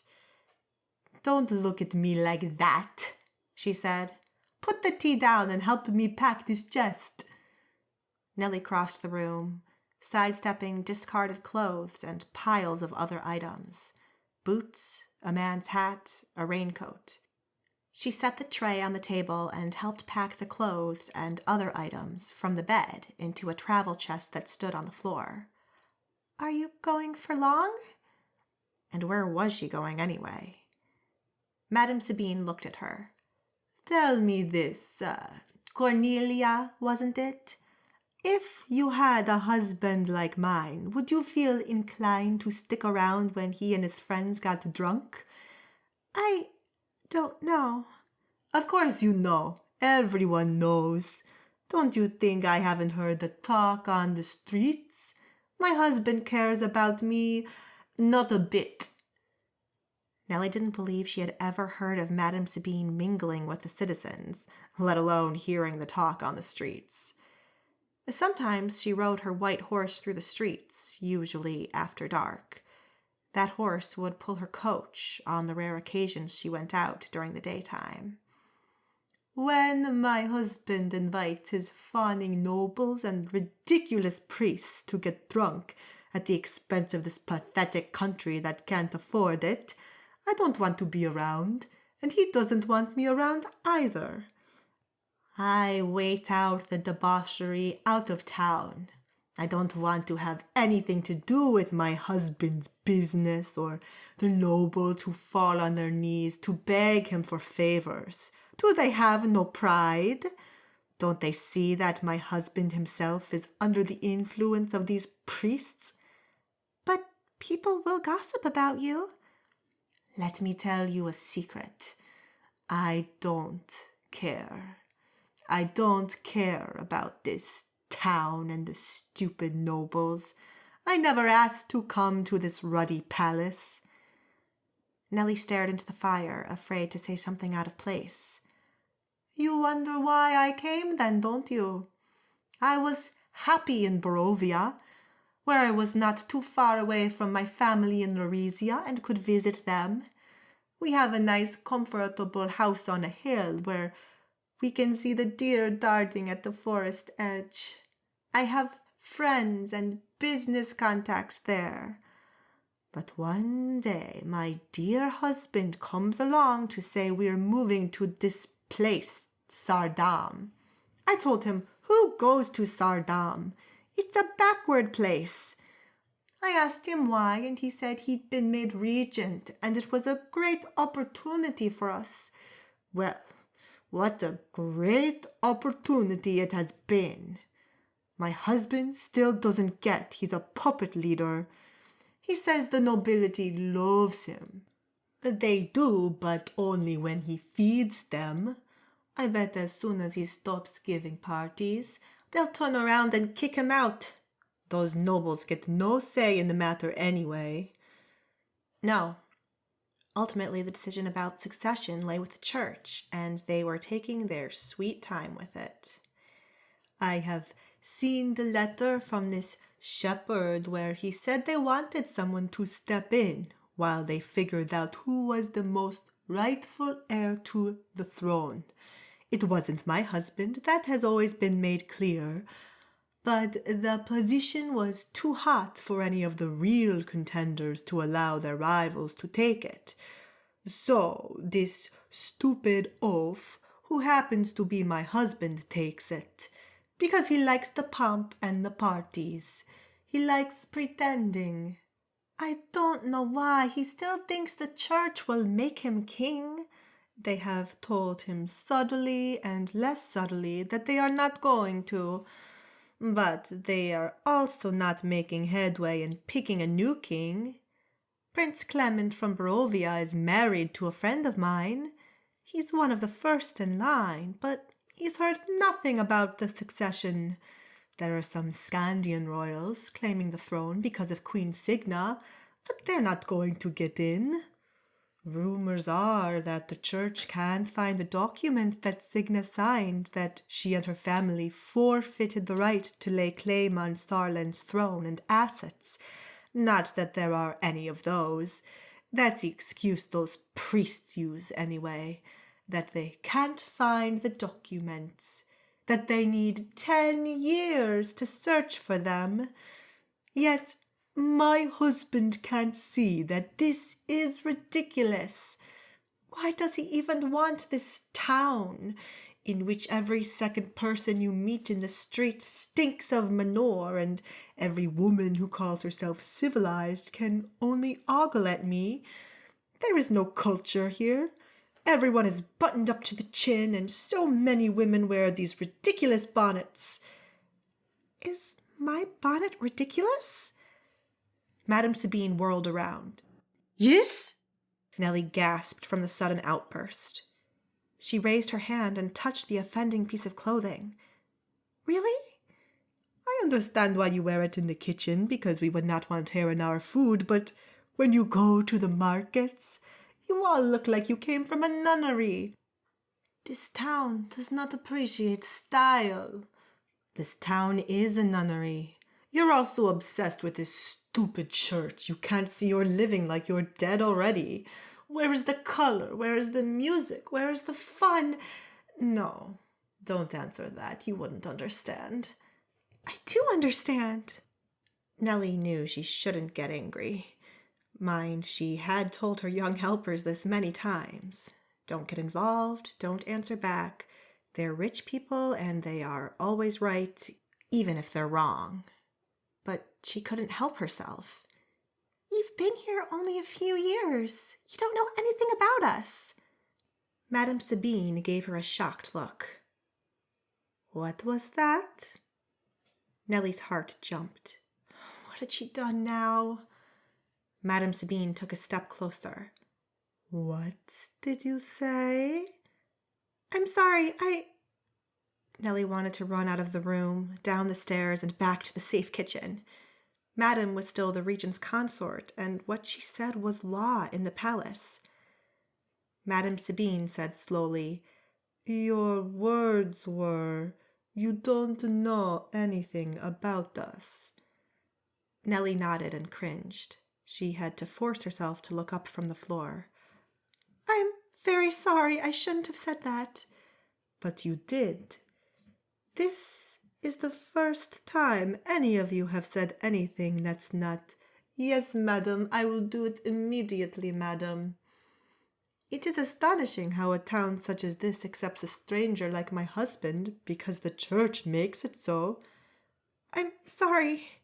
Stop apologizing. I like it. There is life in you yet. There is plenty of life, Nellie said. We had many different people in Saardam. There even used to be a Bellman church in town. We had the only office of the Eastern traders in the lowlands, and our people traded with every country up the river. Where are all those people now? I'm not seeing them. When I go into town, I'm seeing dreariness everywhere. I'm seeing closed shops. I'm seeing beggars. Nellie knew she was right. After the royal family was killed, the shepherd made a rule that outlawed magic.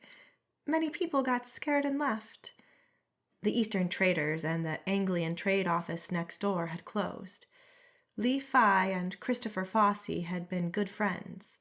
The pastor of the small Bellman church, a pretty and ancient building in the middle of the commercial quarter, had left. The river trading family of Master Dayum from Gelra, who were rich and generous, had also left. The list included several gifted modistes from Larizia who made outrageous dresses that all the noblewomen gossiped about, and a wine seller from Barovia whose wines were so expensive that no one could figure out who bought them. There even used to be a Phoenician spice trader in town who sold spices that turned food vivid yellow or bright red. They were all gone. Yes, there you are. The church said it. They made all these people leave. They killed the life in your town. When did the last ocean ship come into port? There have been some. Only the ones owned by people in Saardam, and even they have found it hard to compete against the much better financed ships leaving from towns further down the coast. That was true, Nellie knew. It's all because of this ridiculous church and the churchman who comes to talk to my husband and insists on talking to him alone, who puts ideas into his head and mouth, and who has all of you dancing like little puppets on a string. Nellie gasped. You should stop talking about Shepherd Wilfridus like that. He's a good man. Is he? I suggest you banish all that church claptrap from your mind for just a few minutes and look at what he does. She met Nellie's eyes with an intense expression. Nellie was too angry to think. How dare this foreign harlot speak like this about her country? Madame Sabine snorted. Anyway, I've had enough of my husband's partying. Since neither he nor my sons appear to realize the damage they're doing to their own reputations, I'll make myself scarce while he attempts to get any of the local clique that calls themselves nobles to put a knife in his back. When that happens, don't come running to me because I'll tell you I told you so, because I did tell you so. I don't want to be here when it happens. I've told the boys to get the horses ready. Won't your husband be angry that you're leaving? Nellie didn't know what to think. A wife's position was to support her husband, wasn't it? Queen Joanna would never leave King ruled by himself for an occasion like this, and he was just as likely to say or do stupid things, even if he never touched any wine. What a strange and selfish woman this was. Madame Sabine flapped her hand. Nah, believe it or not, my husband enjoys these parties. It keeps him busy. He won't even notice I'm gone, and he knows I hate them and the people who come to them. And those people hate me, so it suits us both for me not to be present. There was a knock on the door, and a man's voice said, Madam? Here we are. The horses are ready. Madame Sabine went to open the door. A male voice said something that Nellie didn't hear. Then Madame Sabine said, No, I didn't hear that. Is it serious? That didn't sound like it was part of the preparations. He fell ill not so long ago. Is there anyone with him? Madame asked. Her voice sounded concerned now.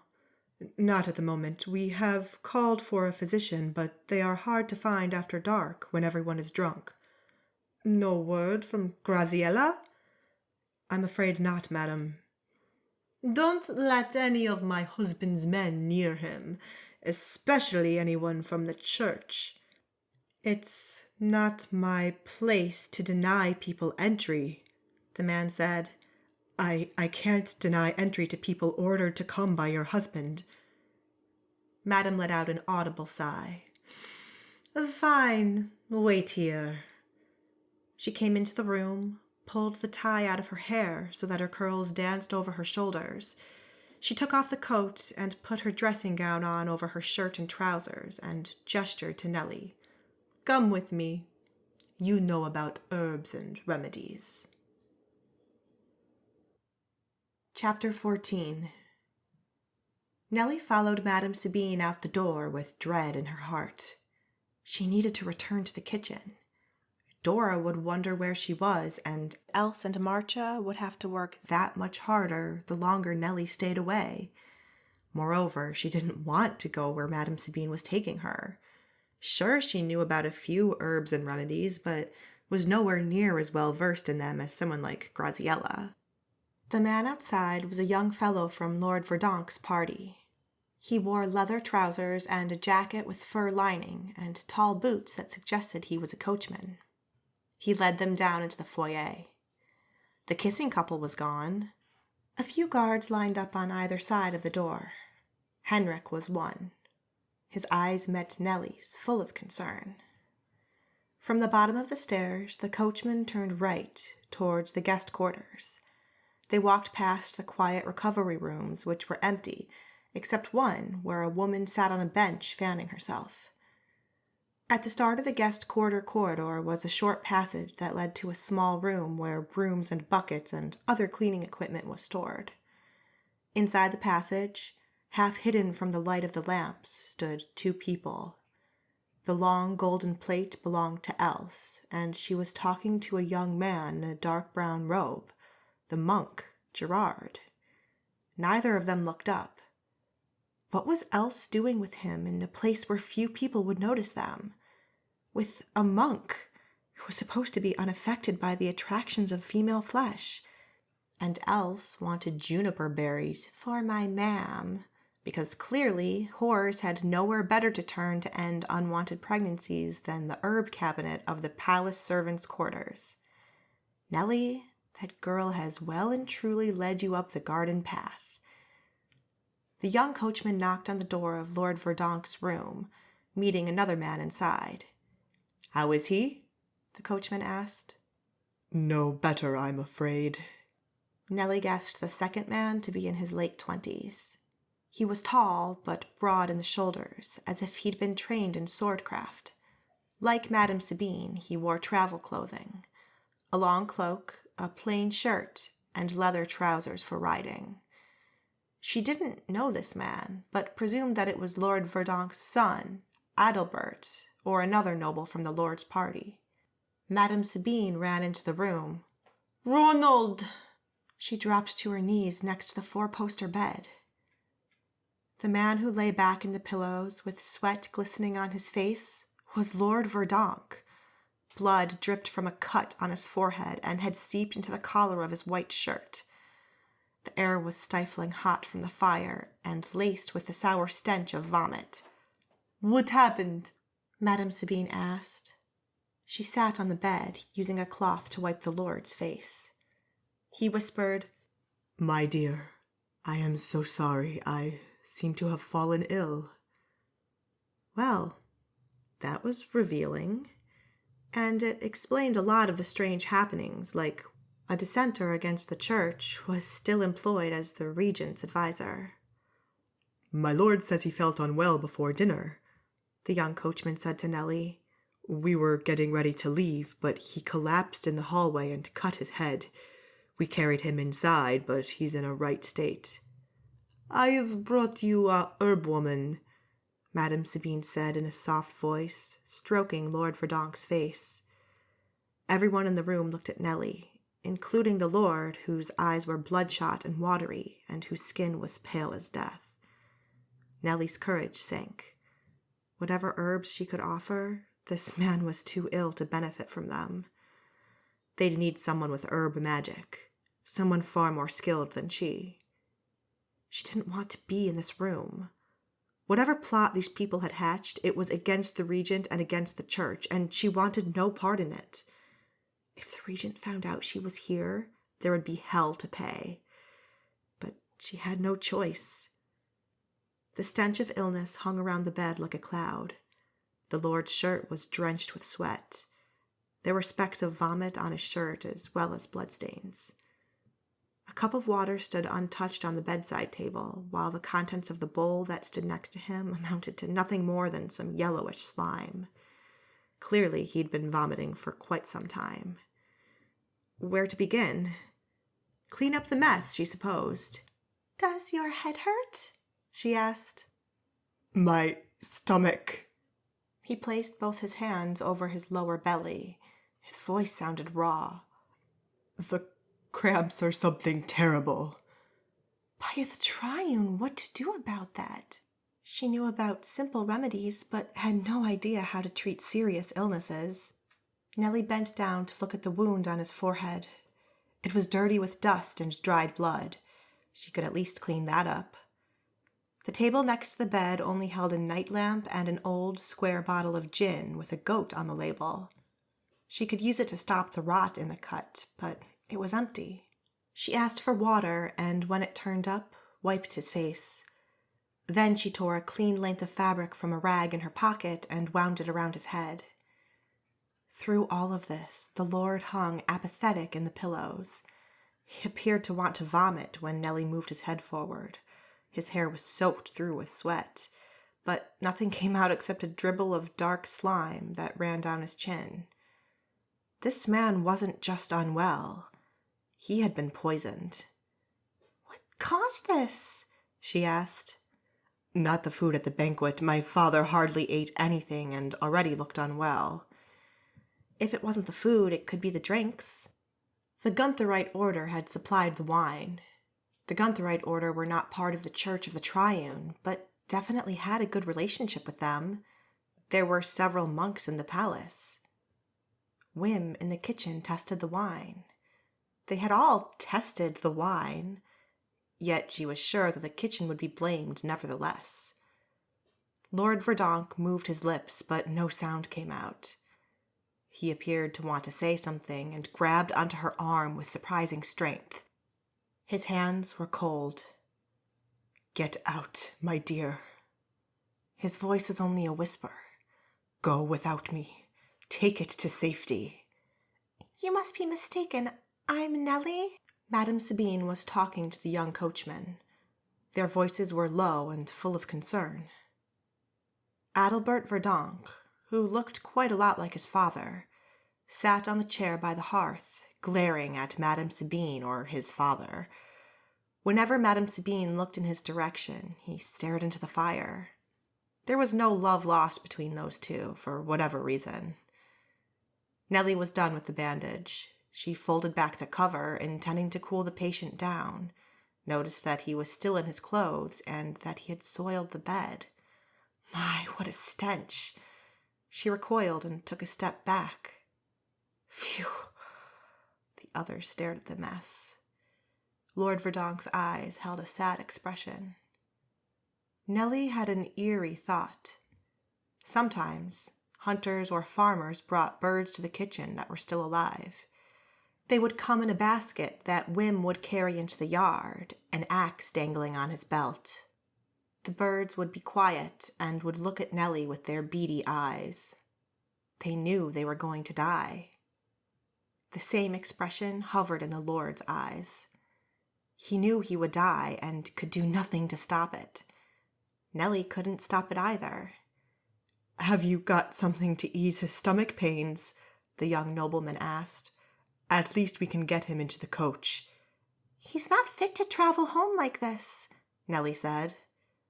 "We have to go," the Lord's son said. His eyes were intense. "This place is not safe for us." No, if someone had poisoned him, she understood that, but... "At least let me clean him up." By the Triune, she had never seen anything like this. "Get him out of bed and take his bottoms off. I'll find clean clothes." The Lord's travel chest stood on the other side of the bed. The two men and Madame Sabine pulled the sheets off the bed, and Nellie opened the heavy lid of the chest. Inside the chest lay all manner of clothing, a heavy coat, spare shirts, a jacket. She took them all out in search of clean trousers. Ah, there they were, but what was that? In a corner of the chest lay an octagonal box made of fine polished wood. Her heart skipped a beat. Was that? In her mind, she saw an octagonal shape in the dust. The magic box she had seen on Mistress Joanna's desk had been much more elaborate, made of inlaid wood with mother of pearl. The shape surely had to be a coincidence. Still, she draped a shirt over the top of the box and returned to the bed, where the men had pulled the Lord to his feet and Madame Sabine had undone his belt.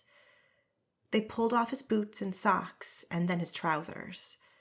He moaned through it all, with slime dribbling down his chin.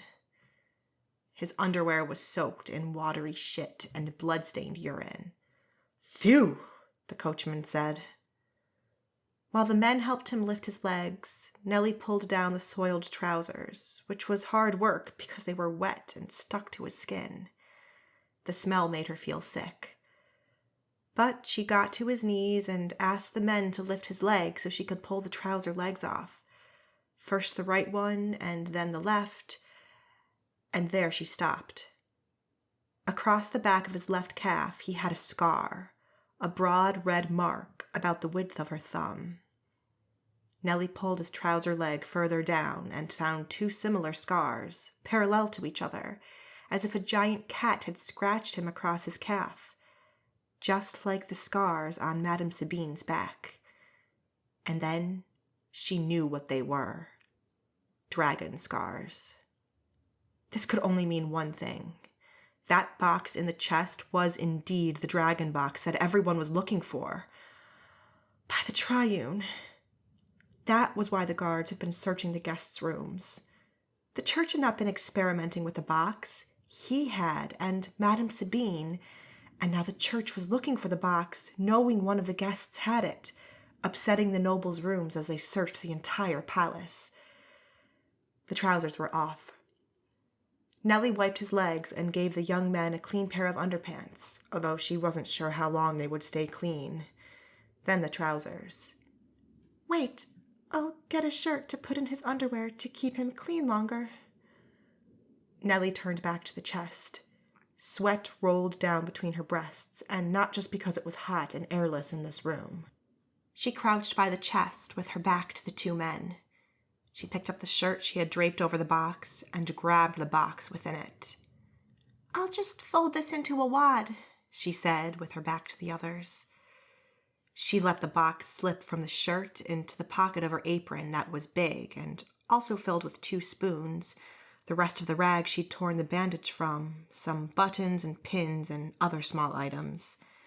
Then she grabbed a second shirt, rolled that up and stuffed that into the pocket as well, letting the ends hang out over the front to hide the shape of the box in her pocket. Between the 4 of them, they dressed Lord Verdonk in clean clothes. Madame Sabine kept asking if Nellie thought he would be all right. So the 2 of them had thought to elope with this object of great magical value that belonged to the church? They had thought to take it out of the city to Lord Verdonk's estate, which lay in the fertile lands to the south. Nellie feared much that the Lord would not be all right. If he had been poisoned, there would be hell to pay, and he would have a long road to recovery if he recovered at all.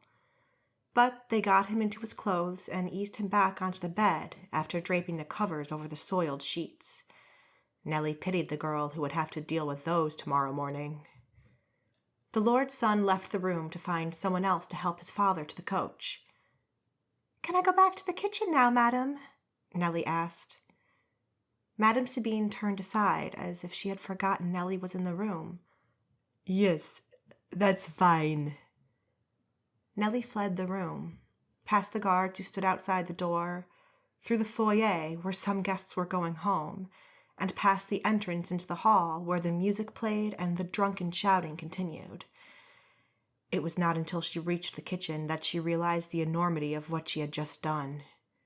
She had stolen something that belonged to the church and had been stolen from the crypt that the church had bought for safekeeping. While Nellie continued to work, the corners of the box poked into the skin under her apron.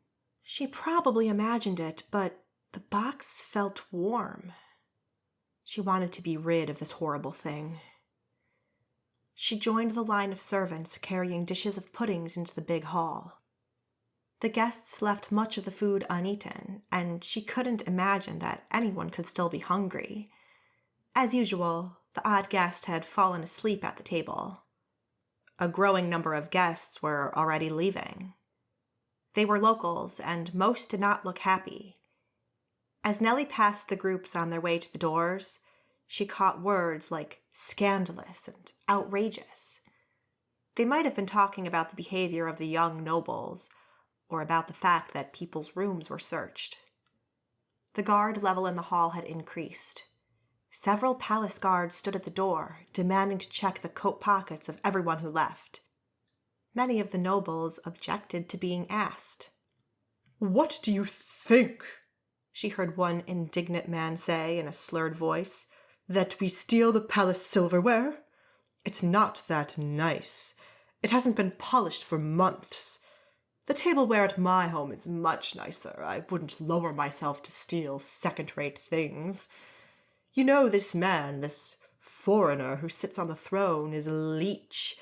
It's inappropriate to hold festivities like a king while he's only a pretend king. If he wants to be our king, he had better behave like one." His wife was pulling him by the shoulder. "Come on, let's go," she said in a low voice. "You don't want to get in trouble, do you?" "I'm not the one who will get into trouble," the wife hissed. "I don't understand you. All night you've been talking as if the Regent Bernard is your best friend. What has gotten into you?" The husband took off his coat so that the guards could check the pockets, but the look on his face spelled thunder. The guards found nothing of interest and returned the coat to him. He huffed while putting it on, and the pair left through the front doors, still arguing. Now that she knew what the guards were looking for, Nellie felt conscious of the bulge in her apron pocket. After all the guests were gone, the drunks dragged to their rooms or removed from the palace by the staff, the plates cleared, the tables wiped, and the floors mopped, Nellie could finally go to her room. She made sure the door was shut before she took off her apron, sat on the bed, and dug the box from her pocket. The polished wood gleamed in the light of the lamp. Compared to the box that Mistress Joanna used to have, it was a simple thing, although well made. She didn't remember seeing this box before. Then again, Prince Bruno was only 4, and no doubt his mother or his father would have kept it somewhere safe on his behalf. The wood felt warm under her fingers. It seemed to say, "Open me if you dare." Nellie let her finger slide along the crack between the lid and the bottom of the box. An ornate clip held the lid in place. Her fingertips traced the sharp outlines of the metal. With a soft meow, the kitten jumped onto the bed. It climbed onto her lap, pushing its head against the box. "No, don't do that. I might drop it," Nellie said. She rose from the bed, picked up Lord Verdonk's shirt, wrapped the box in it, tied the parcel up with the sleeves, and tucked it into the back of her clothes cupboard. The kitchen watched her from the bed, meowing occasionally. Chapter 15. Although tired, Nellie found it hard to sleep that night. She couldn't help thinking about the box in her cupboard, the box that 2 deacons of the church had opened, setting fire to the crypt, the box that contained the dragon that had given Lord Verdonk and Madame Sabine terrible scars, the box that was now in her room in the unlocked wardrobe where people could accidentally stumble across it. It was as if the air became stifling with imaginary heat. Nellie had seen Lefi's dragon once, a terrible creature with a long, sinuous body and a large mouth with vicious teeth.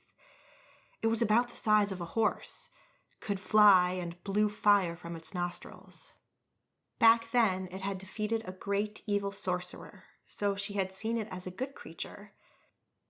But magical creatures existed under the command of their masters, and whether they performed good or ill depended on the master. If this dragon had belonged to Prince Bruno, who said he would have done good with it? And who commanded a dragon without a master? Then she worried about Lord Verdonk, wondering if he and his son and coachman had left the palace, and if Madame Sabine had gone with them, and whether they missed the dragon box. More than the box itself, Nellie feared the bad things that other people could do with it. She gave up on trying to sleep and lit the lamp on her little table.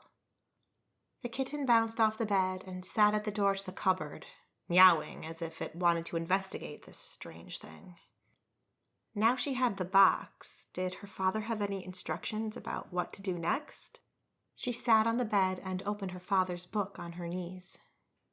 She found the page where the dragon box was first mentioned and read backwards from that.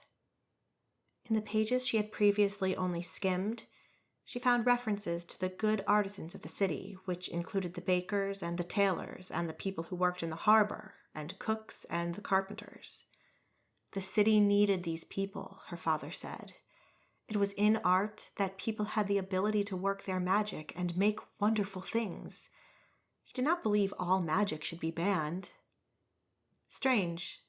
She had never thought of him as a supporter of magic. Quite the opposite, in fact, even if only because the church banned magic and refused to acknowledge its existence. In a roundabout way, he even mentioned the sorceress Juliana as a woman who lived in the artisan quarter and whom many feared, but who they turned to when they had an illness. He said about her, "Certain artisans with dubious qualities have a great interest in the items acquired by the church. It is not always clear how they know these items are in the crypts, but one woman is very insistent in her complaints. She claims to be the rightful owner of many of these objects, and although that is nonsense, she has a disturbingly accurate knowledge of what is there. It seems she uses a spy within the church, although we have not been able to ascertain who this is. The woman in question is known as a witch, and no self-respecting churchman would speak to her." And on the next page she found, "The witch claims the box has healing properties, and this is certainly untrue. Not only that, but Brother Alfred, who first attempted to open the box, would still be alive, since he was subjected to the full force of magic. But alas, he died of illness the same year. When handling the box, it can seem to be warm, in all likelihood caused by the anger of the creature hidden within. Maybe the man who holds it close to his person can derive benefit from this warmth, so as to make him less susceptible to common illnesses. But to be honest, this is extremely doubtful." Yes, Nellie had noticed the warmth. Healing properties. It had done nothing for Lord Verdonk's health. What about this man called Brother Alfred? Nellie remembered him vaguely. A monk who had regularly come from the monastery to visit the church. He had been well into middle age when she was much younger. What was the box supposed to have done? She put the book down and went to the cupboard. She took out the bundle of fabric with the box inside. The kitten followed her every step, almost making her trip. Slowly, she peeled the shirt away. The gleaming wood of the box reflected the light from the candle. This box was not the same as Mistress Joanna's. It was made of darker wood, and while Mistress Joanna's had carvings of flowers, this one was plain. Nellie shivered. She remembered the fire demons that had destroyed the city. She remembered them hovering over the roofs of houses. She definitely wasn't going to open this box, but she was curious to know what was in it. How could a dragon hide in a little box like this? Surely it couldn't be a very big dragon. If it wasn't a big dragon, it couldn't be a dangerous dragon. She ran her fingers over the smooth wood. It didn't feel warm to her. Her fingertips traced the outline of the clip that held the lid in place and started pushing the clip up. She caught herself. It was trying to trick her. It wanted her to open the box. She must put this thing away. She would wrap it up and take it to Shepherd Adrianis' house to ask what she should do. She rolled the box back in the shirt. The little kitten found the movement of the fabric very interesting. It jumped onto the parcel and tried to claw at a dangling sleeve. Nellie batted the paws away. "No, this is not for you to play with." The kitten had become so much stronger already. Nellie picked up the kitten and lowered it to the floor, rose from the bed, and returned the box to the shelf. The little kitten didn't give up so easily. It jumped back onto the bed, and from the bed onto Nellie's dress. Because its claws were so sharp, it climbed up the dress and jumped into the cupboard, using its claws to haul itself in. But with the weight of the kitten, the pile of clean aprons, towels, and sheets tumbled into a heap on the floor, including the shirt that held the box. The kitten's attempts to free itself unrolled the shirt from the box, and, being octagonal, the box rolled on its side across the floor. The kitten chased after it. Nellie dived after the kitten and noticed the clip on the box had come undone. No. Her fingers touched the box, but it slipped from her hands. The lid fell off. No. Nellie brought both her hands to her mouth and stared at the box in horror. Oh, look what you have done!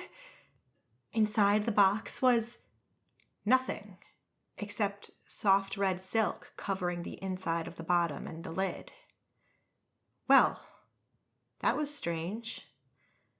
Phew, she'd worried for nothing. And then another thought. This was a ruse.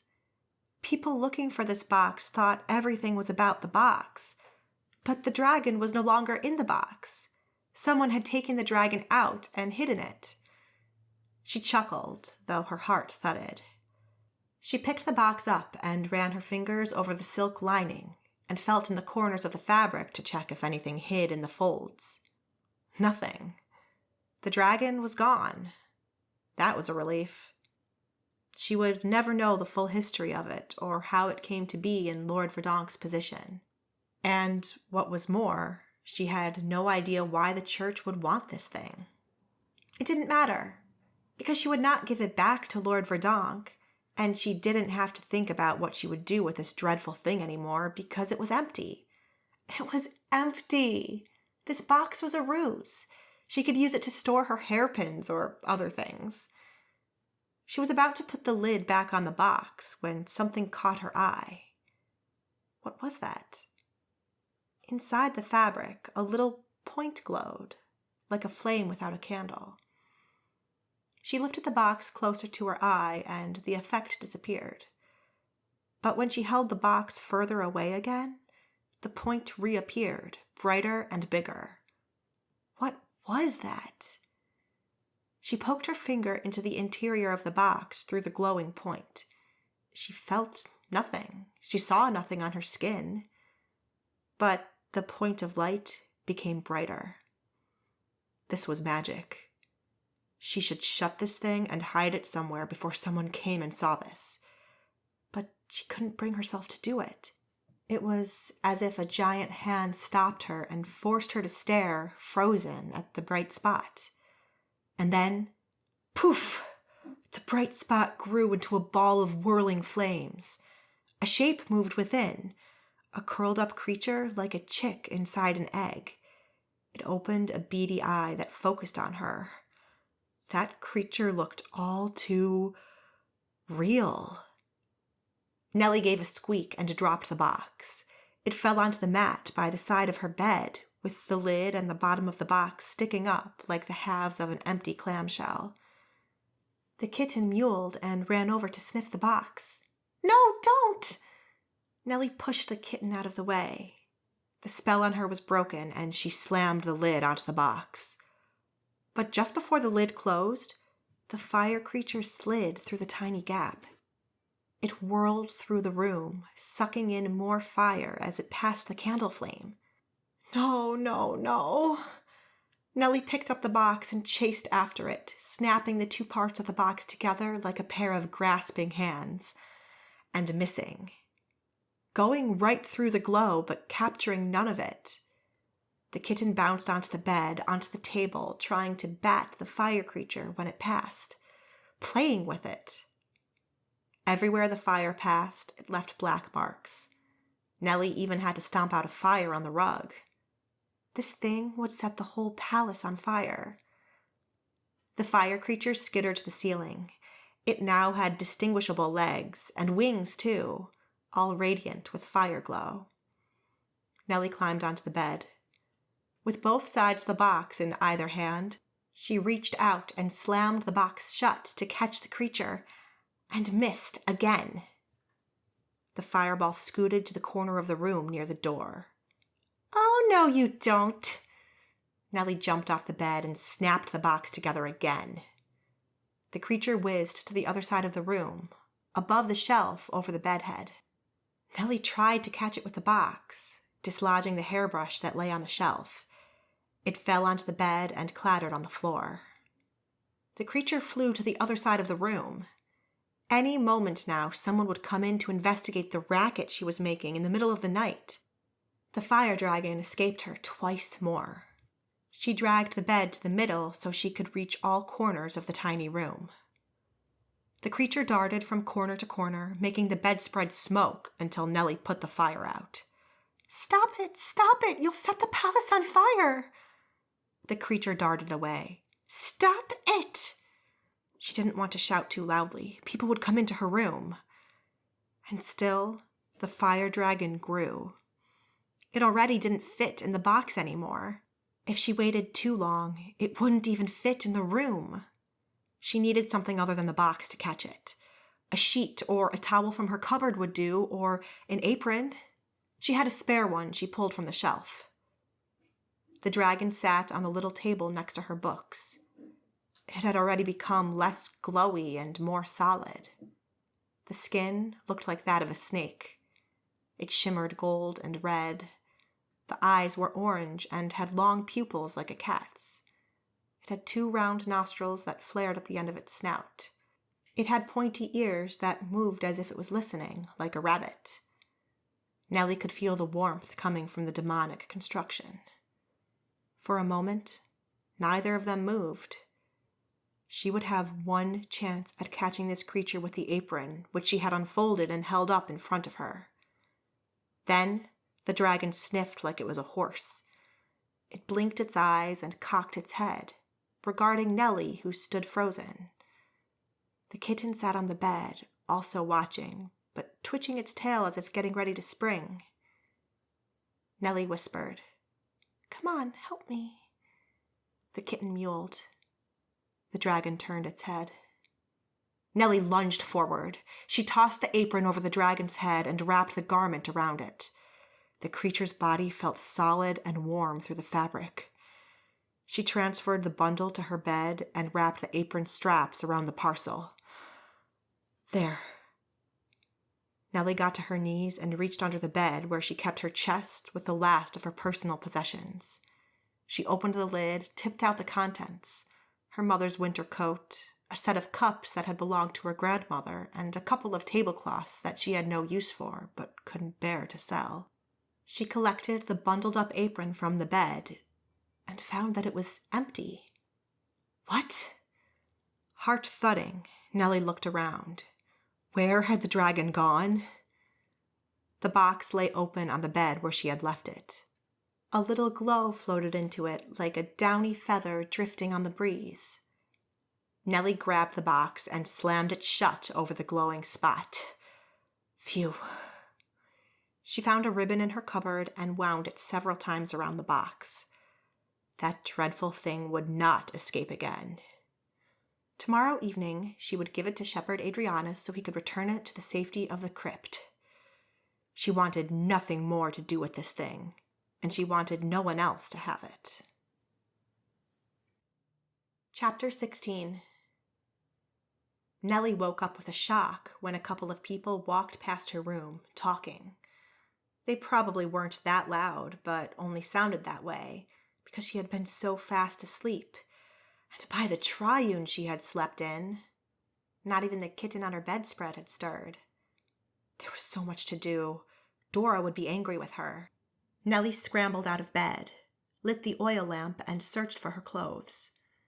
It was still quite warm in this room. That brought back the surreal memories from last night. Nellie checked that the dragon box was safely tucked away in her linen cupboard, which it was. She dressed to get ready for work. Her underdress, her overdress, her apron, her long socks. She hesitated when putting on her bonnet. It looked ridiculous, Madame Sabine had said. What would she look like without? On the shelf above her bed stood a little mirror that had belonged to her mother. It was stained with dark blotches where some paint on the back of the glass had come off. Nellie undid the pins to her bun. Her hair fell past her shoulders. It had never been pretty. It was thin and had an ashen color that was neither the radiant silver of Elsa's hair or the golden blonde of Queen Signa. Now that it was mostly gray, it was stiff and stubborn, even if that made it easier to pin up. Bah! Suggesting that she shouldn't wear her bonnet was easy for someone like Madame to say. She had a head full of lush curly locks. None of this dirty-looking, wiry, lifeless rubbish. Madame Sabine also didn't like hair in her food. So Nellie put on the bonnet and tucked all the stray hairs underneath. She made sure the cupboard was properly shut so that nothing would look out of place if someone checked in her room. The kitten was again trying to climb in, so she picked it up and took it into the corridor, making sure that the door to her room was also closed. It meowed and scratched at the wood. "No, you're not getting in when I'm not here." Nellie left the kitten sitting there. In the kitchen, activities for breakfast were in full swing. Dora had started cooking soup for the midday meal. "Hey, Nellie, you're late." She laughed, holding up the ladle. Else and Marcia were filling plates with pastries.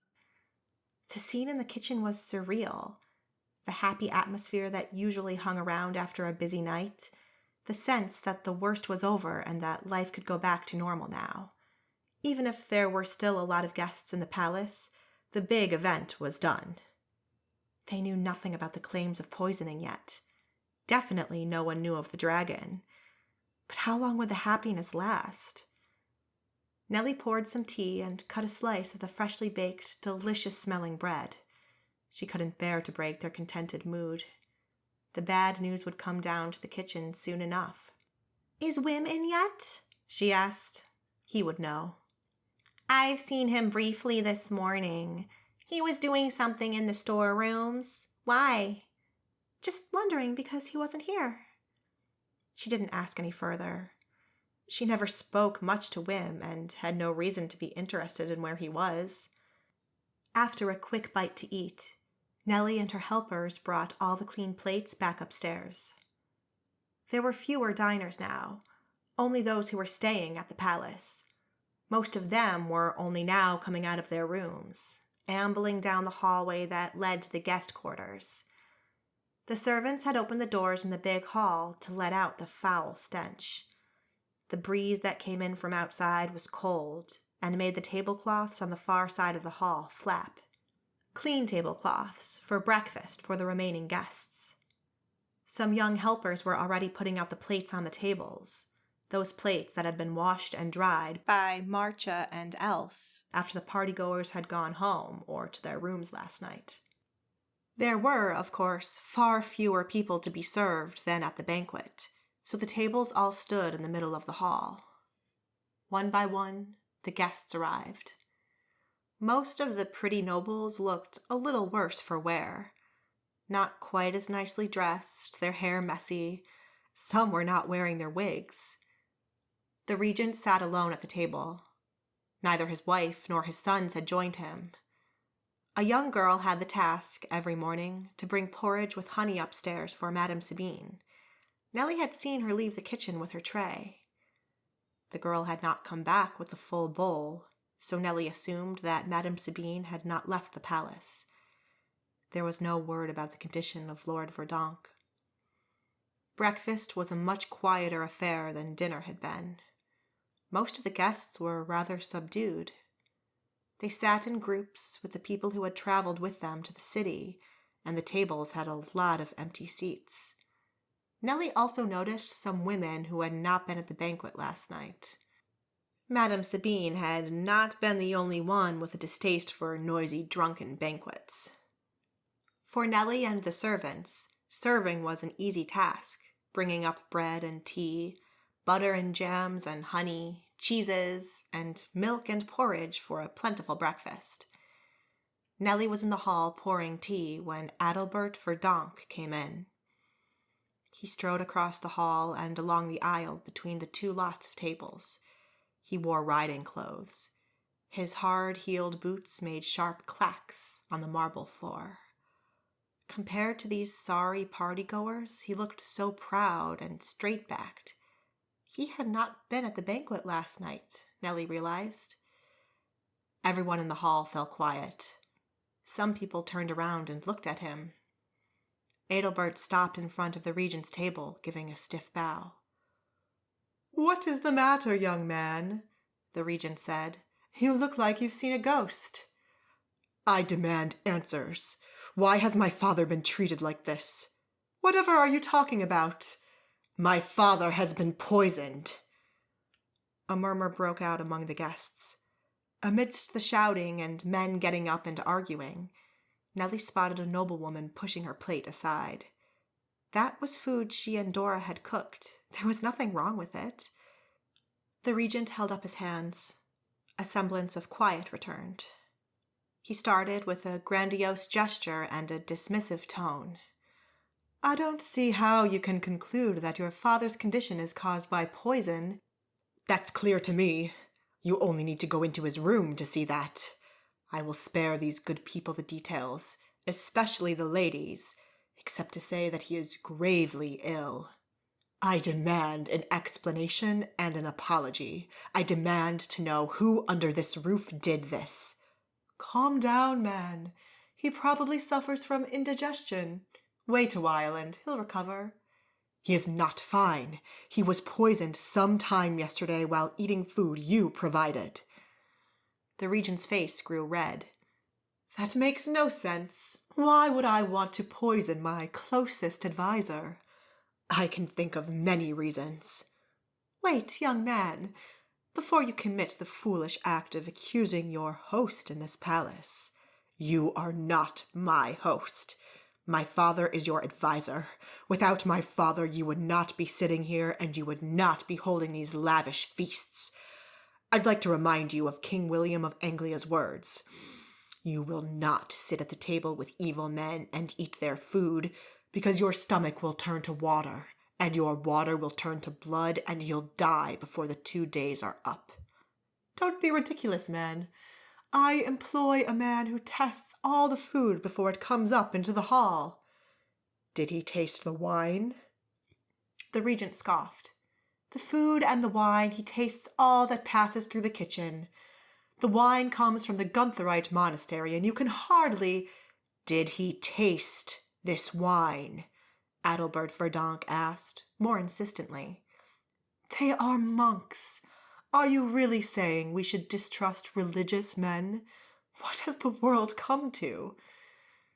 Nellie made her way out of the hall. She sped across the foyer and down the stairs, panic clamping around her heart. The wine. They had drunk some wine around the kitchen table the evening before the banquet, but a large crowd consumed so much of it, tasting it all would be impossible.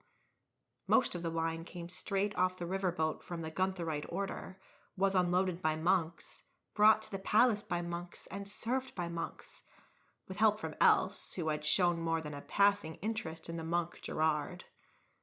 Else, who was up to some mischief with her juniper berries, lying about why she needed them. By the Triune! But no.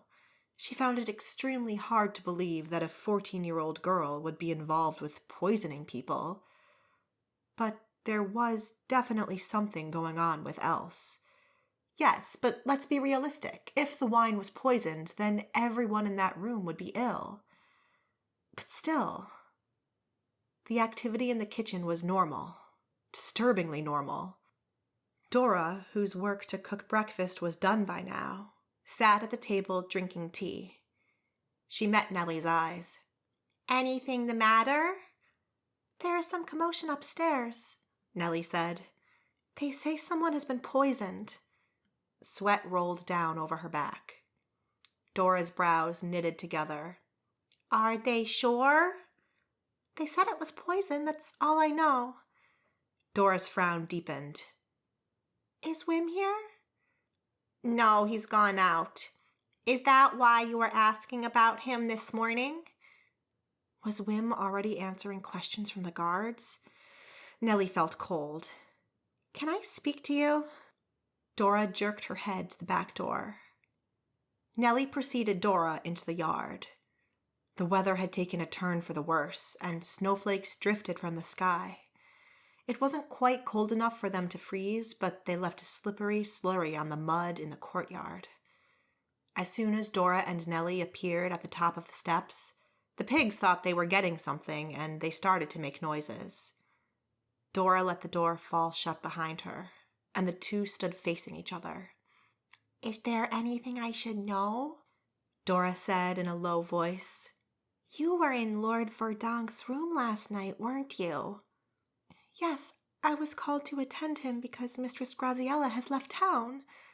The Lord has fallen ill, and they asked me to help, but there was not much I could do." "What was wrong with him? Are they sure it was poison?" "It looked that way to me. His bottoms were stained with blood." Dora gave her an ugh face. "Wim doesn't test the wine, does he?" Dora shook her head. "It comes from the Guntherite monastery." "It could have been an accidental poisoning. I haven't heard about anyone else falling ill." But Nellie knew that was unlikely in the light of the other events. Lord Verdonk was not a friend of the church. The church delivered the wine. Nellie couldn't imagine the shepherds getting involved with, or even ordering, anything like a poisoning, but those monks might. And there was that cabinet in the crypt room with the dusty bottles. Poisons aplenty for whoever needed them.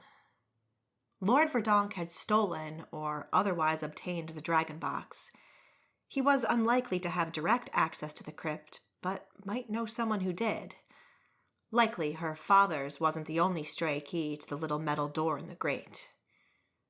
The church suspected that someone in the palace had the box, maybe even knew that Lord Verdonk had it. They might know the dragon had taken a swipe at Lord Verdonk and Madame Sabine, because both thought they could control magic or had a small ability.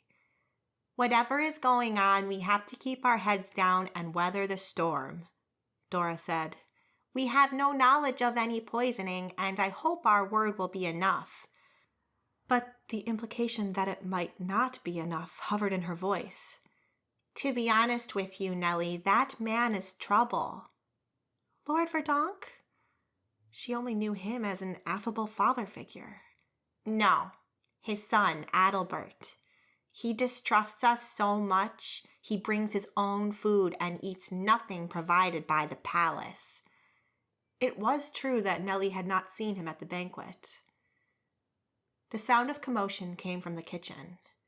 A man was shouting, and a woman shouted back. "It seems someone is down here already," Dora said.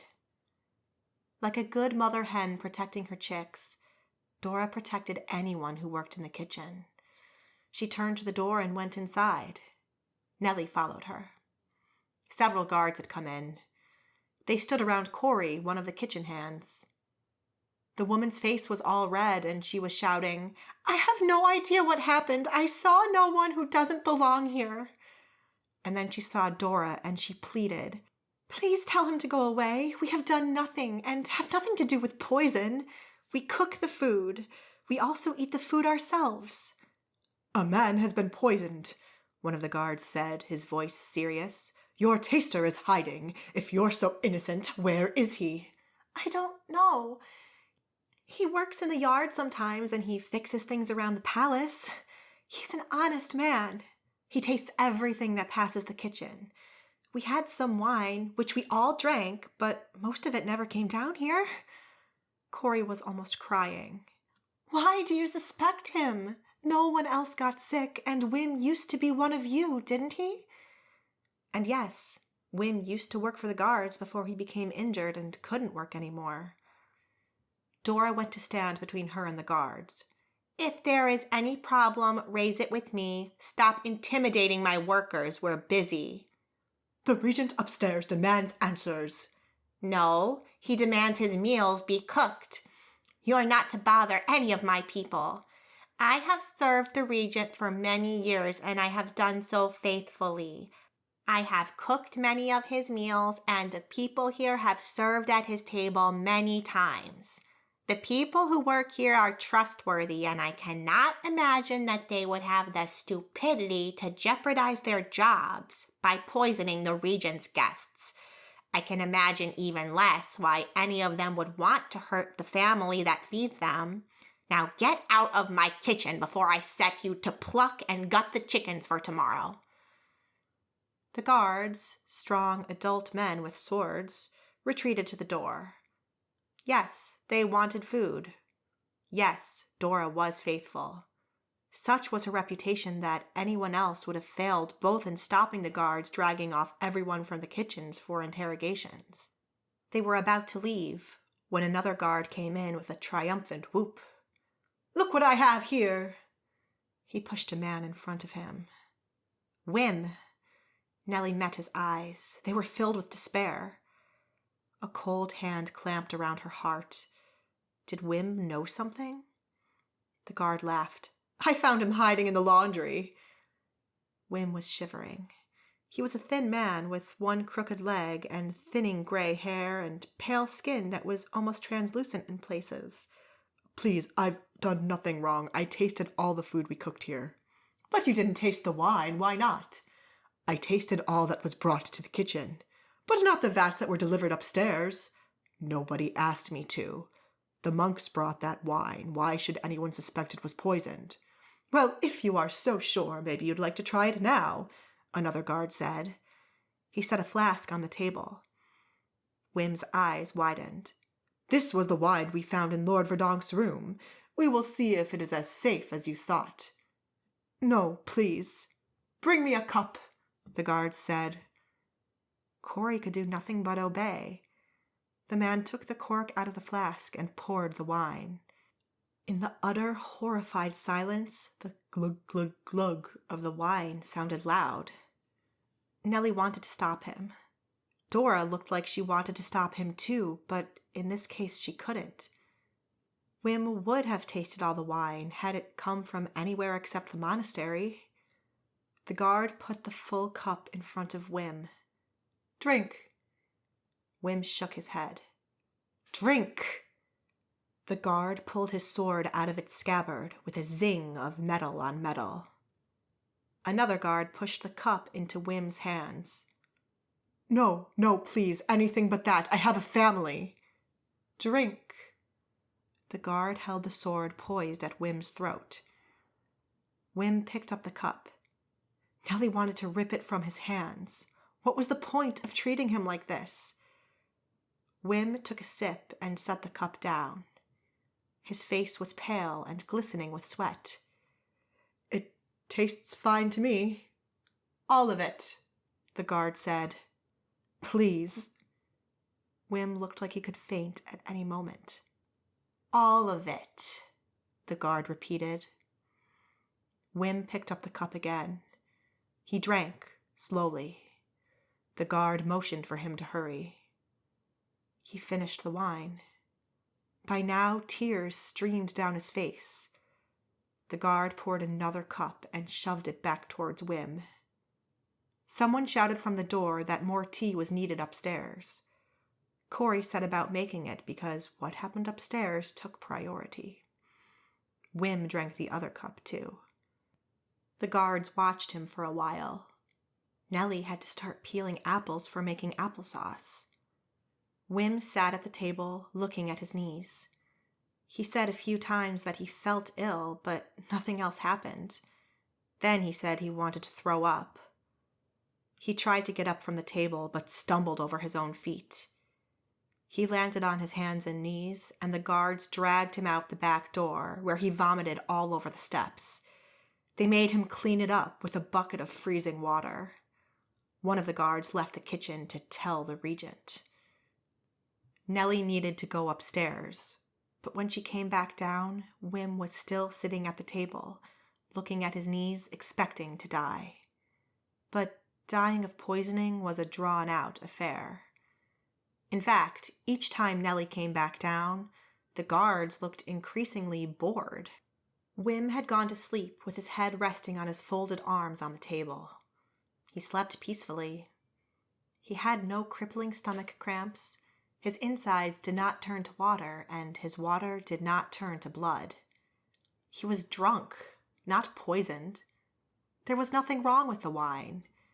But now the guards had told everyone they'd found the culprit. They had picked Whim as an easy victim to blame. Much easier than figuring out what else was going on in the palace and upsetting the monks and potentially the church. By the Triune, now she was angry. Nellie returned to the hall, where many people had gotten nervous and gathered around the dais, and the regent was trying to calm them down. "My room has been searched too," a man shouted. "My wife just drank the wine in our room," another said. "I will hold you personally responsible if something happens to her." Nellie collected plates, hoping that she could get most of the tableware to safety before a fight broke out. "Nellie?" said a man behind her. She turned around. It was Henrik. No, she didn't want to talk to him. She seriously didn't. She was too angry. "I heard the guards gave the kitchen a hard time," he said when he had caught up with her. "Whoa, why the angry face?" "Wim didn't do anything wrong. All the food we cook in the kitchen, he tastes. If it doesn't come in through the kitchen, he can't taste it. It's unfair to frighten him and unfair to make him drink all that wine. He was so scared that he was crying. What if the wine had been poisoned? Would that have been his fault? How could he have tasted it if he never saw it?" "Whoa, whoa." He held up his hands. "I'm not accusing Wim of anything." "Your colleagues in the kitchen did, and then they made him drink 2 whole glasses of wine. Wim rarely drinks, so he threw up, and now they say the wine was poisoned and it was his fault. Problem solved." "Please, Nellie." "Have you not seen what's going on right under your noses? Lord Verdonk is no friend of the church. He's also Madame Sabine's lover. The two were planning to leave last night, a situation I can't imagine the regent agrees with, so someone poisons him to stop it and gives Wim the blame." And there was a dragon box in that story somewhere, but she wasn't going to tell him about that. These people were all the same. Somehow she had hoped he would be different, but he was not. He was just all shiny buttons and spiffy uniforms and total obedience to his boss, whoever that was. Why had she ever thought he was any more honorable than the other people working upstairs? "Nellie, we are not blaming Wim. But he is one of the people we need to investigate." "Then investigate him without blaming him.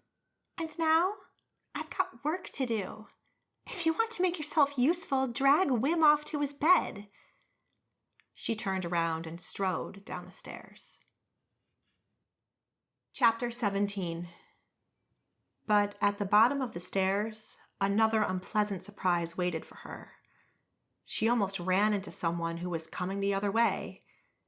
A woman wearing a man's coat with the hood pulled over her hair. "Oh, there you are." Madame Sabine. Nellie's heart jumped. What was she doing here? Was she looking for the dragon box? Did she know it was missing yet? By the Triune, did this mean that Madame Sabine had actually been to her room? "I went to look for you. Lord Verdonk made it through the night, but he is very ill and will take a long time to recover. We don't feel he's safe here, so we are going to try to get him home. I need you to find him some remedies for stomach cramps so he can make the journey." "Sure, I can bring him some tea of—" No, she couldn't. She had given the last juniper berries to Else. I'll have to go to the markets anyway." Dora was sure to need something. "I'll bring the tea as soon as I can." "Thank you. I'm insanely worried. He means so much to me, and I trust you with this important task." Oh, if only she knew. Maybe she suspected that Nellie had the box. One did never trust these nobles. Madame Sabine looked small and lonely, walking up the stairs to her room. In the big hall, Nellie knew, her husband was still talking to many of the guests. Dora did, indeed, need someone to go to the markets. She'd run out of salt and needed saffron for the glazing of the pork legs she would cook tonight, as well as a few other things. Nellie offered to go. Dora nodded. "I'd send one of the kids, but if you want to go, be quick, because I need you." So Nellie returned to her room, checked that the dragon box was still safe in the cupboard, which it was, and it didn't look like anyone had been there, and donned her coat. Gray clouds chased each other over the roof of the city, and the wind that blew off the Saar Delta bit into her skin. At the marketplace, stall holders stood huddled under the flapping covers, casting foul looks at the sky. The question was not whether it would stay dry, but whether it would rain or snow. Many of the stalls selling exotic spices were gone, but one local man still came occasionally. Nellie was lucky that he had come to the markets today. He used a tiny set of scales to weigh out the precious threads of saffron and filled her cloth bag with salt. While he was doing this, he spoke about the weather. He lived in town, where his wife ran the family shop. Nellie collected all her purchases into her carry satchel. Then she remembered something. Juniper seeds! She had almost forgotten. What would she have told Madame Sabine? I'm very sorry, but we are completely out. If you come back next week, I may have some. A pretty young woman just bought all the ones I still had. Oh, what a pity. I'll have to go somewhere else. Wait, a pretty young woman? What was the bet that this was else? How long ago was this? This morning. Scarcely a moment before you came. Do you know the woman? I don't. Which way did she go? She was very chatty, and she said she was going shopping. The shops were in the adjacent quarter, but Nellie still needed juniper berries, and a deep sense of dread had come over her about what else was up to, so she left the markets. Several shops in the commercial quarter sold herbs and all manner of dried groceries. The first shop she entered had also run out of juniper berries. The second shop was very busy, and Nellie didn't want to wait long for her turn because Dora was waiting for the salt. So she visited a third shop, which also had no berries left. What had the man at the markets again said about a young woman buying up all his stock? So she had to go back to the shop where it was busy, and just as she was going in, someone came out. Oh, Nellie! It was Else, dressed in a warm coat with her hair done up in a bun. Nellie had never seen her like that. She looked like a normal citizen, not someone whose family was to go into the poorhouse. That coat was of decent quality, and she wore a scarf, too. Out shopping? Nellie asked. This was awkward. The sisters' work at the palace didn't usually start until later in the afternoon. It was perfectly fine for Else to go shopping, but something in the way Else had almost sounded shocked when seeing Nellie told her that Else had not expected to see her. My ma'am asked me to buy a few groceries. She was carrying a basket with the lid shut. Well, I better be going. I'll see you this afternoon. Yes, bye. She skipped into the street, and Nellie almost entered the shop, but she turned around instead and waited on the porch, looking around the pillar that supported the corner of the alcove that held the shop's door. What was the chance that Else had bought the last ones from this shop as well? Juniper berries could not only be used by women whose bleeding was late. They could be used to make poison. By the Triune. The street outside was quite long and straight, and the foul weather kept a lot of the people indoors. Nellie could see Else walking out of the town center with her flaxen blonde bun bobbing on her head. For some reason, she thought of Madame Sabine's aversion to bonnets. Where was Else going?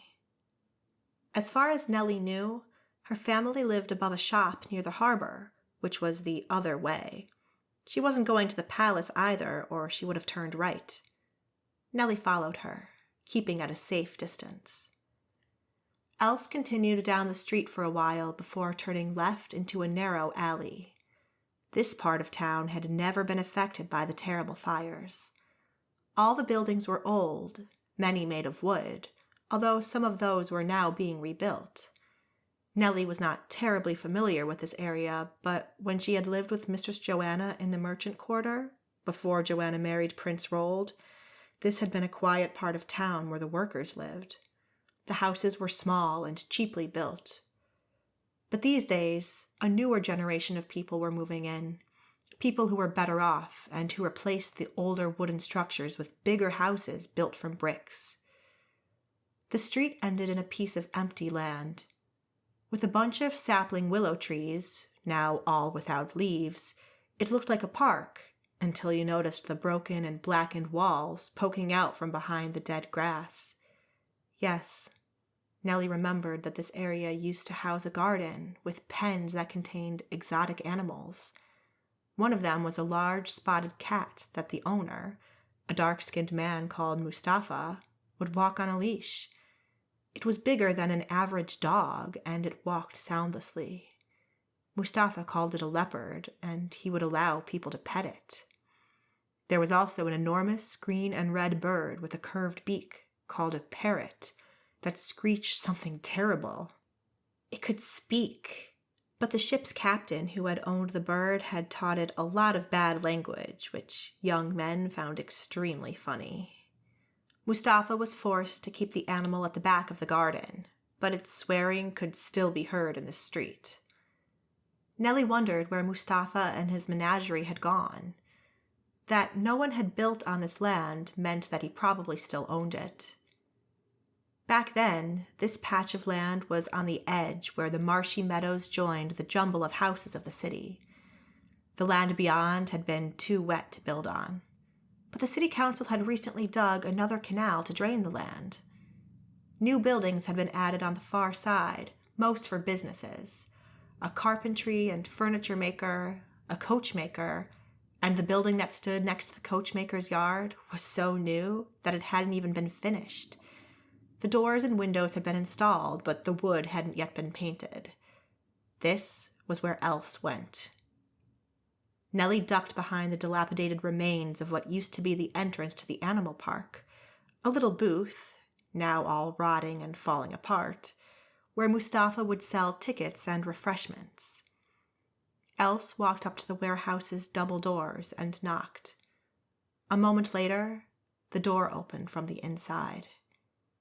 A female voice said something, and Else disappeared inside, carrying her basket. Well, that was interesting and annoying. What now? Nellie sped over the bridge across the canal and up to the warehouse door, but the tiny windows on either side were too far off the ground for her to see through.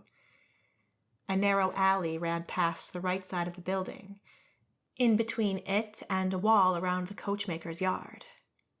The sound of men's voices drifted over the wall from the carpenters talking and laughing in the workshop. This alley was where the owners of the businesses took out their rubbish. A bin of sawdust and wood shavings stood ready to be collected by someone who kept chickens or ducks. With the other building as new as it looked, that side of the alley was still tidy and empty except for 2 empty bins. Despite the tidiness, the air smelled of rotting fruit. A window in the side was too high for Nellie to see through, but she dragged one of the empty bins underneath, turned it over, and climbed up. From her position, she could see over the wall into the coach builder's yard. Business must be going well because underneath a shed with open sides stood 2 coaches in progress. Coach wheels of various sizes leaned against the far wall. Large vats of water contained timber planks weighted with stones to bend them. A couple of men were busy polishing the side and door panels of an almost completed coach. By the triune, if those carpenters saw her standing on top of this wobbly bin, they would laugh and wonder what she was doing. She peered into the warehouse window. The first thing she noticed, when her eyes got used to the semi-darkness inside, was an installation made from metal vats with pipes. The installation stood against the wall. From her position, she could only see the top of the thing. There must be a fire somewhere because the wall felt warm under her hands. Steam blew from a little hole in the top of one of the metal pipes. On the warehouse floor at the other side of the installation stood a row of bottles on a bench. Nellie recognized the shape. A glass blower in town made these bottles. They were for gin. That was another use for juniper berries: making gin. The city of Saardam had laws about making and selling gin. Nellie was sure that this factory in an unmarked building that hadn't even been completed yet didn't fall under those laws. People were sent to jail for making and selling illegal gin. The city levied taxes on liquor because it liked to control how much of it was sold. Also, given half a chance, some people would use it as payment, neglecting their families, and, in all, too much gin led to more thievery and more beggars on the streets. And Else was inside that building where this illegal activity took place, with some ingredients. Nellie could see her, too. She was talking to another young woman, hidden behind Else. What she said must have been funny because Else bent over laughing, covering her mouth with her hand. But this gave Nellie a view of the other person. It was not a girl, except she was. A girl with a familiar face, fairly coarse for a woman, but, without the monk's habit, unmistakably female. It was Gerard the monk. Well, by the triune. Not only that, Nellie remembered seeing a bottle of gin in Lord Verdonk's room. Empty. She felt sick. Else clapped the monk on the shoulder. They hugged each other, and then she turned around to the door. Nellie scrambled off the rubbish bin and ran through the alley. Else had left the building and was just walking across the empty plot of land that had held the animal park. Nellie strode after her and caught up with her in the street by grabbing her by the shoulder. "What are you doing?" Else gasped. "Nellie, what are you doing here?" "I could ask the same about you. Buying juniper berries all over town, dealing with girls dressed up as monks. You know making liquor without a permit is illegal. You could end up in jail." Else's cheeks colored. "Who says that's what I'm doing?" "Then what are you doing in the warehouse back there?" Her eyes widened. "You were spying on me?" "With good reason. You lied to me. You took advantage of me. You didn't need the berries for your mother at all. You should be ashamed of yourself. I trusted you." Else glared at her, her arms crossed over her chest. "You are only 14. I'm trying to help you. You don't want to get involved with anything illegal." "I don't need help. I'm doing fine by myself." "No, you're not. You'll be headed for jail by the time you're 16. What is this kind of girl monk you've got yourself involved with? Why were you schmoozing with her at the palace?" "Do you see everything?" "Yes, I do. I haven't made it to my age by being stupid. Anyway, if you think you've been hiding your activities well enough, think again. I won't have been the only one noticing your strange behavior." Else glared at her and let her shoulders droop. "Will you promise not to say anything to anyone?" "I don't know about that. I'll decide once I hear the story." Else breathed out a sigh. "Giselle is like me, the daughter of a whore. Yes, I know you don't like that word, but that's what I am. Whore spawn. My father didn't care. My mother doesn't care." Her eyes burned. "Giselle's mother lives in Larizia and doesn't care about her. She's lived with the street rats all her life, stealing food and doing other things you disapprove of." "I don't disapprove." "Oh, yes, you do. You know nothing, but you're full of judgment. You call it help, but it's just telling people how bad they are." "Fine. If you don't need the work at the palace, you can hand in your aprons, if that's what you want. Then you can be a whore like your mother. You'll do well, until the first babe comes along. I thought you didn't want to live like her, so that's why I helped you. But I'm sorry, I must have been mistaken." She glared at Else, and Else glared back. Somewhere, deep inside her, Nellie believed Else didn't want to follow in her mother's footsteps at all, and that perhaps this illegal venture was part of it. "I never said I wanted that, and you can't tell me to leave anyway. Only Dora can." Also true. Nellie bit down on her anger. "Keep telling me about the girl monk." "She has a name, Giselle. I'll decide if I want to use the name once I hear the story. Else gave her another fine look. The only way for her to survive in Larizia was to steal stuff. One day she stole a bag with a monk's habit inside. She was cold, and the habit was made of thick fabric, so she put it on. And when she did that, people in the street treated her differently. The guards left her alone. The pimps stopped bothering her. So she cut off her hair to make herself look more like a boy and worked for the church because they gave her food. While pretending to be a monk? That was disgraceful and misusing people's trust in the church. What if the order finds out? Else shrugged. They don't care, as long as she works. For a girl alone, pretending to be a monk is safe. She's strong, so she worked on riverboats. Then, when she came here, she started making gin, because a lot of people want to buy it in the harbor. I met her there. She's funny and she's smart. She lets no disgusting man come near her. She sells a lot of gin in town. Giselle makes the gin, and I find people to buy it. I know many people in the docks through Ma'am, and all the taverns always want cheaper gin. We split the money. That's all. There's no evil plots involved, just us trying to survive. Did you sell anything to the palace? To the palace directly?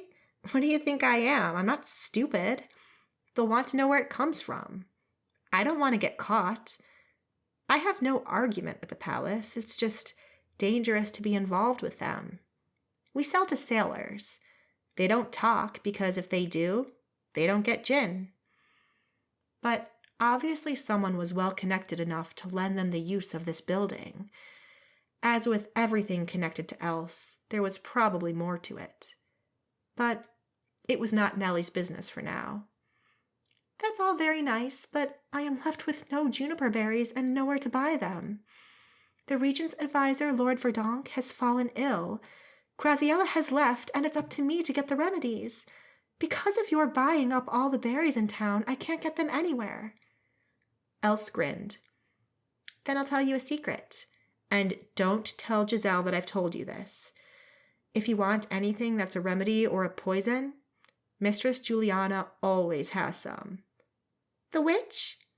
If you want to call her that, but don't say it to her face or she'll go crazy on you and charge you 3 times the price for the berries. She'll have them. She may have better remedies for the nobles' sore heads, too. Chapter 18. Nellie didn't want to see Juliana. Neither did she want to go into the artisan quarter, where many houses were strange, reflecting their occupants, the artists, the musicians, the modists. But she had promised Madame Sabine to bring her something for stomach cramps, although Madame would be better off finding someone who knew about remedies. The artisan quarter of the city lay on the western side of the town, in between Saardam Center and the marshy ground between the city and the strip of sand dunes that protected the land from the sea. In the past, this used to be grazing land, and during the summer months, caravans of traveling artists used to camp here. When the people of the city dug canals to get rid of water, the land became useful for building, even if floods still happened.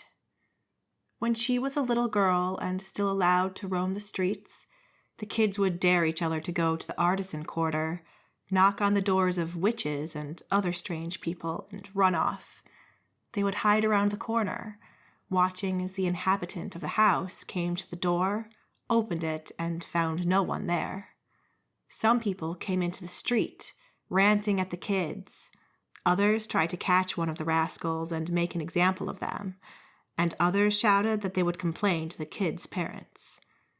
The one thing the kids wanted was for some magician to come out and blast them with magic, and the boys even had a plan for what they would do if this happened. One boy brought a silver spoon because, "My pa says silver stops magic, like dead." But when they knocked on Juliana's door, Juliana, who had always seemed as ancient as she was now, had not given them the satisfaction of blasting them with magic. The only result of the exercise was that the boy received a hiding for misappropriating the family's precious tableware. Nellie did not come here often anymore, because the only reason she left the palace was to go to church, and sometimes the markets, and both were in a different direction. She found that the artisan quarter of today differed greatly from the fearful place of her memories. The buildings didn't look so tall and overbearing now. Neither did they lean forward as if they were about to collapse on her. In fact, many of the houses were freestanding, and some even retained their yards. In others, the yards had been completely built in. These plots, with jumbles of several buildings on them, often housed at least a handful of families. The houses didn't look so scary anymore. Peeling paint no longer made a house look like a skull with its dark eyes following whoever came past. Now it was just peeling paint on a wall. A gate that creaked in the wind was just that. A dog barking behind a wall was just an animal, not a demon in the shape of a dog. Cats scooting behind rubbish containers were in colors other than black, and the seagulls on the roof were just resting, not plotting an attack on people. And the spider webs, there were not that many, let alone ones containing giant man-eating spiders. She smiled with those silly memories. Kids were so good at scaring each other with stories that were all made up. Witches, wizards, demons, enormous spiders. Goodness! The place was just a little quirky and old. What surprised her was how many of the houses appeared to be uninhabited. She wasn't sure which was the house of the sorceress Juliana because everything looked so different. But Nellie walked along the main street until she found a sign hanging outside the front door that said, "Healing and Charms." Faded red velvet curtains covered 2 windows on either side of the door. On the inside windowsill on one side stood a glass jar half full of white powder, the outside and stopper covered in dust. Next to it lay a sheep's skull with the horn still attached. The other was empty, but a round mark in the dust showed that a vase or jar had stood there until recently. Nellie pulled the hood of her coat further over her head, stepped up to the front door, and picked up the knocker, in the shape of a goblin, poking out its tongue at her. The thing was big and heavy, and she wondered if it was made of silver, because silver had magical properties. The knocker made a heavy sound, bang, on the wood. It echoed in a hollow space on the other side of the door. Not too much later, footsteps sounded from inside the house. A heavy bolt was drawn back, and the door opened a crack. "Who are you?" said an old woman's voice. "A friend sent me here to get juniper berries," Nellie said. She felt rather ridiculous. "A friend?" "Just someone I asked because everyone in town seems to have run out. I have money, and if you have other remedies against inflictions, I may buy more." This was finally enough to convince the woman to open the door. Nellie hadn't seen the sorceress Juliana for many years. She used to have a stall selling herbs and knickknacks at the markets, but she had stopped coming long before current troubles. It wasn't hard to see why. She looked unhealthy, frail, and very old. She was quite tall, a mere skeleton of a woman. Her clothes, all black, hung off her shoulders like poorly arranged drapes. She wore her hair in a severe bun. Her face was wrinkled and her eyes watery and bloodshot. The hand that hung onto the doorknob was long-fingered, like a giant spider, with the skin blotchy and flaking. Now Nellie remembered another reason all the kids feared her. She had several red blotches on her face, and the boys used to say she had killed someone, and the blood splattered all over her face, and would not come off when she washed, because that was apparently what happened if you were a witch. Nellie took a step back. The woman laughed. "Yes, the years have not made me any prettier, but I'm still the same witch. But now you, prim lady, knows what's right and wrong, at least acts like she knows and lets no one forget about it. The church says this, the church says that. Let's do what the shepherd says and never think about why they say this, because the church is always right. You haven't changed a bit either. How are things up there at the palace?" Nellie gritted her teeth. She might be a prim lady, but she was not about to let an old witch insult her. "I wanted to buy something from you. Now you've insulted me, why don't I turn around and take my money back home?" "You might do that, but then you still won't have your juniper berries." "Fair enough. Come on inside, because it's cold out here." Nellie had to steel herself to step into the house that had been the subject of her childhood fears. Life had been so simple back then. Magic was always bad, as the church was always good, and the king was always good. Wouldn't it be easy if things worked that way? The carpet on the floor dampened the sound of her footfalls and released a musty smell. Once Juliana had closed the door behind them, it grew very dark inside the hall. Nellie went first down the hallway.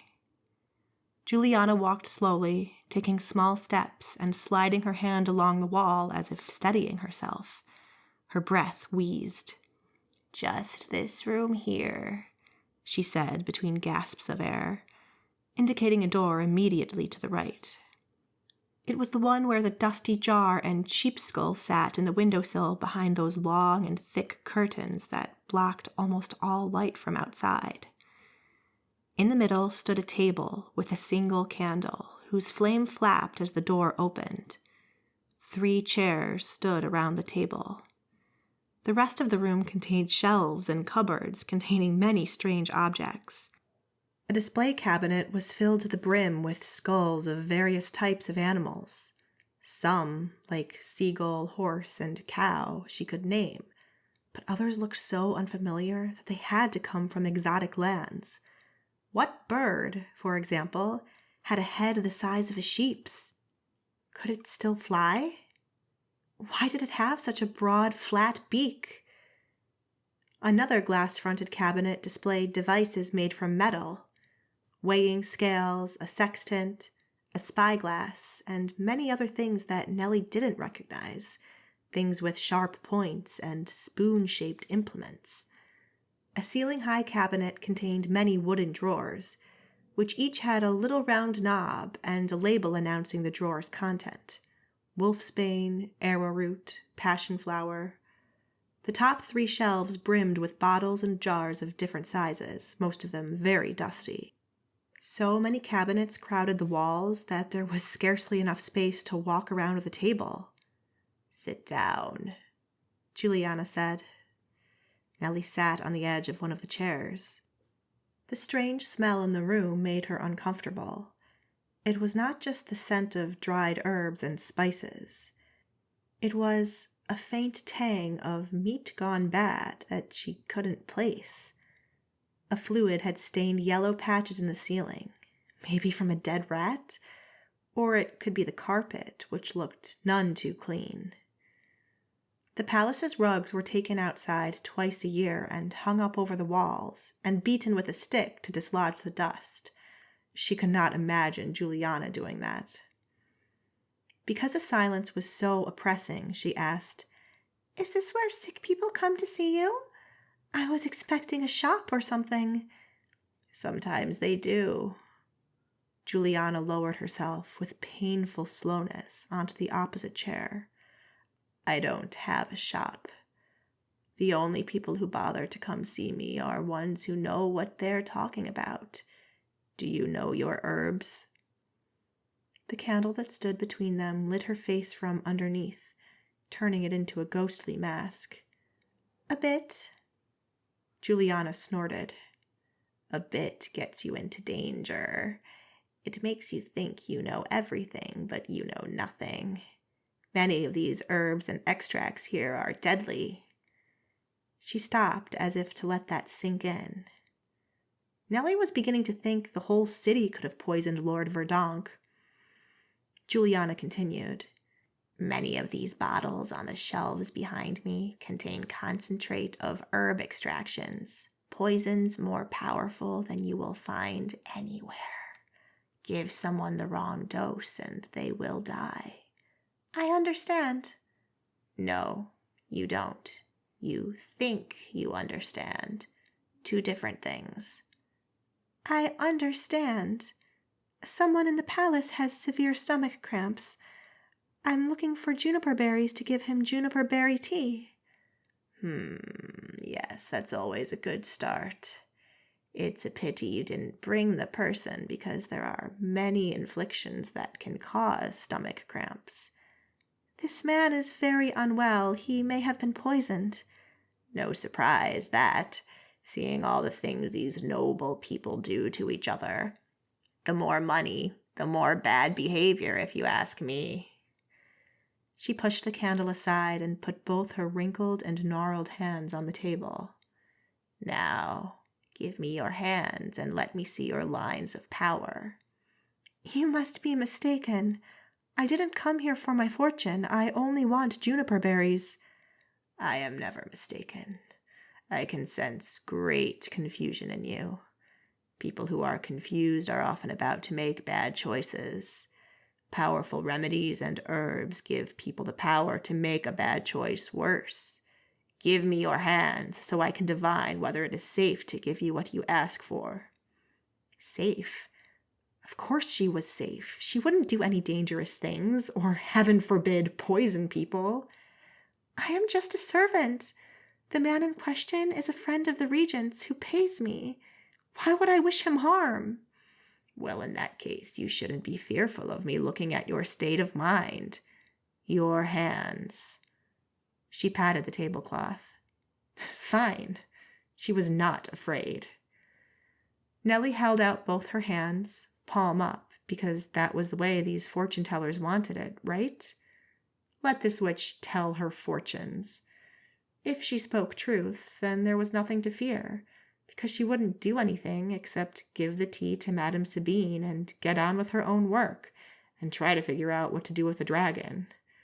Well, yeah, the dragon. If Juliana lied, then, well, she lied, and whatever she said had no value anyway. Juliana took Nellie's hands in hers. Nellie had always thought her own hands looked old, with wrinkles and darker spots, and one or two places where she'd cut herself and the skin had healed with a scar. But compared to Juliana's, they were positively young. Juliana turned Nellie's hands over so that the palms faced down. With a crooked finger, she traced a vein that ran over the top of Nellie's hand. The skin on her index finger was cold. Then she turned Nellie's right hand over and similarly traced the folds on the palm of her hand. It was utterly silent in the room. No noise came from the street or the houses next door. Something rustled in the ceiling, probably a rat. Juliana said, and a moment later again, Nellie wished she'd hurry because she could stay away from the palace a bit longer than necessary, but if she stayed away too long, there would be questions, and Dora would be angry. I sense a great disturbance in your mind. Well, yes, I've been very busy, and I wish I didn't have to deal with sick nobles because it's not something I normally do, but I sense you're on the verge of a great change, a great decision that will influence a lot of people. I work in the kitchen. How is that going to make any difference to anyone? By the Triune, this woman was really as mad as people said she was. Can I get the berries or not? I've got money to pay for them. Just let me get out of here. It was a mistake to come here. Maybe Else even sent her here on purpose. Who knew? I'll only give out poisons to people whose lives are stable and who are trustworthy. And I am not? Fine, I'll leave. Nellie pushed herself up. Wait. The voice was so dark and haunting, it sounded like it came from the woman's deepest soul, from an entity that was not part of her earthly body. Nellie had to sit back down. A cold feeling crept through her. No, she should never have come here. She'd been right as a little girl. This woman was more than a creepy-looking hag.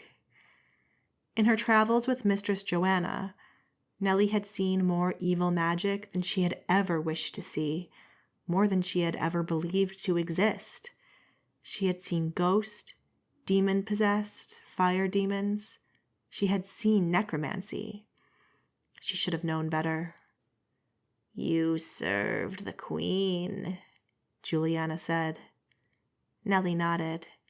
"You knew both the queen's children were strong conduits for magic, not through the woman herself, but through their fathers." That was true. "You know magical entities have struggled to gain control over Saardam for many years, starting before the time of King Nicolaus.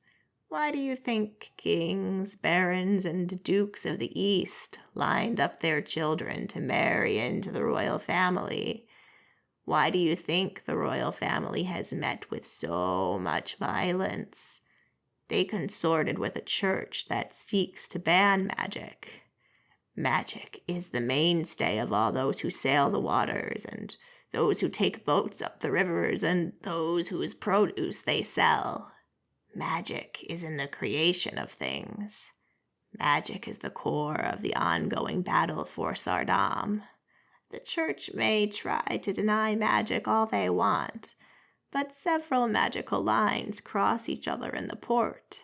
Wind magic, water magic, wood magic, and the power in those lines is stirring. When I touch your hand, I feel the magic singing through you." "That's ridiculous. I am the least magical person alive." "Yet you are brimming with magic." "Because of the dragon box.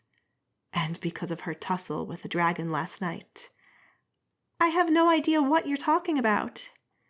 "If you speak the truth, you will find out soon. This person you come here to buy these berries for, is he a powerful magician?" "I wouldn't be able to tell. I am not that type of person."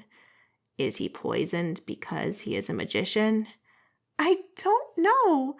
I told you many times I'm not that kind of person. I'm here to get something for stomach pains, but I shouldn't have come.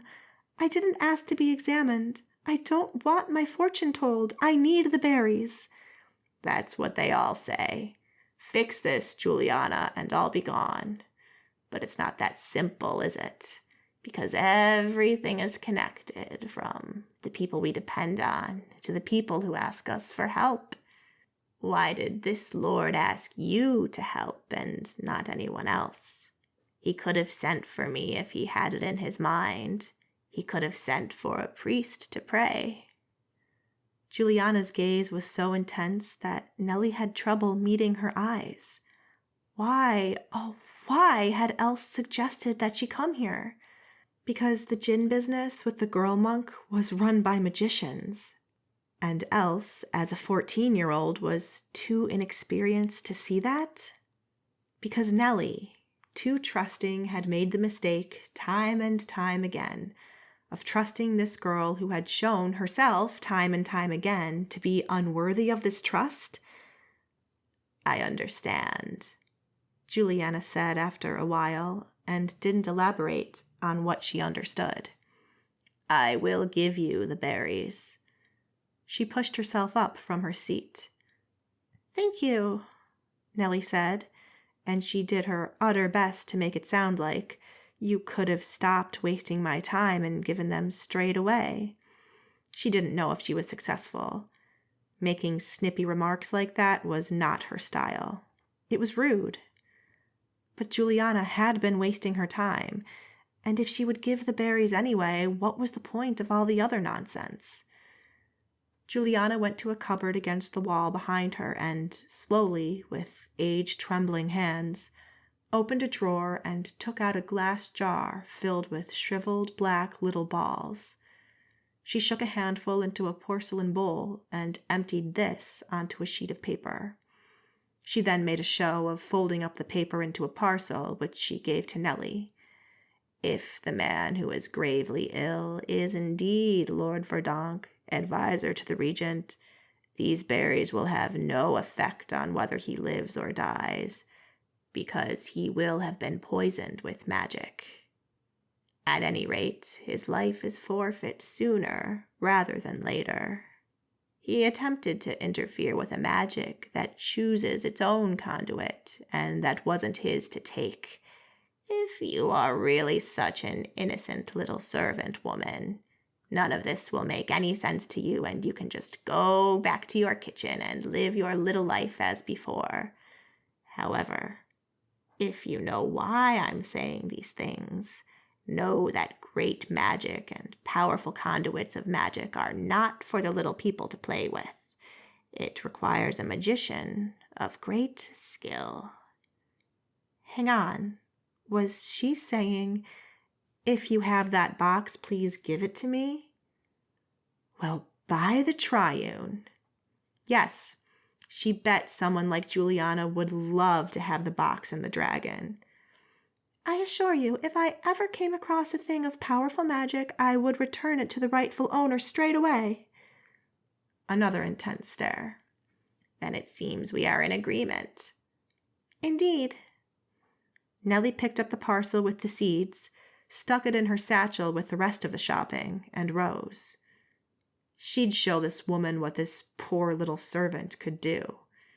She might not have a shred of magical ability in her body, but she sure knew that glimmer of greed in Juliana's eyes. Chapter 19. Nellie came back to the palace kitchens during the chaos of mid-morning. Oh, there you are, Dora called out the moment she stepped into the door. Her face was red from stirring the pan at the stove. I've brought you the saffron, Nellie said. Must have been some very special saffron for the time you were away. It was. The usual place was out of stock. Can I need you to help the girls upstairs. Corey tripped on the stairs and hurt her ankle. I told her to stick her foot in cold water. She can barely walk, let alone carry dishes.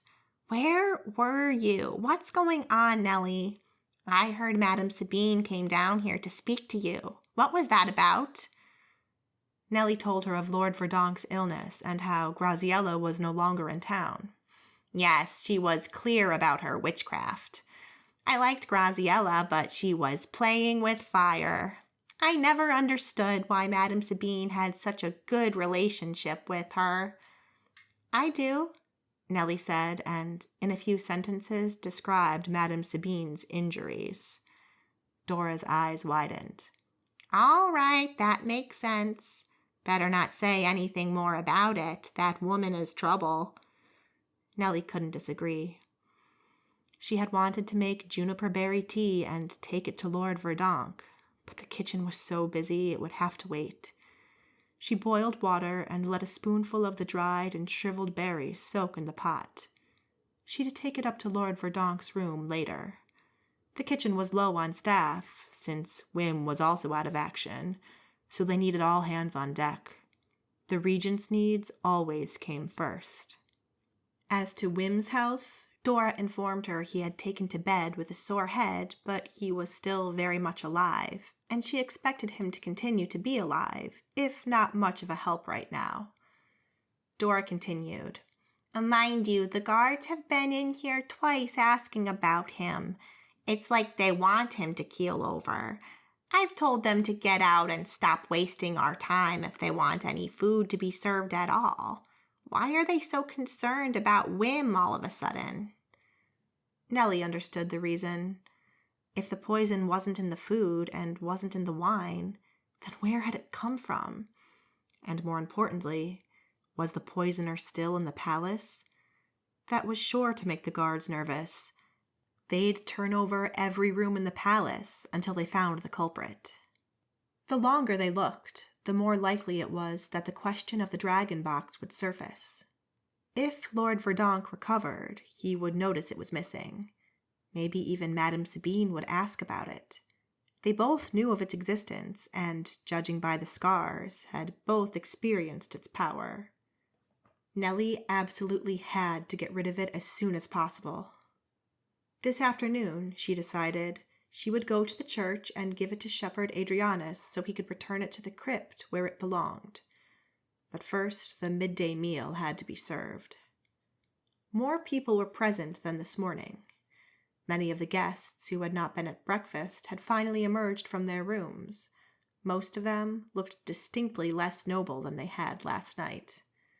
Nellie caught shards of conversation about this morning's accusation made by Adelbert Verdonk, but to her surprise, most people were curious rather than angry. Down in the kitchen, she said to Dora, "I don't know about you, but if I'd been at a banquet where people were poisoned, I'd be asking a lot of questions about what I ate." "Just count your luck they don't. We'd be copping the full blast of everyone's anger." And the kitchen had done nothing. Besides, all the food that was taken upstairs was also eaten in the kitchen. Nellie caught other people talking about Lord Verdonk having asked for trouble and that the situation was his own fault. A noble lady said, "That son of his is a strange bird. He won't even come in here and sit at a table with us, like we're too good for him." "They're very well off, though," another noble lady said. "I heard that the de Ruyter family proposed a marriage between him and their daughter Josefina, and that they refused because the family didn't have enough assets." A third noblewoman butted in. "I heard they're heretics. That's why they won't sit with us and marry our sons and daughters. And frankly, I wouldn't want my daughter to marry a heretic, no matter how much money and land they have." There were sage nods around the table. "It's such a pity that Regent Bernard doesn't have any daughters," the first noblewoman said. The conversation went on, but Nellie moved further down the table, and she couldn't hear them anymore. The level of support that Regent Bernard got from the local nobles never ceased to surprise her. The regent had very successfully bought his way into their heads by offering them this food. When everyone was eating, the regent got to his feet and asked for quiet. Great. A speech. He started a great ramble about his good friends and loyal citizens, and that he would always be there for them. Nellie was stuck listening to it because she had started clearing the tables, and there was no way she could do that while the regent was speaking. A few other kitchen servants were also caught up in the crowd. She spotted Else and Marcia standing together and talking in low voices. Nellie wondered what Marcia knew of her sister's activities. As she watched the two, it occurred to her that she was drawn to girls of Marcia's type. Else was too in-your-face about everything. Marcia appreciated the position Nellie had made for her. She would work hard and would stay in the employ of the palace until she grew too old or until she married. Else, however, would either do something great and would be remembered for all time, or she'd be dead before she was 20. Nellie had been like Martai all her life. What would it be like to be Else? To be bold and say what she thought? To see the reactions on the faces of the people who demanded respect but deserved none of it? For a moment, Nellie entertained thoughts of stepping up to the regent to tell him he'd eaten enough cakes, to tell Shepherd Wilfridus that if he didn't shout so much in church, she might consider going there. Or to tell all the nobles in the city that they must have noticed that Regent Bernard was only interested in them for as long as they told him he was the best man to have ever lived in the palace, and that they should know better than to sell their loyalty for the chance to come to these ridiculous banquets, because it made them look dumb. Sometimes she wished she could say these things. Nah, she was too old for that stuff.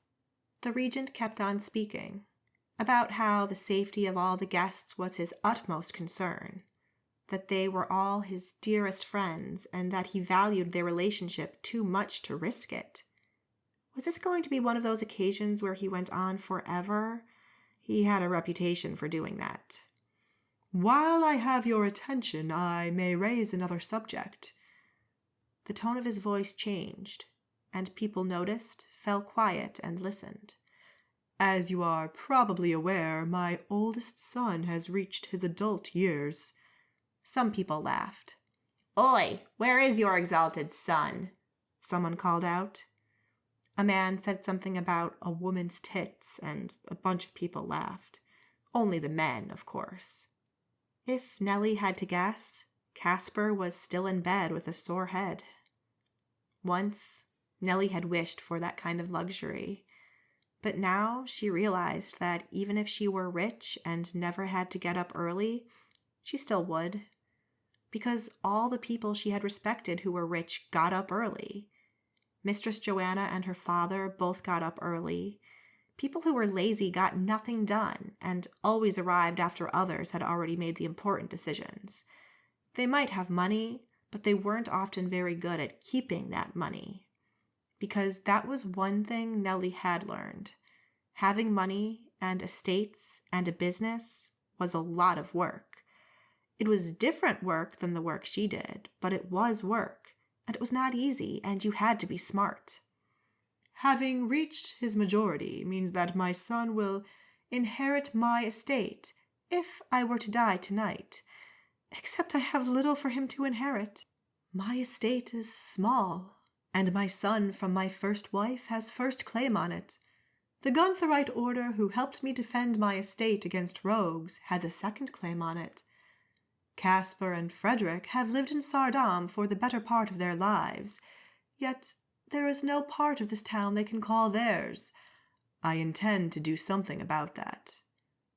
By the Triune, this was going in all the wrong directions.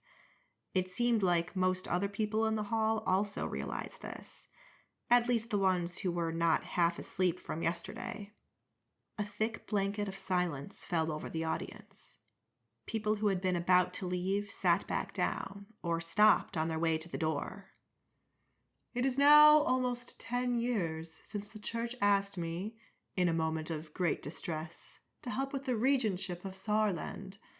I was surprised and even took it as a joke. I own a moderate estate in Barovia. I am a distant cousin of King Rold, and I am not favored by any ruling family. It was just that quality that the caretaker for the crown wanted, not being an enemy of the surrounding countries, while not being overly friendly with any of them either. I like to say I have done my job well. I like to say that I've done it very well, considering the circumstances I found myself in. I've asked for the situation to be made more permanent, and I've been told to wait. What I should wait for appears to be immaterial. Whenever I ask at what time a decision will be made, the answer is always to wait. Well, I've made a decision, because if I don't make a decision, no one will. He glanced over the gathered nobles, all of whom watched him intently. From the women with the fancy dresses, to the junior princes, to the brother of the Duke of Arodin and his family and dainty courtiers, to the wives and servants and all the other people in the hall. Also the people who stood at the open doors. These were nobles who lived in the city, those people who had gone home after the banquet and had now come back for the continued festivities. Nellie spotted the mayor and his daughter, but also Shepherd Wilfridus and a deacon. The regent let a long silence lapse to increase the impact of his words. He looked around the hall, his hands clasped loosely over his ample stomach. When everyone had fallen quiet, he continued. Come spring, we will have another gathering like this, except it will be a gathering bigger than this one. We will invite all the kings and queens, the barons and baronesses, the dukes and duchesses, from all the surrounding countries. There will be a banquet better than the one last night, and it will come after a day of official celebrations when I will be officially crowned king. At these words, many people in the hall cheered. Some of them jumped up and clapped. Some of them banged on the tables, making the plates and cups dance. But across the hall, the shepherd yelled, "The Lord of Fire will come to this town before you will sit on the throne." He was used to preaching, and his voice projected across the crowd much better than the regents had. The mayor called out, "You insult my daughter, and you expect me to bow for you?" Several people in the hall yelled at the mayor that he was a traitor, that the regent had been so good for the city. Nellie caught the eye of Else and Marcia across the table and the heads of the nobles who were still seated. "Quick!" she yelled, and hoped her voice didn't get lost in the noise. "Get everything off the tables before things turn nasty." Marcia wrestled through the narrow aisle with a trolley, while Nellie, on the other side of the table, collected a big stack of plates. Shepherd Wilfridus strode through the hall, his ornate cloak flapping. People ducked out of his way. He was not the only person making his way across the hall. Several of Regent Bernard's personal guards formed a barrier between the regent and the angry people trying to climb the steps to the dais. Several noblemen had taken to protecting their regent from the angry newcomers. The mayor was shouting at a merchant to let him through. Regent Bernard was yelling, "Sit down, everyone, sit down!" Despite the loudness of his voice, it barely rose over the tumult. Nellie and the two girls worked hard to collect the plates. If someone upset the table and a lot of plates broke, she would be accused of breaking them. The teacups were especially precious, made of the finest porcelain, and there were not that many. A number of guards came into the hall and walked through the aisle, telling everyone to calm down and be seated. Nellie met Henrik's eyes over the heads of the guests. His expression was worried. He came around the table to speak to her. "Get everything out of the hall as soon as possible. Other townsfolk will be in here soon, and I don't think it will be pretty. You better get all the pretty tableware out and get yourselves to safety." His tone appeared cool compared to yesterday. When she merely nodded, he turned around and went back to telling people to sit down. "Henrik?" He looked over his shoulder. A brief flicker of hope danced in his eyes. But there were others around her, and the apology she wanted to make to him died on her tongue. The heart of the matter was that she wanted to say something to him, but she didn't believe being angry about Wim wrongfully accused of poisoning was bad. She might apologize for shouting at him, but she would never apologize for that. So they each went their own ways, Henrik towards the dais and Nellie into the foyer. A little dream inside her died in the time she took to walk into the foyer. The dream that she had as a girl, that she could have a tall and handsome husband who would go every day to his position in the palace while wearing a uniform with shiny buttons, that he would come home and she would have cooked for him, and he would read from the book of verses for her and the bevy of children they would have. Wake up, Nellie. You're far too old for that kind of daydream. Even out in the foyer, the noise coming from the hall was deafening. Casper was also in the foyer, seated on a couch. He was alone. It looked like the partying had caught up with him because he rested his head against the side and his eyes were half closed. The Baroness Hestia was nowhere to be seen. Nellie delivered the dirty plates in the scullery, where it was still reasonably tidy. Else and Marcia were heating water, ready to wash plates. She went back upstairs with the empty trolley. One of the regent's upstairs servants had discovered Casper in the hall and was trying to wake him up. Casper sat with his elbows leaning on his knees, his hands over his ears. Neither he nor the servant paid Nellie any attention when she walked past. A big group of local merchants had gathered in one corner of the hall, talking in angry voices. "He's a foreigner," a well-dressed nobleman said as Nellie pushed the trolley past where they stood. "Surely if we are to have a royal family, we can find someone in our city." "Yes, someone like yourself," another noble said. The men laughed. And that, ultimately, had been the problem. When the royal family was killed, none of the local noble families agreed to their rivals taking up the position of regent. Many of them could claim relationship to any of the royal families who were also related to all the guests here.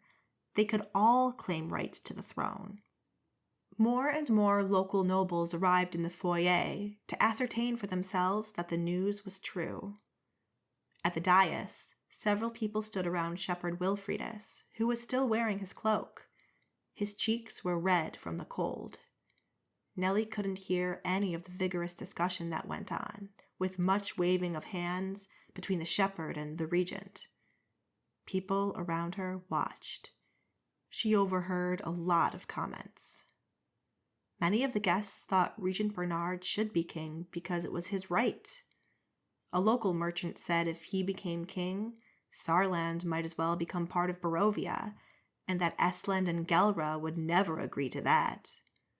An old man Nellie recognized as an army commander argued that if Saarland wanted to be at war with any of the surrounding countries, making Regent Bernard king was the way to go. No ruler, no house in any of the lowlands or beyond wants control of the only port city with access to all mainland rivers to be in the hands of their rivals. If control of the city is given to any powerful family except them, they'll come and seize control of the city. Do we want another siege and occupation by some foreign power? I say we depose the regent and we give control of the city to a council. No royal families, no church. Even the workers in the kitchen were talking about the regent's plans to have himself crowned king. If he plans to have more guests than there are in the palace now, we must buy more plates, Dora was saying, always seeing the practical side of things. There is only one problem with all this, said Wim, who evidently felt better because he had been doing odd jobs around the kitchen and had just come in from feeding the pigs. Only one? Dora laughed. Well, the most important one. The shepherd is the only person who can make anyone king, and he will not do it. Someone will hold a knife to his throat, Dora said, holding up a knife. They'll have to use a sharper one than that, Corey said from the bench where she sat with her foot in a bucket of cold water. Wim said, Regent Bernard can just reopen the Bellarmine Church, invite a priest, and let him do it. He's got feet in both camps. Yeah, he's a foreigner. And that was the ultimate verdict. Regent Bernard was a foreigner, and none of the locals wanted a foreigner on the throne, but they wanted their rivals on the throne even less than they wanted a foreigner. When Nellie went back upstairs, some people had started leaving. They were mostly locals, and Nellie did not miss the anger in their discussions as they made their way through the hall, saying that the shepherd should not allow it, and that they should put this self-important man in his place. There were comments about Casper, too. I'd die before I'd see that misbehaving brat on the throne, one woman said. It was quiet in here, and sounds echoed in the foyer, so Nellie would not be surprised if Casper heard it. Meanwhile, cheers came from the hall. What a load of selfish pigs. Here they all were, eating the regent's food and enjoying his hospitality. They still only thought about themselves, as rich people often did. One does not become rich by being generous to others. That was a conclusion to a story in the Book of Parables. That story showed what she had seen the last few days. The nobles would come here and smile to the regent when they thought there was an influence to be gained, only to complain if they didn't get their way. Rich people were disgusting. They gorged themselves while common people slept in the streets. They started wars that common people didn't want, about things common people didn't understand, just so they could keep the common people busy while they raided the coffers for their own good. And they made rules that people got angry about. If all magic was banned from the city, then who would bake nice bread? Who would make the best clothes? And who would know about herbs and about the weather? And so, Nellie's angry thoughts kept going around while she cleared the tables and helped serve tea to whoever still wanted it. And there were plenty of rich, disgusting people who did. Those people spoke of sticking by the regent, who had done so much for the good of the city, and yet didn't mention a single good thing he had done. That man deserved no support. Chapter 20. When the midday meal was cleared away and preparations for dinner done, there would normally be time to rest. Nellie often had a nap, did her laundry, or sat in the kitchen talking. Today, she was too busy for that. She heated the juniper berry concoction and told Marcia to deliver it to Lord Verdonk's room, with the warning not to go inside and come back immediately. Marcia was a good girl, so she did as Nellie said. Did they ask questions? Nellie wanted to know, and Marcia said they didn't. I gave the tray to the man at the door, and he said thank you, that was all. Good girl.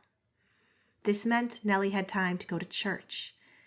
It was too early for the service, but she hoped to visit Shepherd Adrianis and give him the box. She also realized that one reason she felt so angry at the regent and everyone upstairs was that she had been too busy to eat anything herself. She collected some untouched bread rolls for the poor people in the church and ate one while walking to her room. Already she felt much better. Because she had been careful to close the door this morning, the kitten could not get in.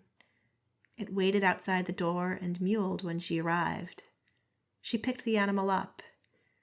In the few days since she had started feeding it, the kitten had become stronger. Its coat also looked healthier, and when she held it in her hand, she could feel purring deep within the little body. Are you going to be my cat now? The kitten looked at her with its dark eyes that were still of indeterminate color.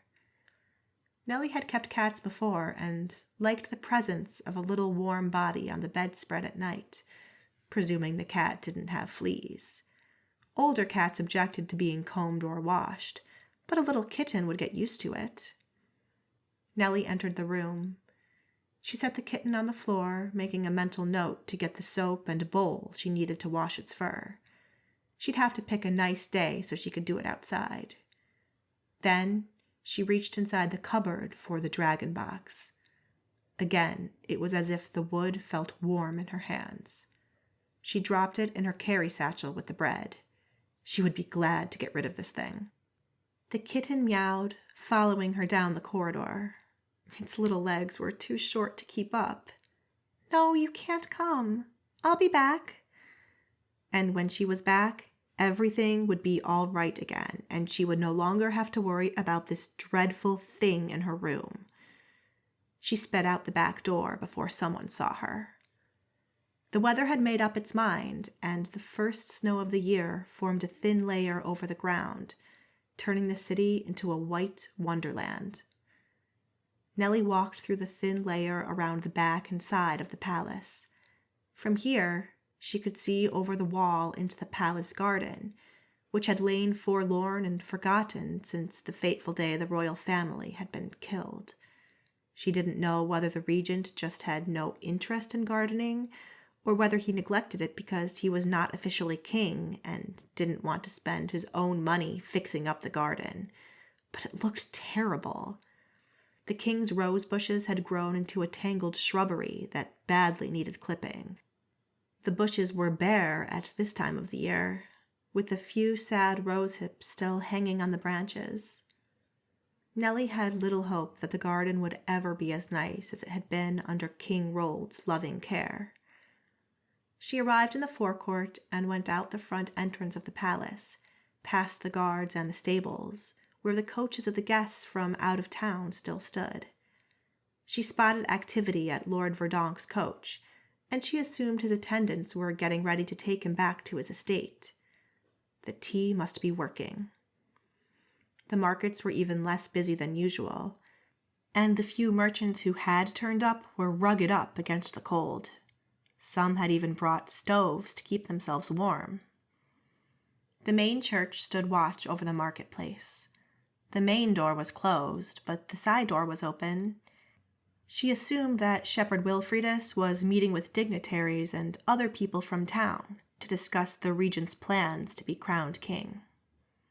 While Shepherd Wilfridus was the only one who could perform that duty, it would be easy enough for the regent to reopen the nearly abandoned building of the Bellarmine Church, declare it the country's official religion, and have the priest perform the service if Shepherd Wilfridus didn't want to do it.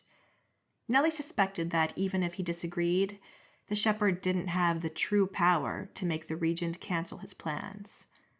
That was what these men in power did. If they didn't like the rules, they twisted the rules until they could do whatever they pleased. She had seen that happen more than once. She hurried past the main church and into the streets of the city. A cold wind blew through the streets, and the clouds were so thick that, although it was too early for dusk, it was already quite dark. The weather matched her mood. Everything she loved about Saardam had been destroyed, and no one seemed to have the courage or power to turn it around. Madame Sabine was right. Once Saardam had been colorful, but now it was a dreary place. The doors to Shepherd Adrianis' church were open, and the faint waft of incense came from within. Nellie entered, clutching the satchel with the bread under her coat.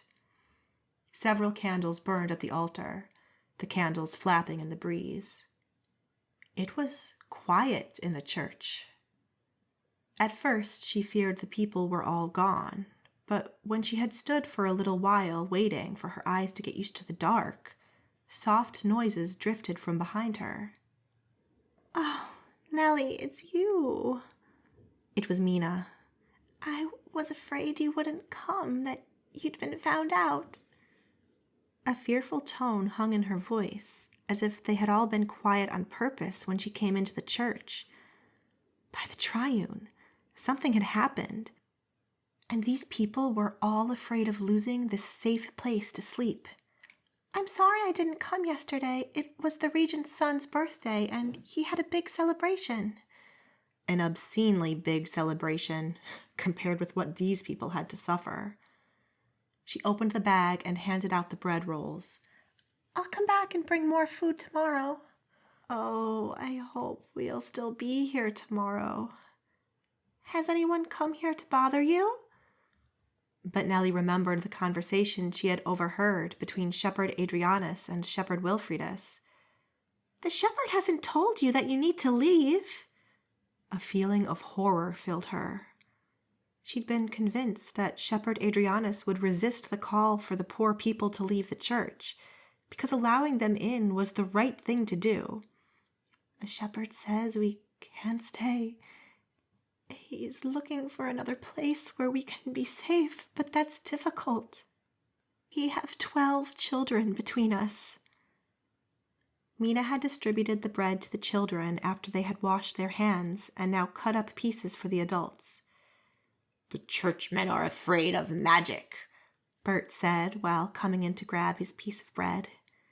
His hands were blotched and red from the lack of warmth. "They think we have magic. They think if we could use magic, then the church would fall." That was painfully close to the truth, and also very uncomfortable. One day, Bert would get himself into a lot of trouble for saying all these things out loud. Nellie looked around for a distraction. "Where's Yantine?" she asked. Mina said, "She left to collect some work, sewing buttons and fixing pants, that sort of thing." "Is there anyone who still pays for that kind of work, except the nobles, who get proper modistes to do it for them?" "The sailors pay well," Mina said. "Soldiers pay well, too." And those two groups of men were well known for paying for other services. Her husband had been gone less than a week, and already Yantine was taking jobs fed by despair. Nellie walked the length of the church to the altar. After a quick prayer to the Triune, she left the church through the side door, walked through the alley to the shepherd's house. It was dark out here. hemmed in as the courtyard was by the walls of the church and the walls of the shop next door. Even the windows to the shepherd's house were dark. Nellie knocked, turned the door handle, and found the door was locked. Her heart jumped. That had never happened to her in all the times she had come here. She knocked again, harder this time. "Shepherd, are you there? It's Nellie." For a long time she waited. Nothing happened, and she listened through the roaring of blood in her ears, but then she heard slow footsteps in the depth of the house.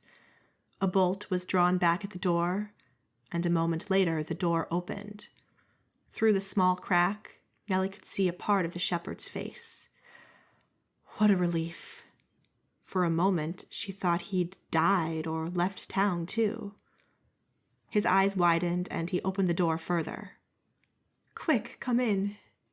Nellie did, stepping out of the drifting snow into the hall where the air felt bitterly cold. "What's going on? Why is the door locked?" "Come out of the cold, child." He turned around and preceded her to the living room where it was dark, with only a single oil lamp burning. But at least it was warm. He gestured her to the table. As he sat down in the glow of the lamp on the table, Nellie noticed how one of his hands was bandaged. "Are you all right? What happened to your hand?" "Oh, I burnt myself." He smiled unconvincingly. "Silly me." She waited for him to elaborate, but that didn't happen. The uncomfortable silence lasted for longer than Nellie liked. Something was going on. "Why was the door locked?" "Bad things are afoot, child. I suppose you know Regent Bernard wants himself crowned king." "I was in the hall when he announced it." Shepherd Wilfridus was livid. He's done a lot of work to sort out who could be the closest lawful heir to the throne, and he's not ready to name anyone yet. "To Regent Bernard's defense, it's been 10 years. "I know, but are you aware how long it takes to correspond with churches in Barovia?" Yes, she did, but 10 years. She said, "The people do not believe this takes such a long time. They might want Regent Bernard on the throne. They will be angry with the church." "Child, the ascension to the throne is a holy process that has to be blessed by the church and has to be in the interest of the country. We can't have someone just declare himself king because he thinks he's worthy of the job." He shook his head and said nothing for a while. She had asked about this several times, but the excuse that more correspondence was needed was starting to wear thin. She trusted Shepherd Adrianis, but it disappointed her that he so pretended to believe this line of reasoning. She was no great supporter of the regent either, except something needed to happen, and someone needed to make a decision. "People are impatient," she said. "Many people are unhappy. If one more little thing happens, it's likely that fights will break out. People need houses and people need food. Mina says the people sleeping in the church might need to go elsewhere soon." "I'm looking for another place for them to sleep. The church is a house of worship. Common citizens hesitate to come inside when it smells of dirty clothes.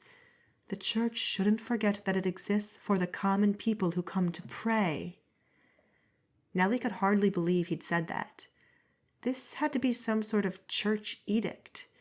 There had been many of those over the past few years. "Is this because Shepherd Wilfridus doesn't want the poor people in the church?" He gave her a sharp look. And then Nellie remembered that she was supposed to have left his house before he spoke to Shepherd Wilfridus, and that she had eavesdropped on him. She wished she weren't such a bad liar.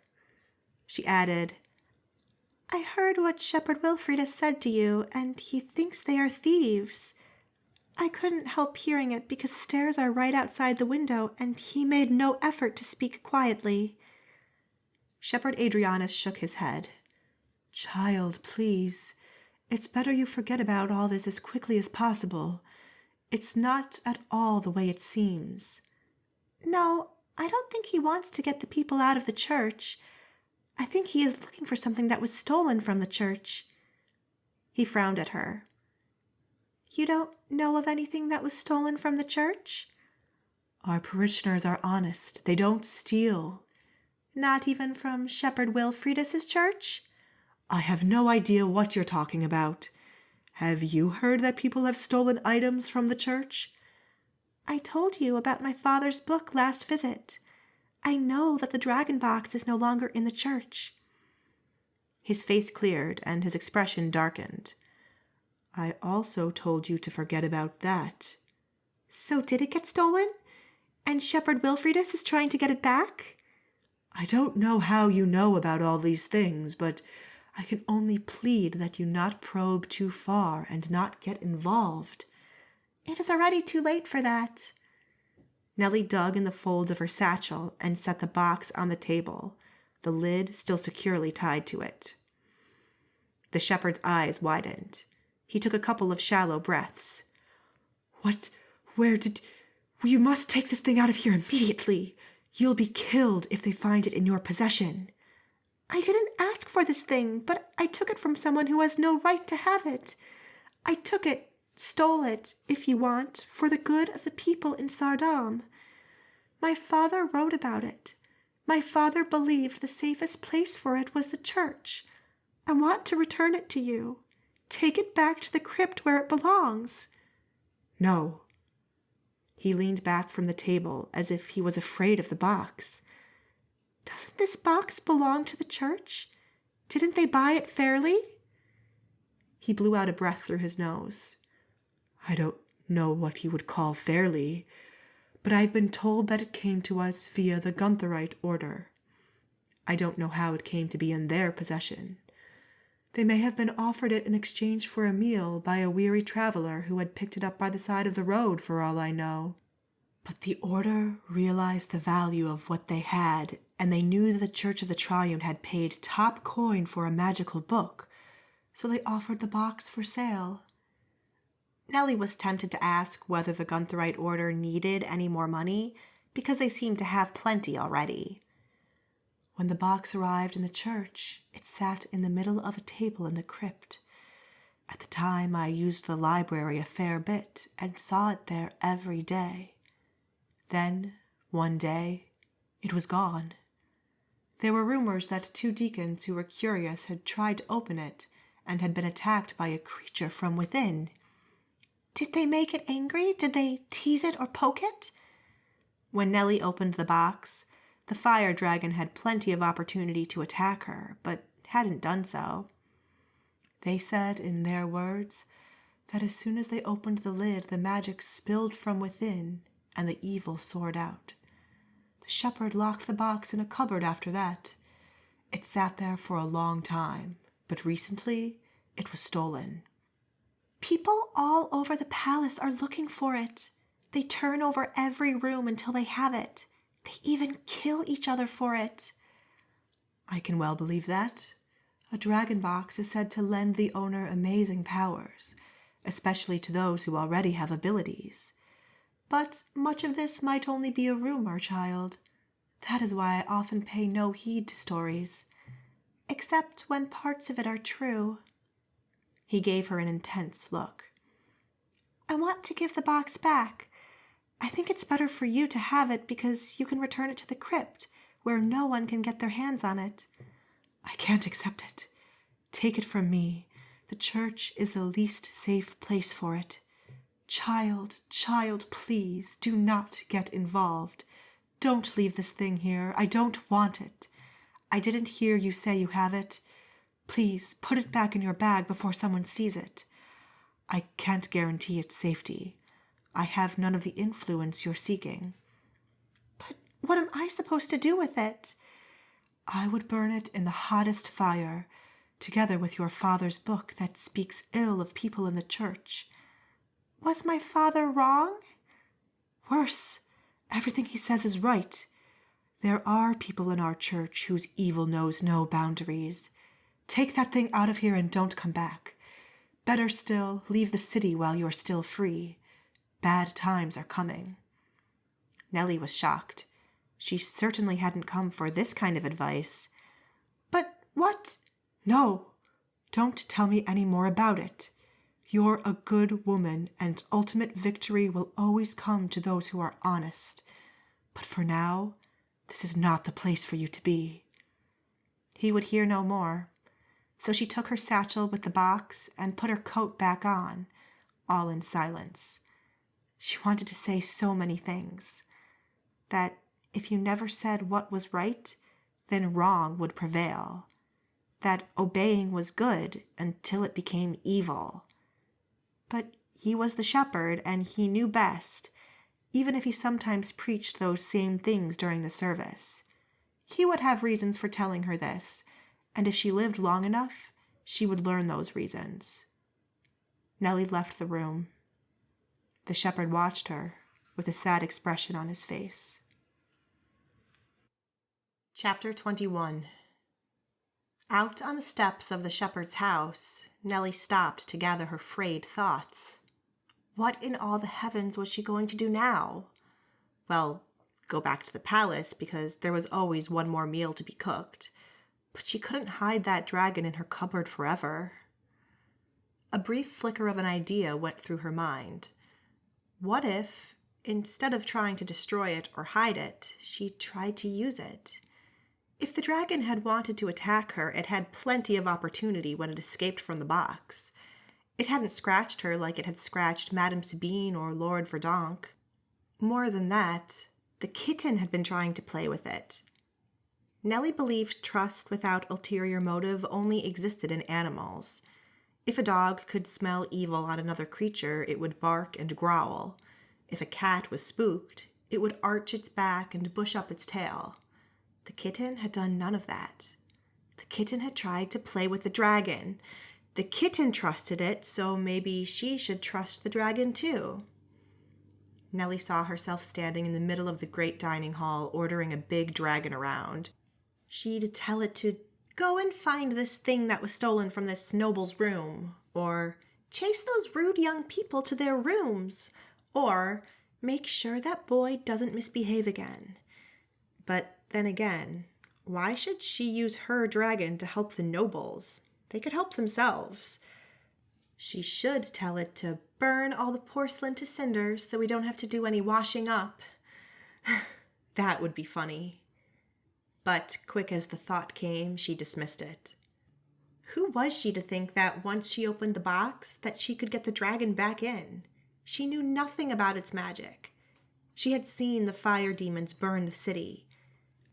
A dragon might do the same, and then it would be all her fault. No way. She would not finish her life in prison. And she had better get back to the kitchen. Nellie was not yet across the courtyard outside the shepherd's house when a great tumult broke out in the church. There was a bang of a door being flung open and hitting a wall. A man yelled out, and others replied. Then a woman started screaming. By the Triune, what was happening? Nellie ran to the side entrance and peeked in. Several men in dark clothing had entered the church through the main entrance.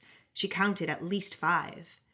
They were dragging people out through the main doors, picking up their meager belongings and tossing them into the street. A woman hung onto a man's arm. She yelled, "What have we done to deserve this? Tell us, what have we done?" The man ignored her, batting her hands off his arm and continuing on his way out of the church, carrying a blanket by the corners filled with pillows and bedding. 2 of his fellows were searching the makeshift beds, upending homemade mattresses and ripping blankets. A man held a bag upside down, and the contents, bronze candle holders and a few mismatched plates and cups, clattered to the floor with a shattering of porcelain. "Look, that one is a thief," one man shouted. "I stole nothing," a woman yelled. "Those things are mine. I need to sell them to feed the children." The man kicked the broken pieces of the plates aside and pocketed the candle holders. "Those are mine," the woman screamed. She pulled the man's jacket, but he stepped away as if she were some dirty thing. A young boy called for his mother. 2 other men were dragging a crippled man between them. "My wife and I have nowhere to go," he shouted. "I'm a cripple. I can't work. What do you expect us to do?" A deep, cold fear clamped a hand around Nellie's heart. She knew none of the men, But they worked efficiently, like mercenaries. They had swords, but they didn't even use those. A door closed behind her, and when she turned, Shepherd Adrianis came walking across the yard. Nellie scooted into the darkness of a niche. He'd told her to leave after all. He walked past Nellie into the church, meeting a tall man inside. Shepherd Adrianis said, "By the Triune, this is a church. What in all of heaven's name is going on?" The other man said, "They have to be gone." His voice was hard and definite, and so aggressive that Nellie shivered. The sound of it was familiar, but it was too dark in the church to see anything except the man's silhouette. She held her breath and listened. "I will not be the one to put them on the street," Shepherd Adrianis said. "Aren't you lucky then that I have thought you might react this way? I have brought people who can do this on your behalf." "These are your mercenaries?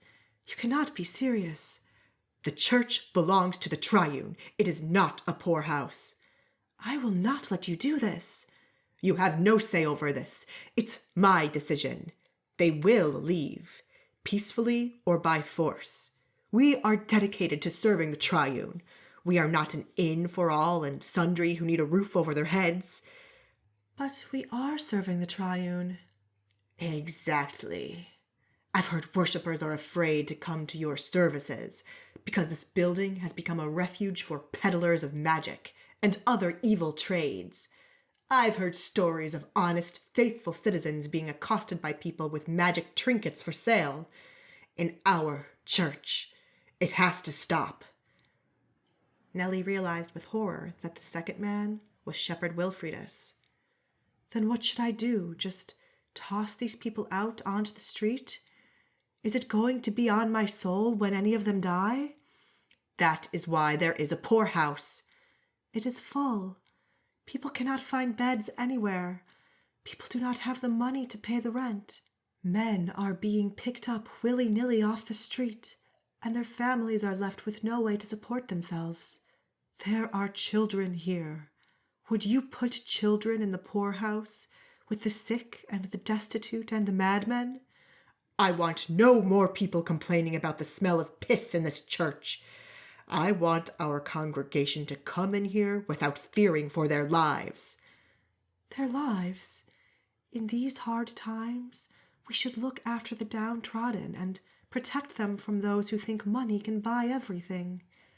You know, sometimes I wonder how someone with such a naive outlook has ever made it as far as you have.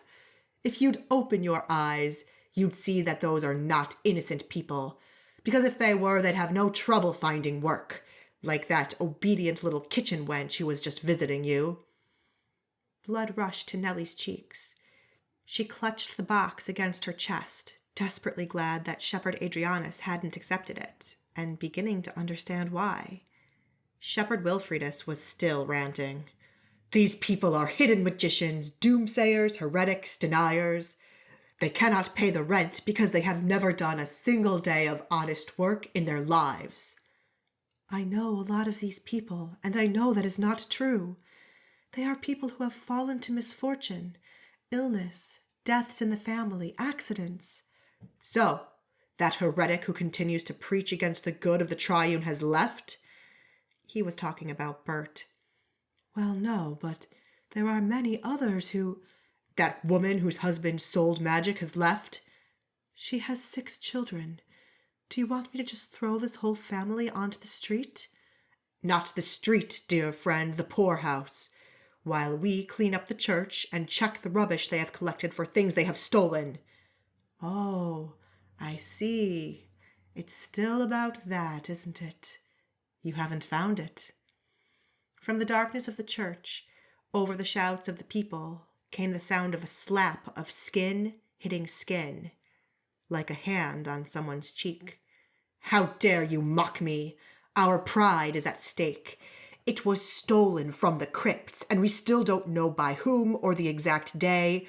We have to find it, and if you're going to stand in the church's way, you may as well find yourself in the poorhouse with all this rabble you profess to stand up for.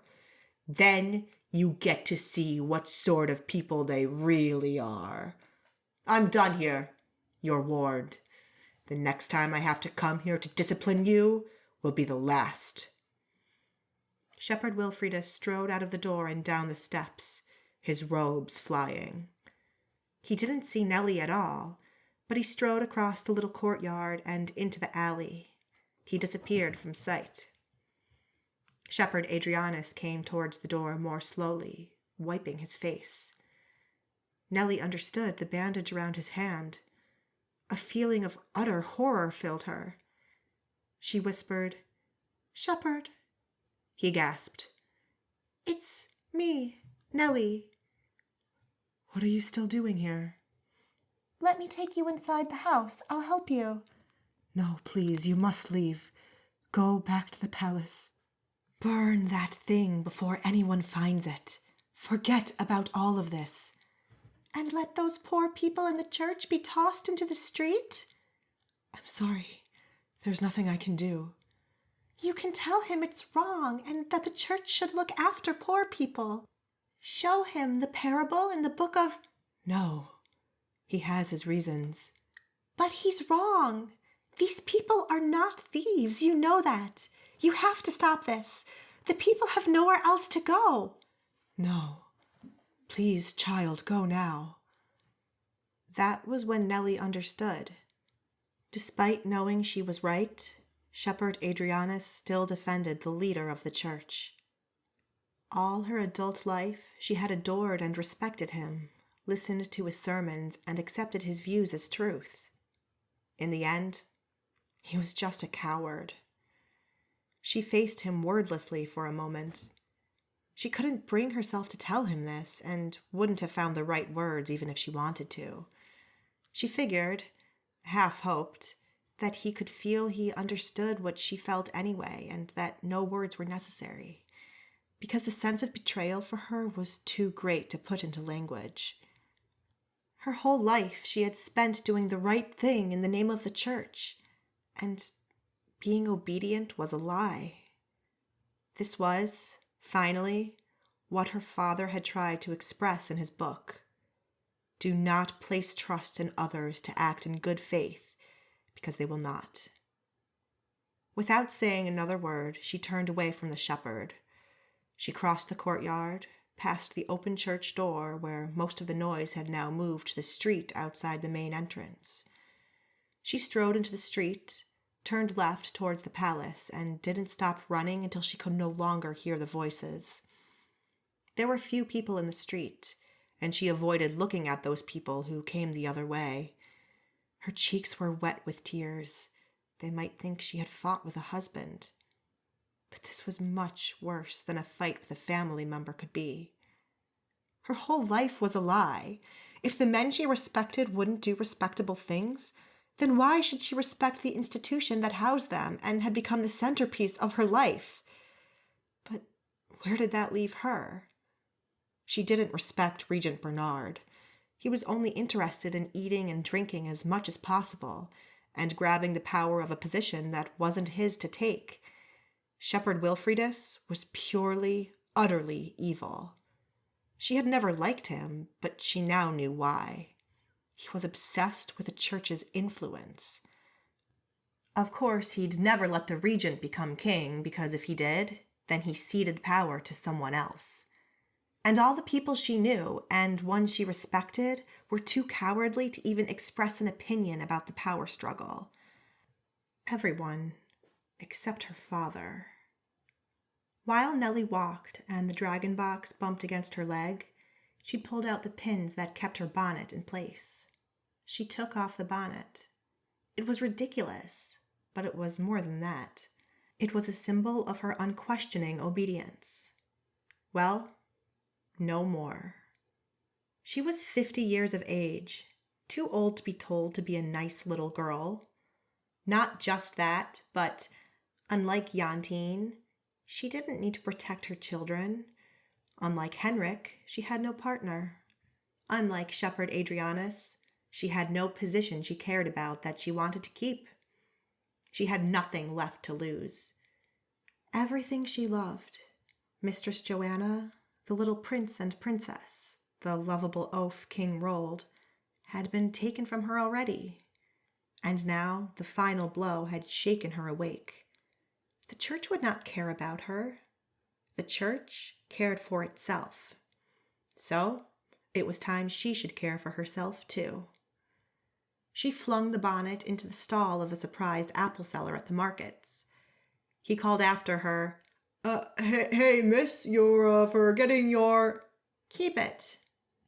Keep the blasted thing and the life it represented. And something else. She stopped in an alley between two of the houses of rich merchants on the other side of the marketplace. In the dark, she fumbled in her bag and pulled out the dragon box.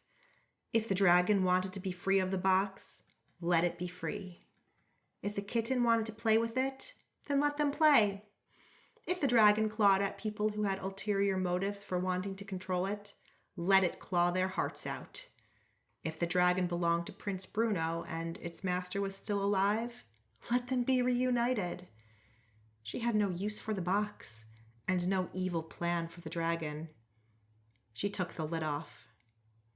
The dragon must have been waiting because it burst out of the box with a giant whoosh and a blast of fire.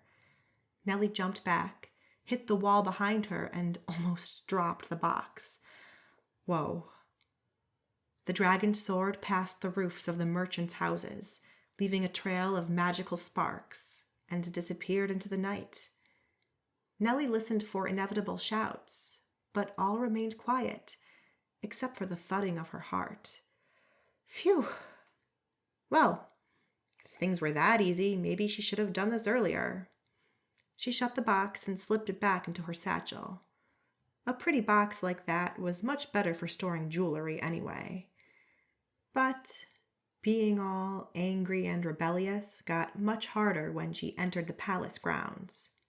For one, the kitchen rules said hair needed to be tucked away or covered. So she stood in the dark, running her fingers through her knotted hair, attempting to plait it like Elsa's hair. Clearly, the first things she would need for her new box was a nice comb and some hair clips. There was dinner to be prepared and served, and Nellie was quite late already, so she ran to her room, dumped her coat and satchel on the bed, and returned to the kitchen. "What happened to you? Where's your bonnet?" asked Corey as they passed each other, Nellie on the way up and Corey on the way down. "I thought I'd try something different." Nellie knew that this reply puzzled Corey as much as the absence of her bonnet. In all her years of working in the palace, Nellie had never tried something different. Even when she lived and worked upstairs, she had barely ever taken off her regular work clothes and her bonnet. Being different was quite frightening. And, of course, Nellie ran into Henrik at the top of the stairs. He did not raise his eyebrows, but his eyes widened, and from his post at the door, his gaze followed her into the hall where she went to start setting the table for the evening meal. Breakfast, midday, evening. Was there any time of day that these people didn't stuff their faces? Chapter 22. Nellie knew Henrik watched her all the way until she reached the hall. A coach was arriving at the palace steps, and he would be required to assist its noble owners up the narrow steps, but he remained at the door to watch her. She pretended not to notice, and took brisk steps so that her plate swayed over her back. When she was young, Mistress Joanna used to be sassy, and Nellie had watched her often enough to be able to imitate her. It was quite childish, but fun. Nobody owned her. 2 kings and queens and an evil magician had been her masters. Nothing was new to her. She had just solved the dragon problem by releasing the creature so it could go home. Nothing would guide her except what was right or wrong. Her father had known what was best for his family, and she was proud to be his daughter. But as she set out clean plates in the hall, The sound of angry voices drifted in from the foyer.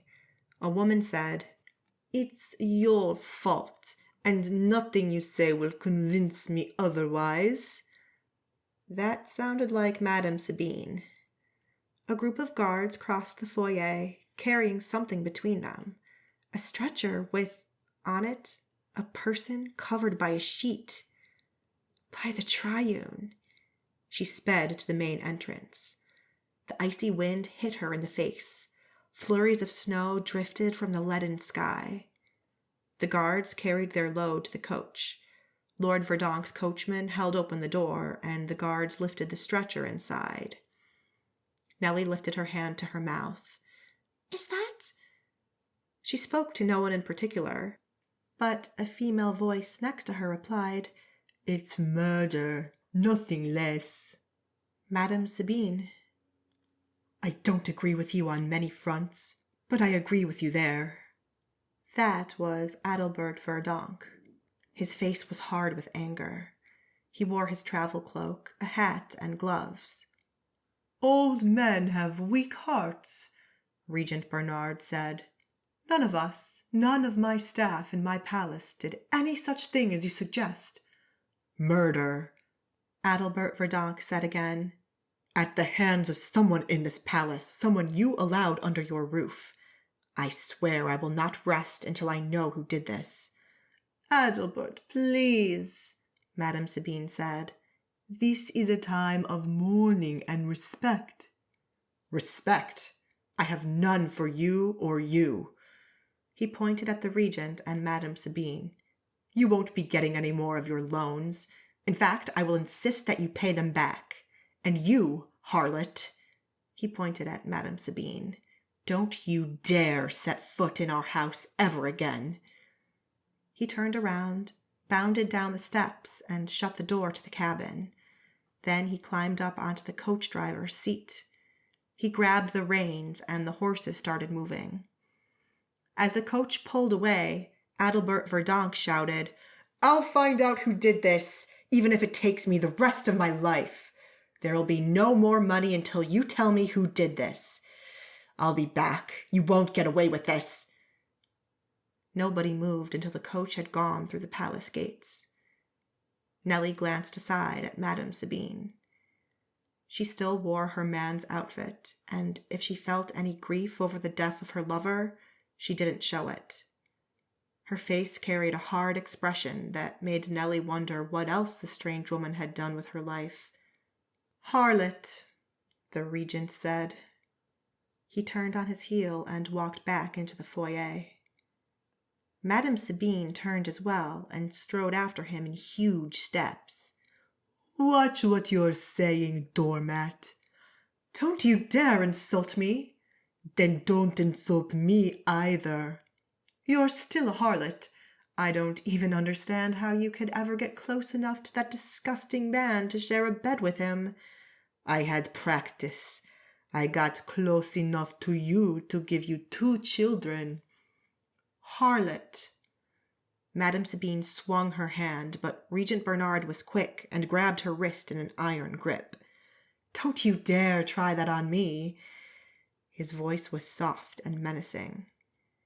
Madame Sabine tried to wrench her arm free while glaring at him, but she couldn't. He let her worm and squirm, not breaking eye contact.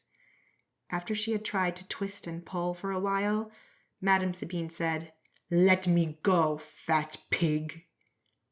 The regent's face was red. For a moment, Nellie feared that he would hit her, but Shepherd Wilfridus had come into the hall, and the regent had enough sense to realize that hitting his wife in front of the shepherd was probably not a good idea. With a jerk, he let go of Madame Sabine's wrist. She stumbled backwards and glared at him, nostrils flaring. Then she whirled around and stormed up the stairs. Caspar and Frederick had seen everything from the gallery. Neither the regent nor Madame Sabine came to the hall for the evening meal. Caspar and Frederick sat at the dais instead, joined by all the noble sons and daughters who were still at the palace. Whenever Nellie walked past, She overheard Caspar boast about what he would do when he became crown prince. Every time, her disgust with his family grew. The regent ate himself stupid while people in the city had trouble feeding themselves. Madame Sabine took lovers under her husband's roof. Those two boys grew up while the adults around them behaved abominably. If there was any goodness in their hearts, and Nellie believed all people were born good, it had long since been corrupted by their parents. She prayed with all her might that Caspar would never sit on the throne, because Saarland would be well and truly lost. When dinner was done, and none of the young nobles had made off with the girl to the laundry, none of the nobles had attacked anyone else in the hall with a piece of cutlery, and no one had been insulted or, heaven forbid, poisoned, Nellie joined the other kitchen servants around the table, sharing leftover pastries and tea. She felt exhausted. Most of the guests had gone home, and life would return to normal. Yet this was only the beginning of further trouble. "That ended quite well," Dora said, smiling at whim. Nellie said, "Depends on what you call well. Lord Verdonk is dead. His son has sworn revenge on the regent and will probably call for his loans to be paid back. You call that good?" "Those are nobles' troubles, not my troubles." "Yes, we'll be the king's servants again," Corey said. She had also worked for King Rold. How could they be so indifferent? Didn't they see the regent was a disgusting man with no morals? Didn't they see that Shepherd Wilfridus only thought of himself? "Tell us what really happened to your bonnet, Nellie," Dora said. "You've never done anything different for as long as I've known you." "It's never too late to start," Nellie said.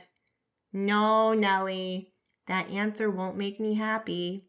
I've been your friend all this time. We've worked here when it's been cold and hot, when we've both been sick."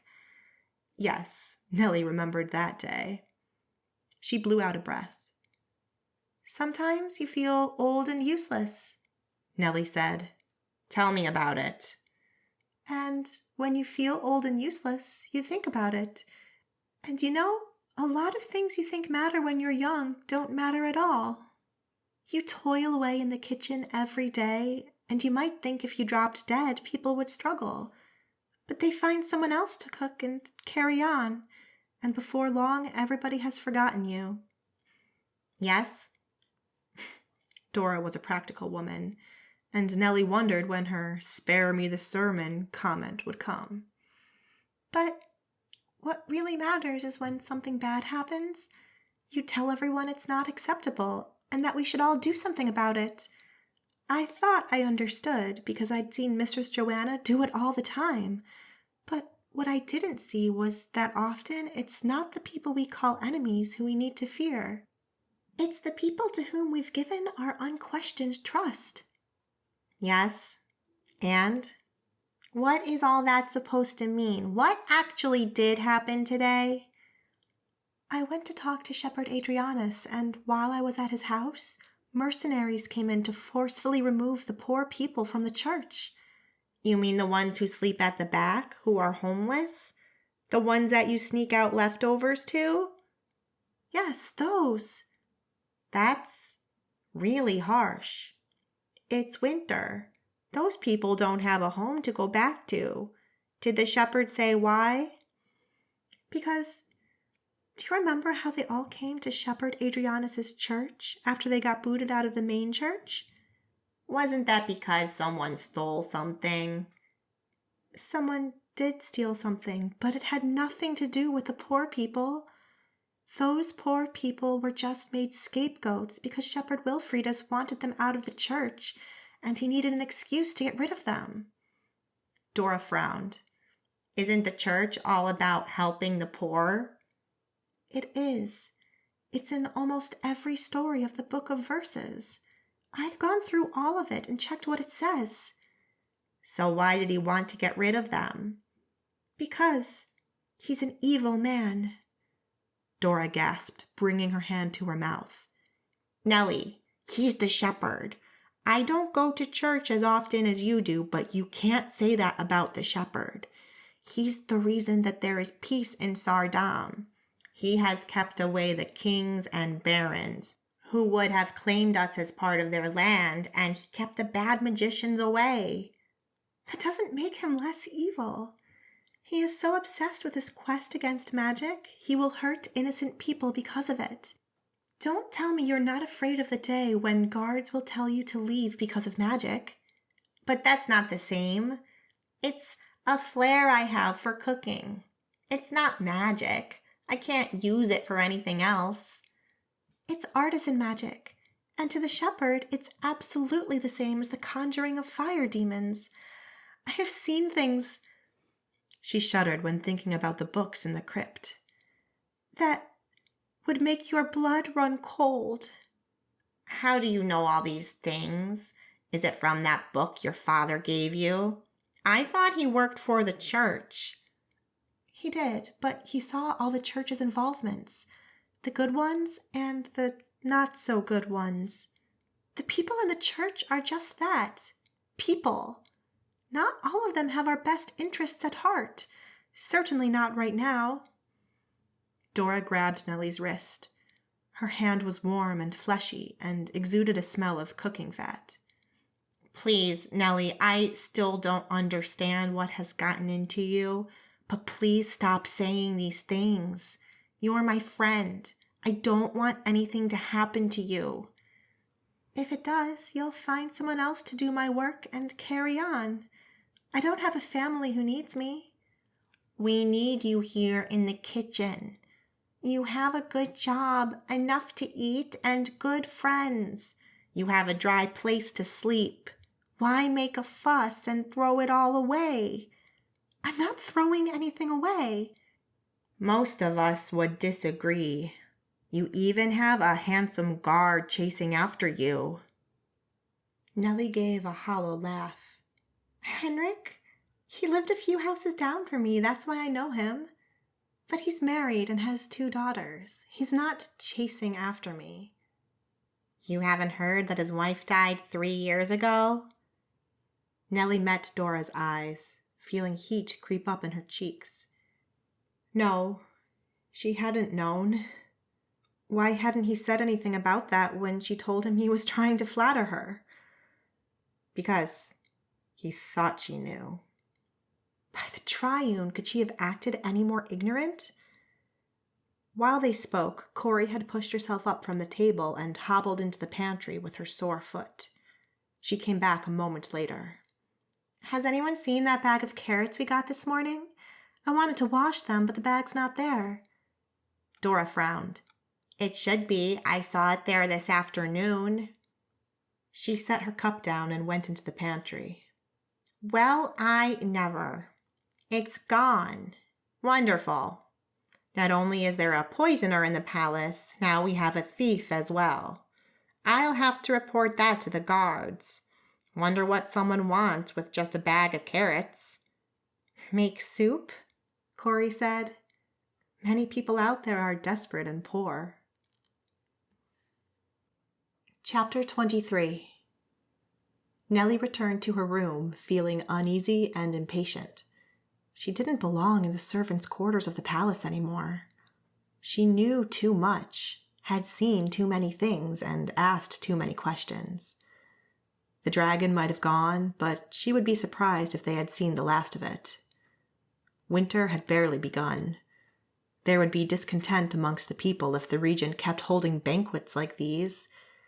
Deep inside her, she wanted no part in it. Sure, she would be comfortable in the palace, but didn't that just make her part of the problem, too? So, it's just you and me now, she said to the kitten, who was much more interested in the bowl of cream than in anything she had to say. Nellie picked up the dragon box from her bed. Her hairbrush was too long to fit inside its silk-lined interior, but her mother's old brooch and a couple of pearl buttons would do, and a half-cent coin from Florishim, reminding her of her travels. While she sat there, the kitten clawed its way up the bedspread and onto the bed. It stuck its head inside the dragon box and nosed the corners. It's gone, Nellie said. The room felt empty and cold. Nellie opened the drawer in her little table and read a story from the Book of Verses, but she found it hard to concentrate because she kept seeing Shepherd Wilfridus in the church, justifying the violence against these poor people. Where were Mina and Jantine and her children? Where was Bert? What had happened to Shepherd Adrianis? Would he continue to obey a man who condoned cruelty in the name of the church? She didn't even finish reading the story about her favorite character, Rose. It had been easy for Rose to say what she thought because everyone always knew she was right and accepted it easily. Real life wasn't like that at all. In real life, if you said something the rulers didn't like, they made it so that no one believed you, and they forced you to flee, so it was better just to keep your mouth shut like her father had done. Nellie sat with the Book of Verses in her lap, feeling aimless and empty. Now that it was gone, she wanted the dragon to come back. She wanted it to teach all these people a lesson, especially Shepherd Wilfridus, but she had no idea where to look for it. She set the box, with the lid open, on the table next to her Book of Verses. The kitten mewed until she picked it up and let it sniff the box. But the only things inside were her brooch and other items she'd put there, which she took back out because they didn't belong in this box. It was a dragon box and needed to have a dragon inside, not little trinkets. Eventually, Nellie must have dozed because she woke suddenly through some kind of noise. By the Triune, that sounded like someone was calling out. Nellie went back into the dark corridor. A glow of light came from the kitchen, but when she got there, the room was empty. A single pot stood bubbling on the stove. The hearty smell of vegetable soup spread through the kitchen. Loaves of bread lay on the table, 2 of them cut into slices. A large ham sat on a tray, covered with a thin layer of glazing, and with brush still in the jar of glazing. People had just walked away from their work. It was not late enough for the bakers to have arrived yet, so maybe Dora and Wim had been in here, and Dora made sure that no one was ever idle in the kitchen. "Anyone here?" Nellie said. There was no reply except the popping of the fire. That was strange, really strange. Nellie strode through the kitchen into the corridor, which was empty too. The sound of a man's voice calling out instructions came from upstairs. A group of people stood on the top steps. Most of them were servants. Dora was there, wearing her apron and carrying a ladle. One guard, not Henrik, was talking. When my colleague says it's your turn, go into the audience room. Only 1 person at a time. By the Triune, what was going on? At this time of the day, too. Even when she stood on her toes, the heads of people blocked her view of the happenings in the foyer. Most of it seemed to be empty and dark. The doors to the hall were shut. Just as Nellie was going to ask a man what was going on, the guard near the door beckoned and someone from the front of the group went to the hall. A guard opened the door, giving Nellie a small glimpse of the dining hall, which had been returned to its regular formation with all the tables back in storage and the chairs stacked around the perimeter of the hall. What was going on in here? "Oh, there you are." Henrik touched Nellie on the shoulder. "I'm glad you're here." He was, too. She could see that in his face. And she was just being stupid.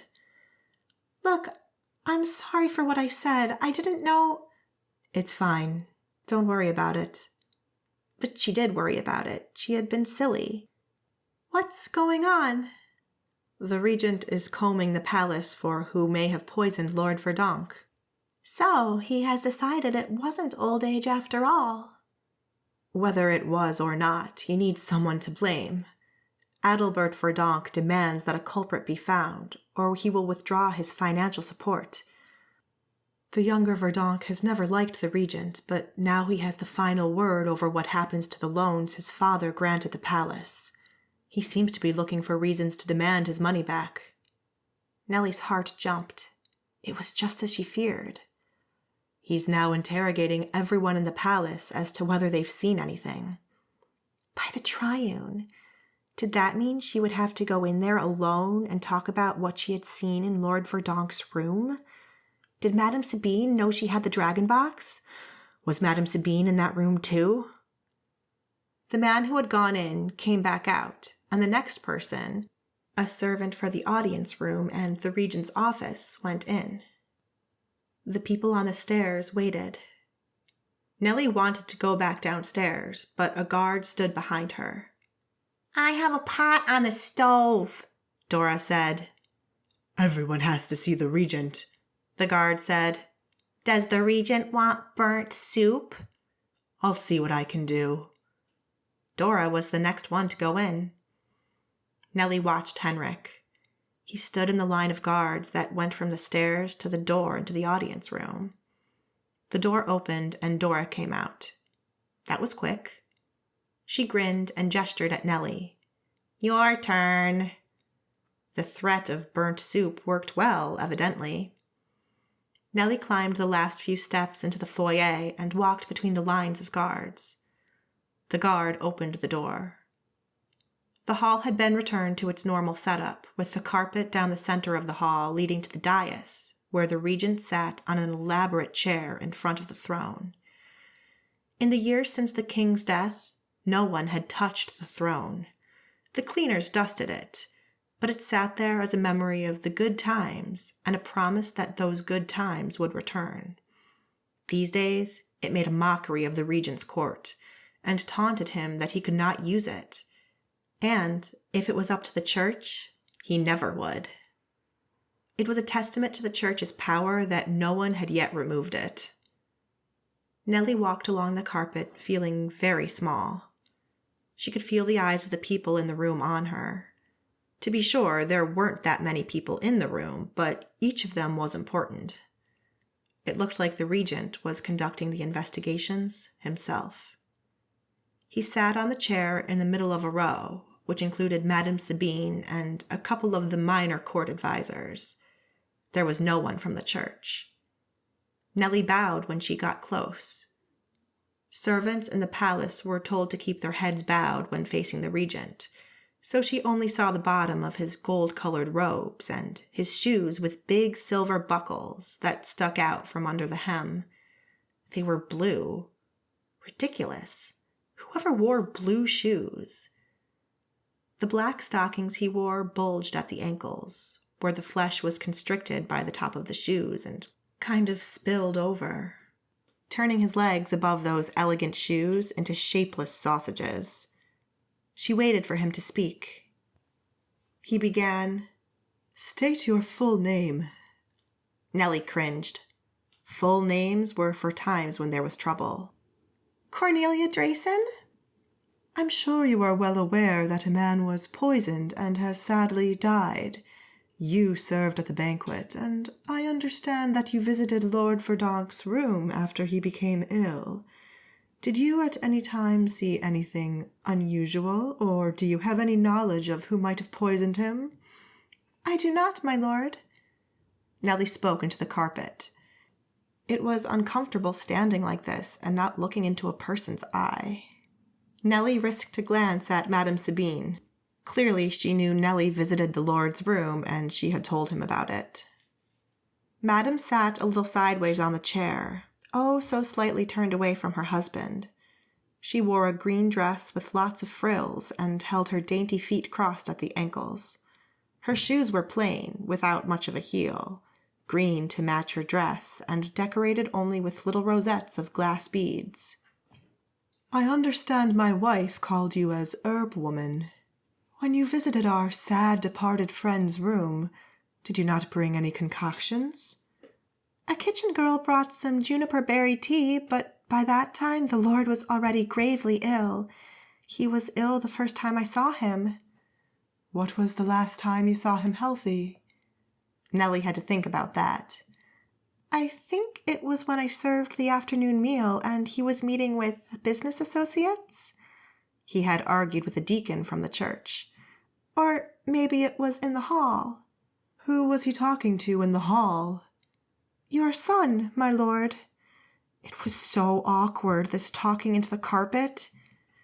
Did he talk about anything other than my son's exuberant behavior? I don't think so, my lord. Depending on what he classified as exuberant behavior. You don't think so, or you're sure? I'm sure. He was telling the young people to go to their rooms. The regent snorted. He's always been a killjoy, that one. Can't say the son is any better. But you saw nothing unusual? No, my lord. Except she had seen a monk talking to Else, a monk who was really a girl. She knew not all the wine served at the banquet was tested because the palace trusted the Guntherite order. But there was no reason to distrust the wine, and she truly had no idea about what might have been the poisoned item. But that still didn't mean the poison couldn't have been in the wine. She knew Lord Verdonk had obtained the dragon box illegally through someone with a key to the crypt that the church was unaware existed or had lost track of. Her father's key was one of those, but it had probably not been her father's key. Or had it? How long had Lord Verdonk been in possession of the box? Did the church know he had stolen it? Nellie didn't think so. He might have used a monk to steal it, someone with a secret key. All those things Nellie knew, and Madame Sabine, who sat next to her husband looking prim in her green dress, knew a lot of those things too. And either the regent would already know, or he would know as soon as his wife told him. All of which made Nellie wonder, will she say anything? Is she going to talk about the box? Is this just a game? Sweat broke out all over her body. Her neck was getting sore from keeping her head bent. Just one word by Madame Sabine, and things would end badly for Nellie. But Madame Sabine continued to say nothing. She held her hands with painted fingernails in her lap, and the fingers of those hands worried at each other. The regent asked a few more questions to back up Dora's replies that nothing strange had happened in the kitchens, and then Nellie could leave. Nellie bowed again and turned around, finally releasing herself from that uncomfortable position. She walked across the carpet to the door as fast as her wobbling knees would allow. By the Triune, she had to get out of here. And she had to do so without raising suspicion. If they were looking for someone who had poisoned a noble guest, and one of the servants disappeared, it was clear this person knew something they weren't willing to share. And how had Nellie got herself into this situation? What a terrible, terrible tangled mess. Chapter 24. Nellie arrived at the door to the hall as if it were a portal to freedom. Under the eyes of the servants still waiting to go in, she crossed the foyer and walked around the group to go down the stairs. Nellie! Henrik came after her. Nellie, are you all right? I'm fine. You don't look fine. You look like you've seen a ghost. I don't get questioned every day. You may be used to it, but I'm not. Really, I'm fine. A bit shaken, but fine. But then she noticed Marcia, who came running down the corridor to the bottom of the stairs, eyes wide. Nellie, your room, she pointed. There's By the Triune, no. The dragon. Nellie jumped down the stairs and turned into the corridor. She ran into the kitchen to grab a lamp and turned back towards her room. Marcia stood on the stairs, her hands over her mouth, but Henrik followed her. He held his hand on the hilt of his sword. Nellie gestured for him to stay behind her. She was only halfway to her room before a waft of warm air hit her. The dragon was already in her room. Nellie crept along the corridor. The cupboard door stood open. Towels and aprons lay in a mess on the floor. A hollow atop them was flecked with black cat hairs. That darned kitten had gotten in. Many of the cats in the palace could open doors. This one had learned quickly. Nellie held up the lamp to light the room. The dragon lay curled up on the bed. It had assumed a solid form, and oh my, it had grown so much. Its head lay along its sinuous body, and its tail curled around it. Nellie had never seen its powerful wings as clearly as this, folded up against its body. Previously, the dragon seemed to be able to fly purely through magic. Its eyes were closed. Its skin color had deepened to dark red, overlaid with a satin sheen. The nostrils, the bearded protuberances along its chin, its ears and paws and tip of its tail were all much lighter in color. The nails on its paws were black, curved, and needle-sharp. Those were the nails that had left scars on Madame Sabine's back and Lord Verdonk's leg. The kitten lay in the curve of the dragon's neck, fast asleep. There was a soft sound behind her, and Nellie found herself pushed aside by Henrik's hands. He drew his bow. No, don't do that. It's a magical creature. You can't kill it like that. If it was possible to kill the dragon at all, which she doubted. At least not with an ordinary weapon. Henrik lowered the bow, but the dragon had woken up and opened an orange eye. It uncurled itself from the bed. First, it set one forepaw, with its fearsome nails, on the mat next to Nellie's bed, and then the other. The paws were bigger than dinner plates. Then it added the hind paws. The tail pushed against the far wall, threatening to swipe the books and oil lamp off Nellie's bookshelf. It moved towards the door. Henrik stepped back into the corridor. "Look at the cat," Henrik said. The little kitten sat on the dragon's back, between the folded wings. It showed no signs of panic. The dragon lowered its head, letting out a low hiss. "Stand back!" Henrik raised the bow again. "Don't!" Nellie said. Did he really think a puny weapon like that would make an impression on a dragon? The dragon turned its head to her. Both orange eyes met hers.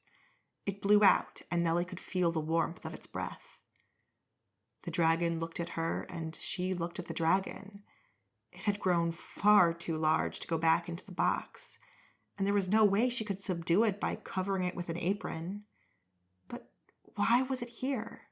She had given it freedom. It wanted to come back. No, she wished it to come back.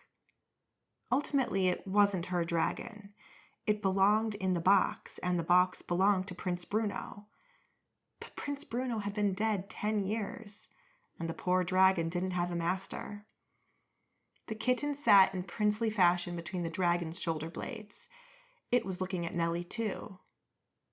Once, when King Rold was still alive, a wild boar wandered into the palace garden. The guards were all a-tiz and telling the king not to go outside until they caught and shot it.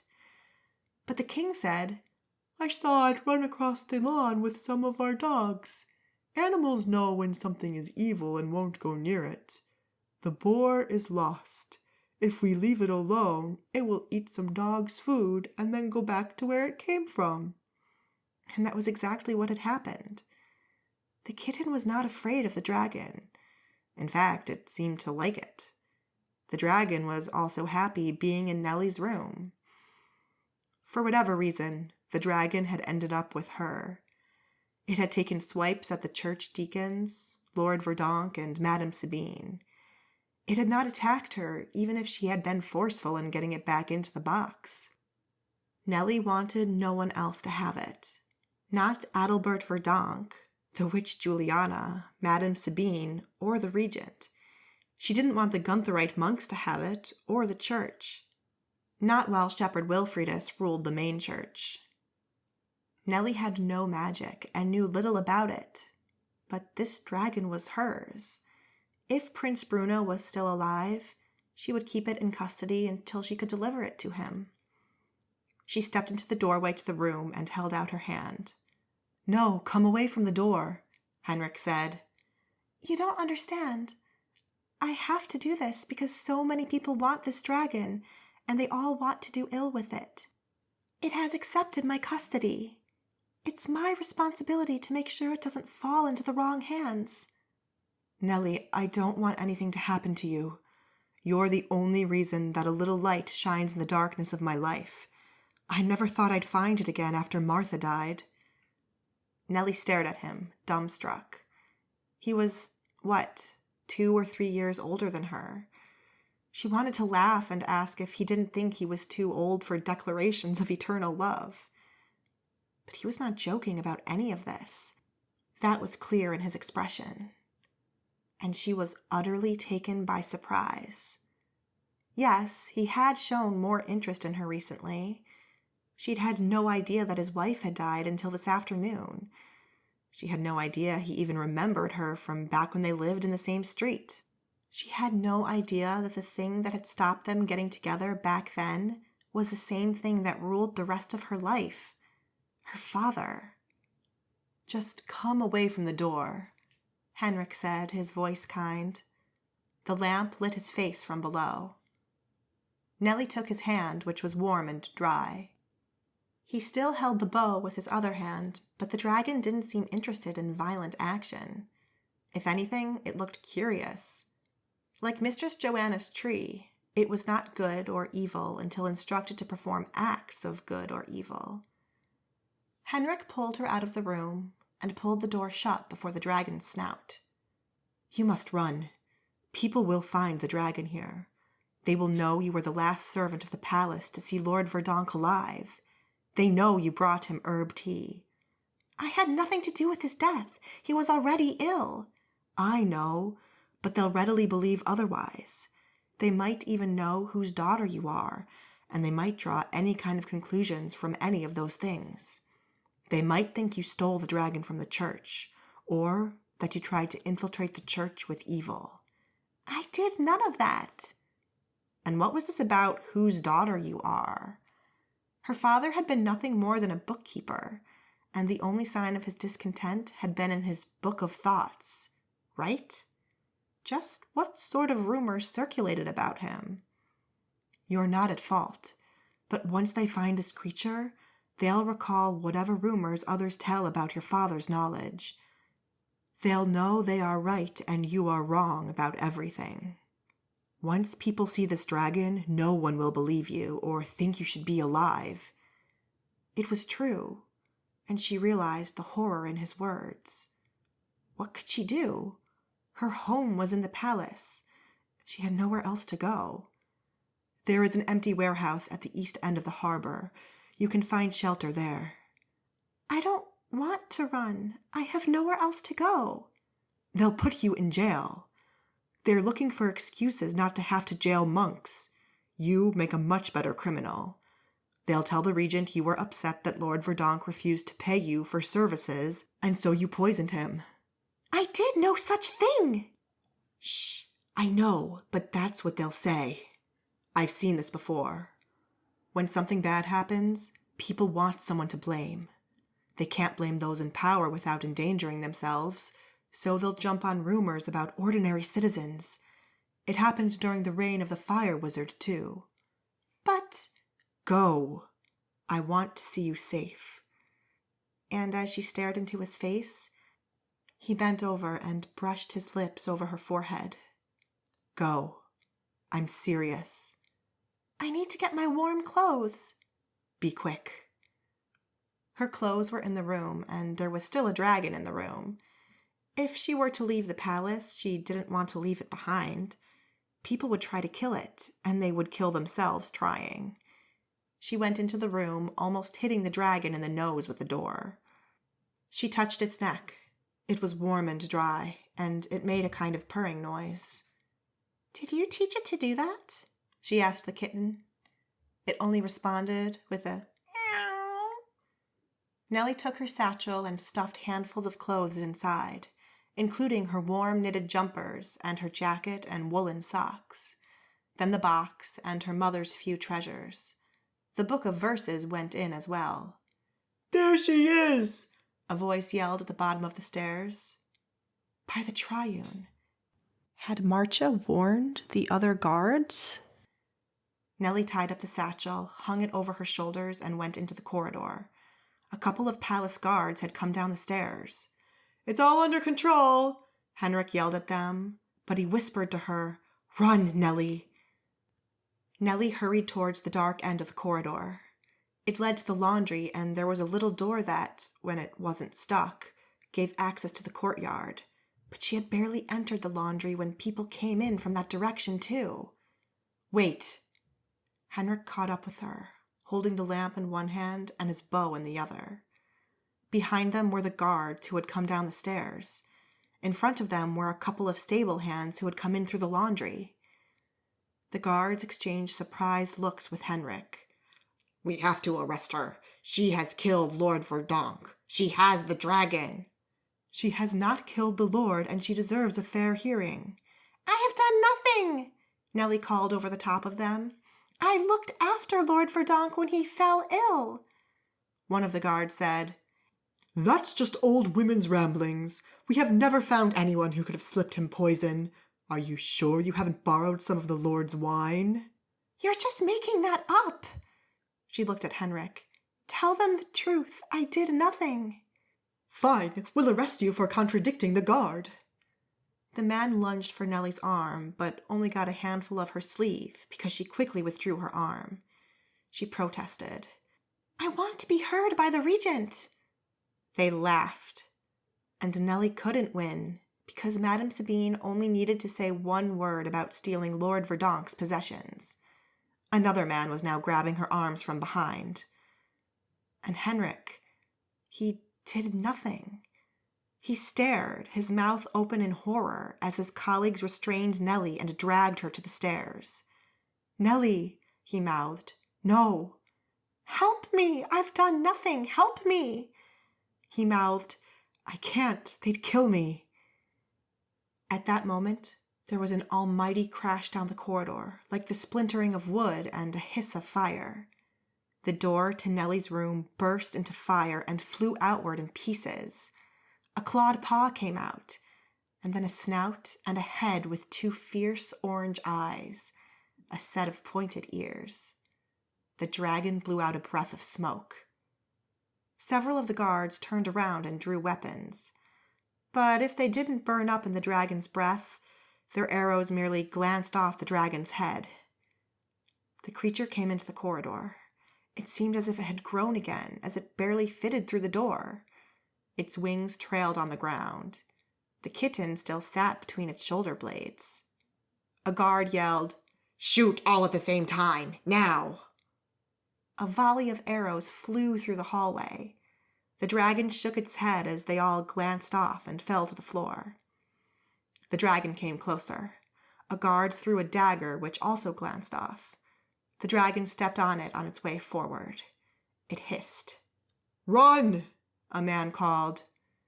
A few people ran up the stairs. Someone yelled, "Get out of the way! It's down here!"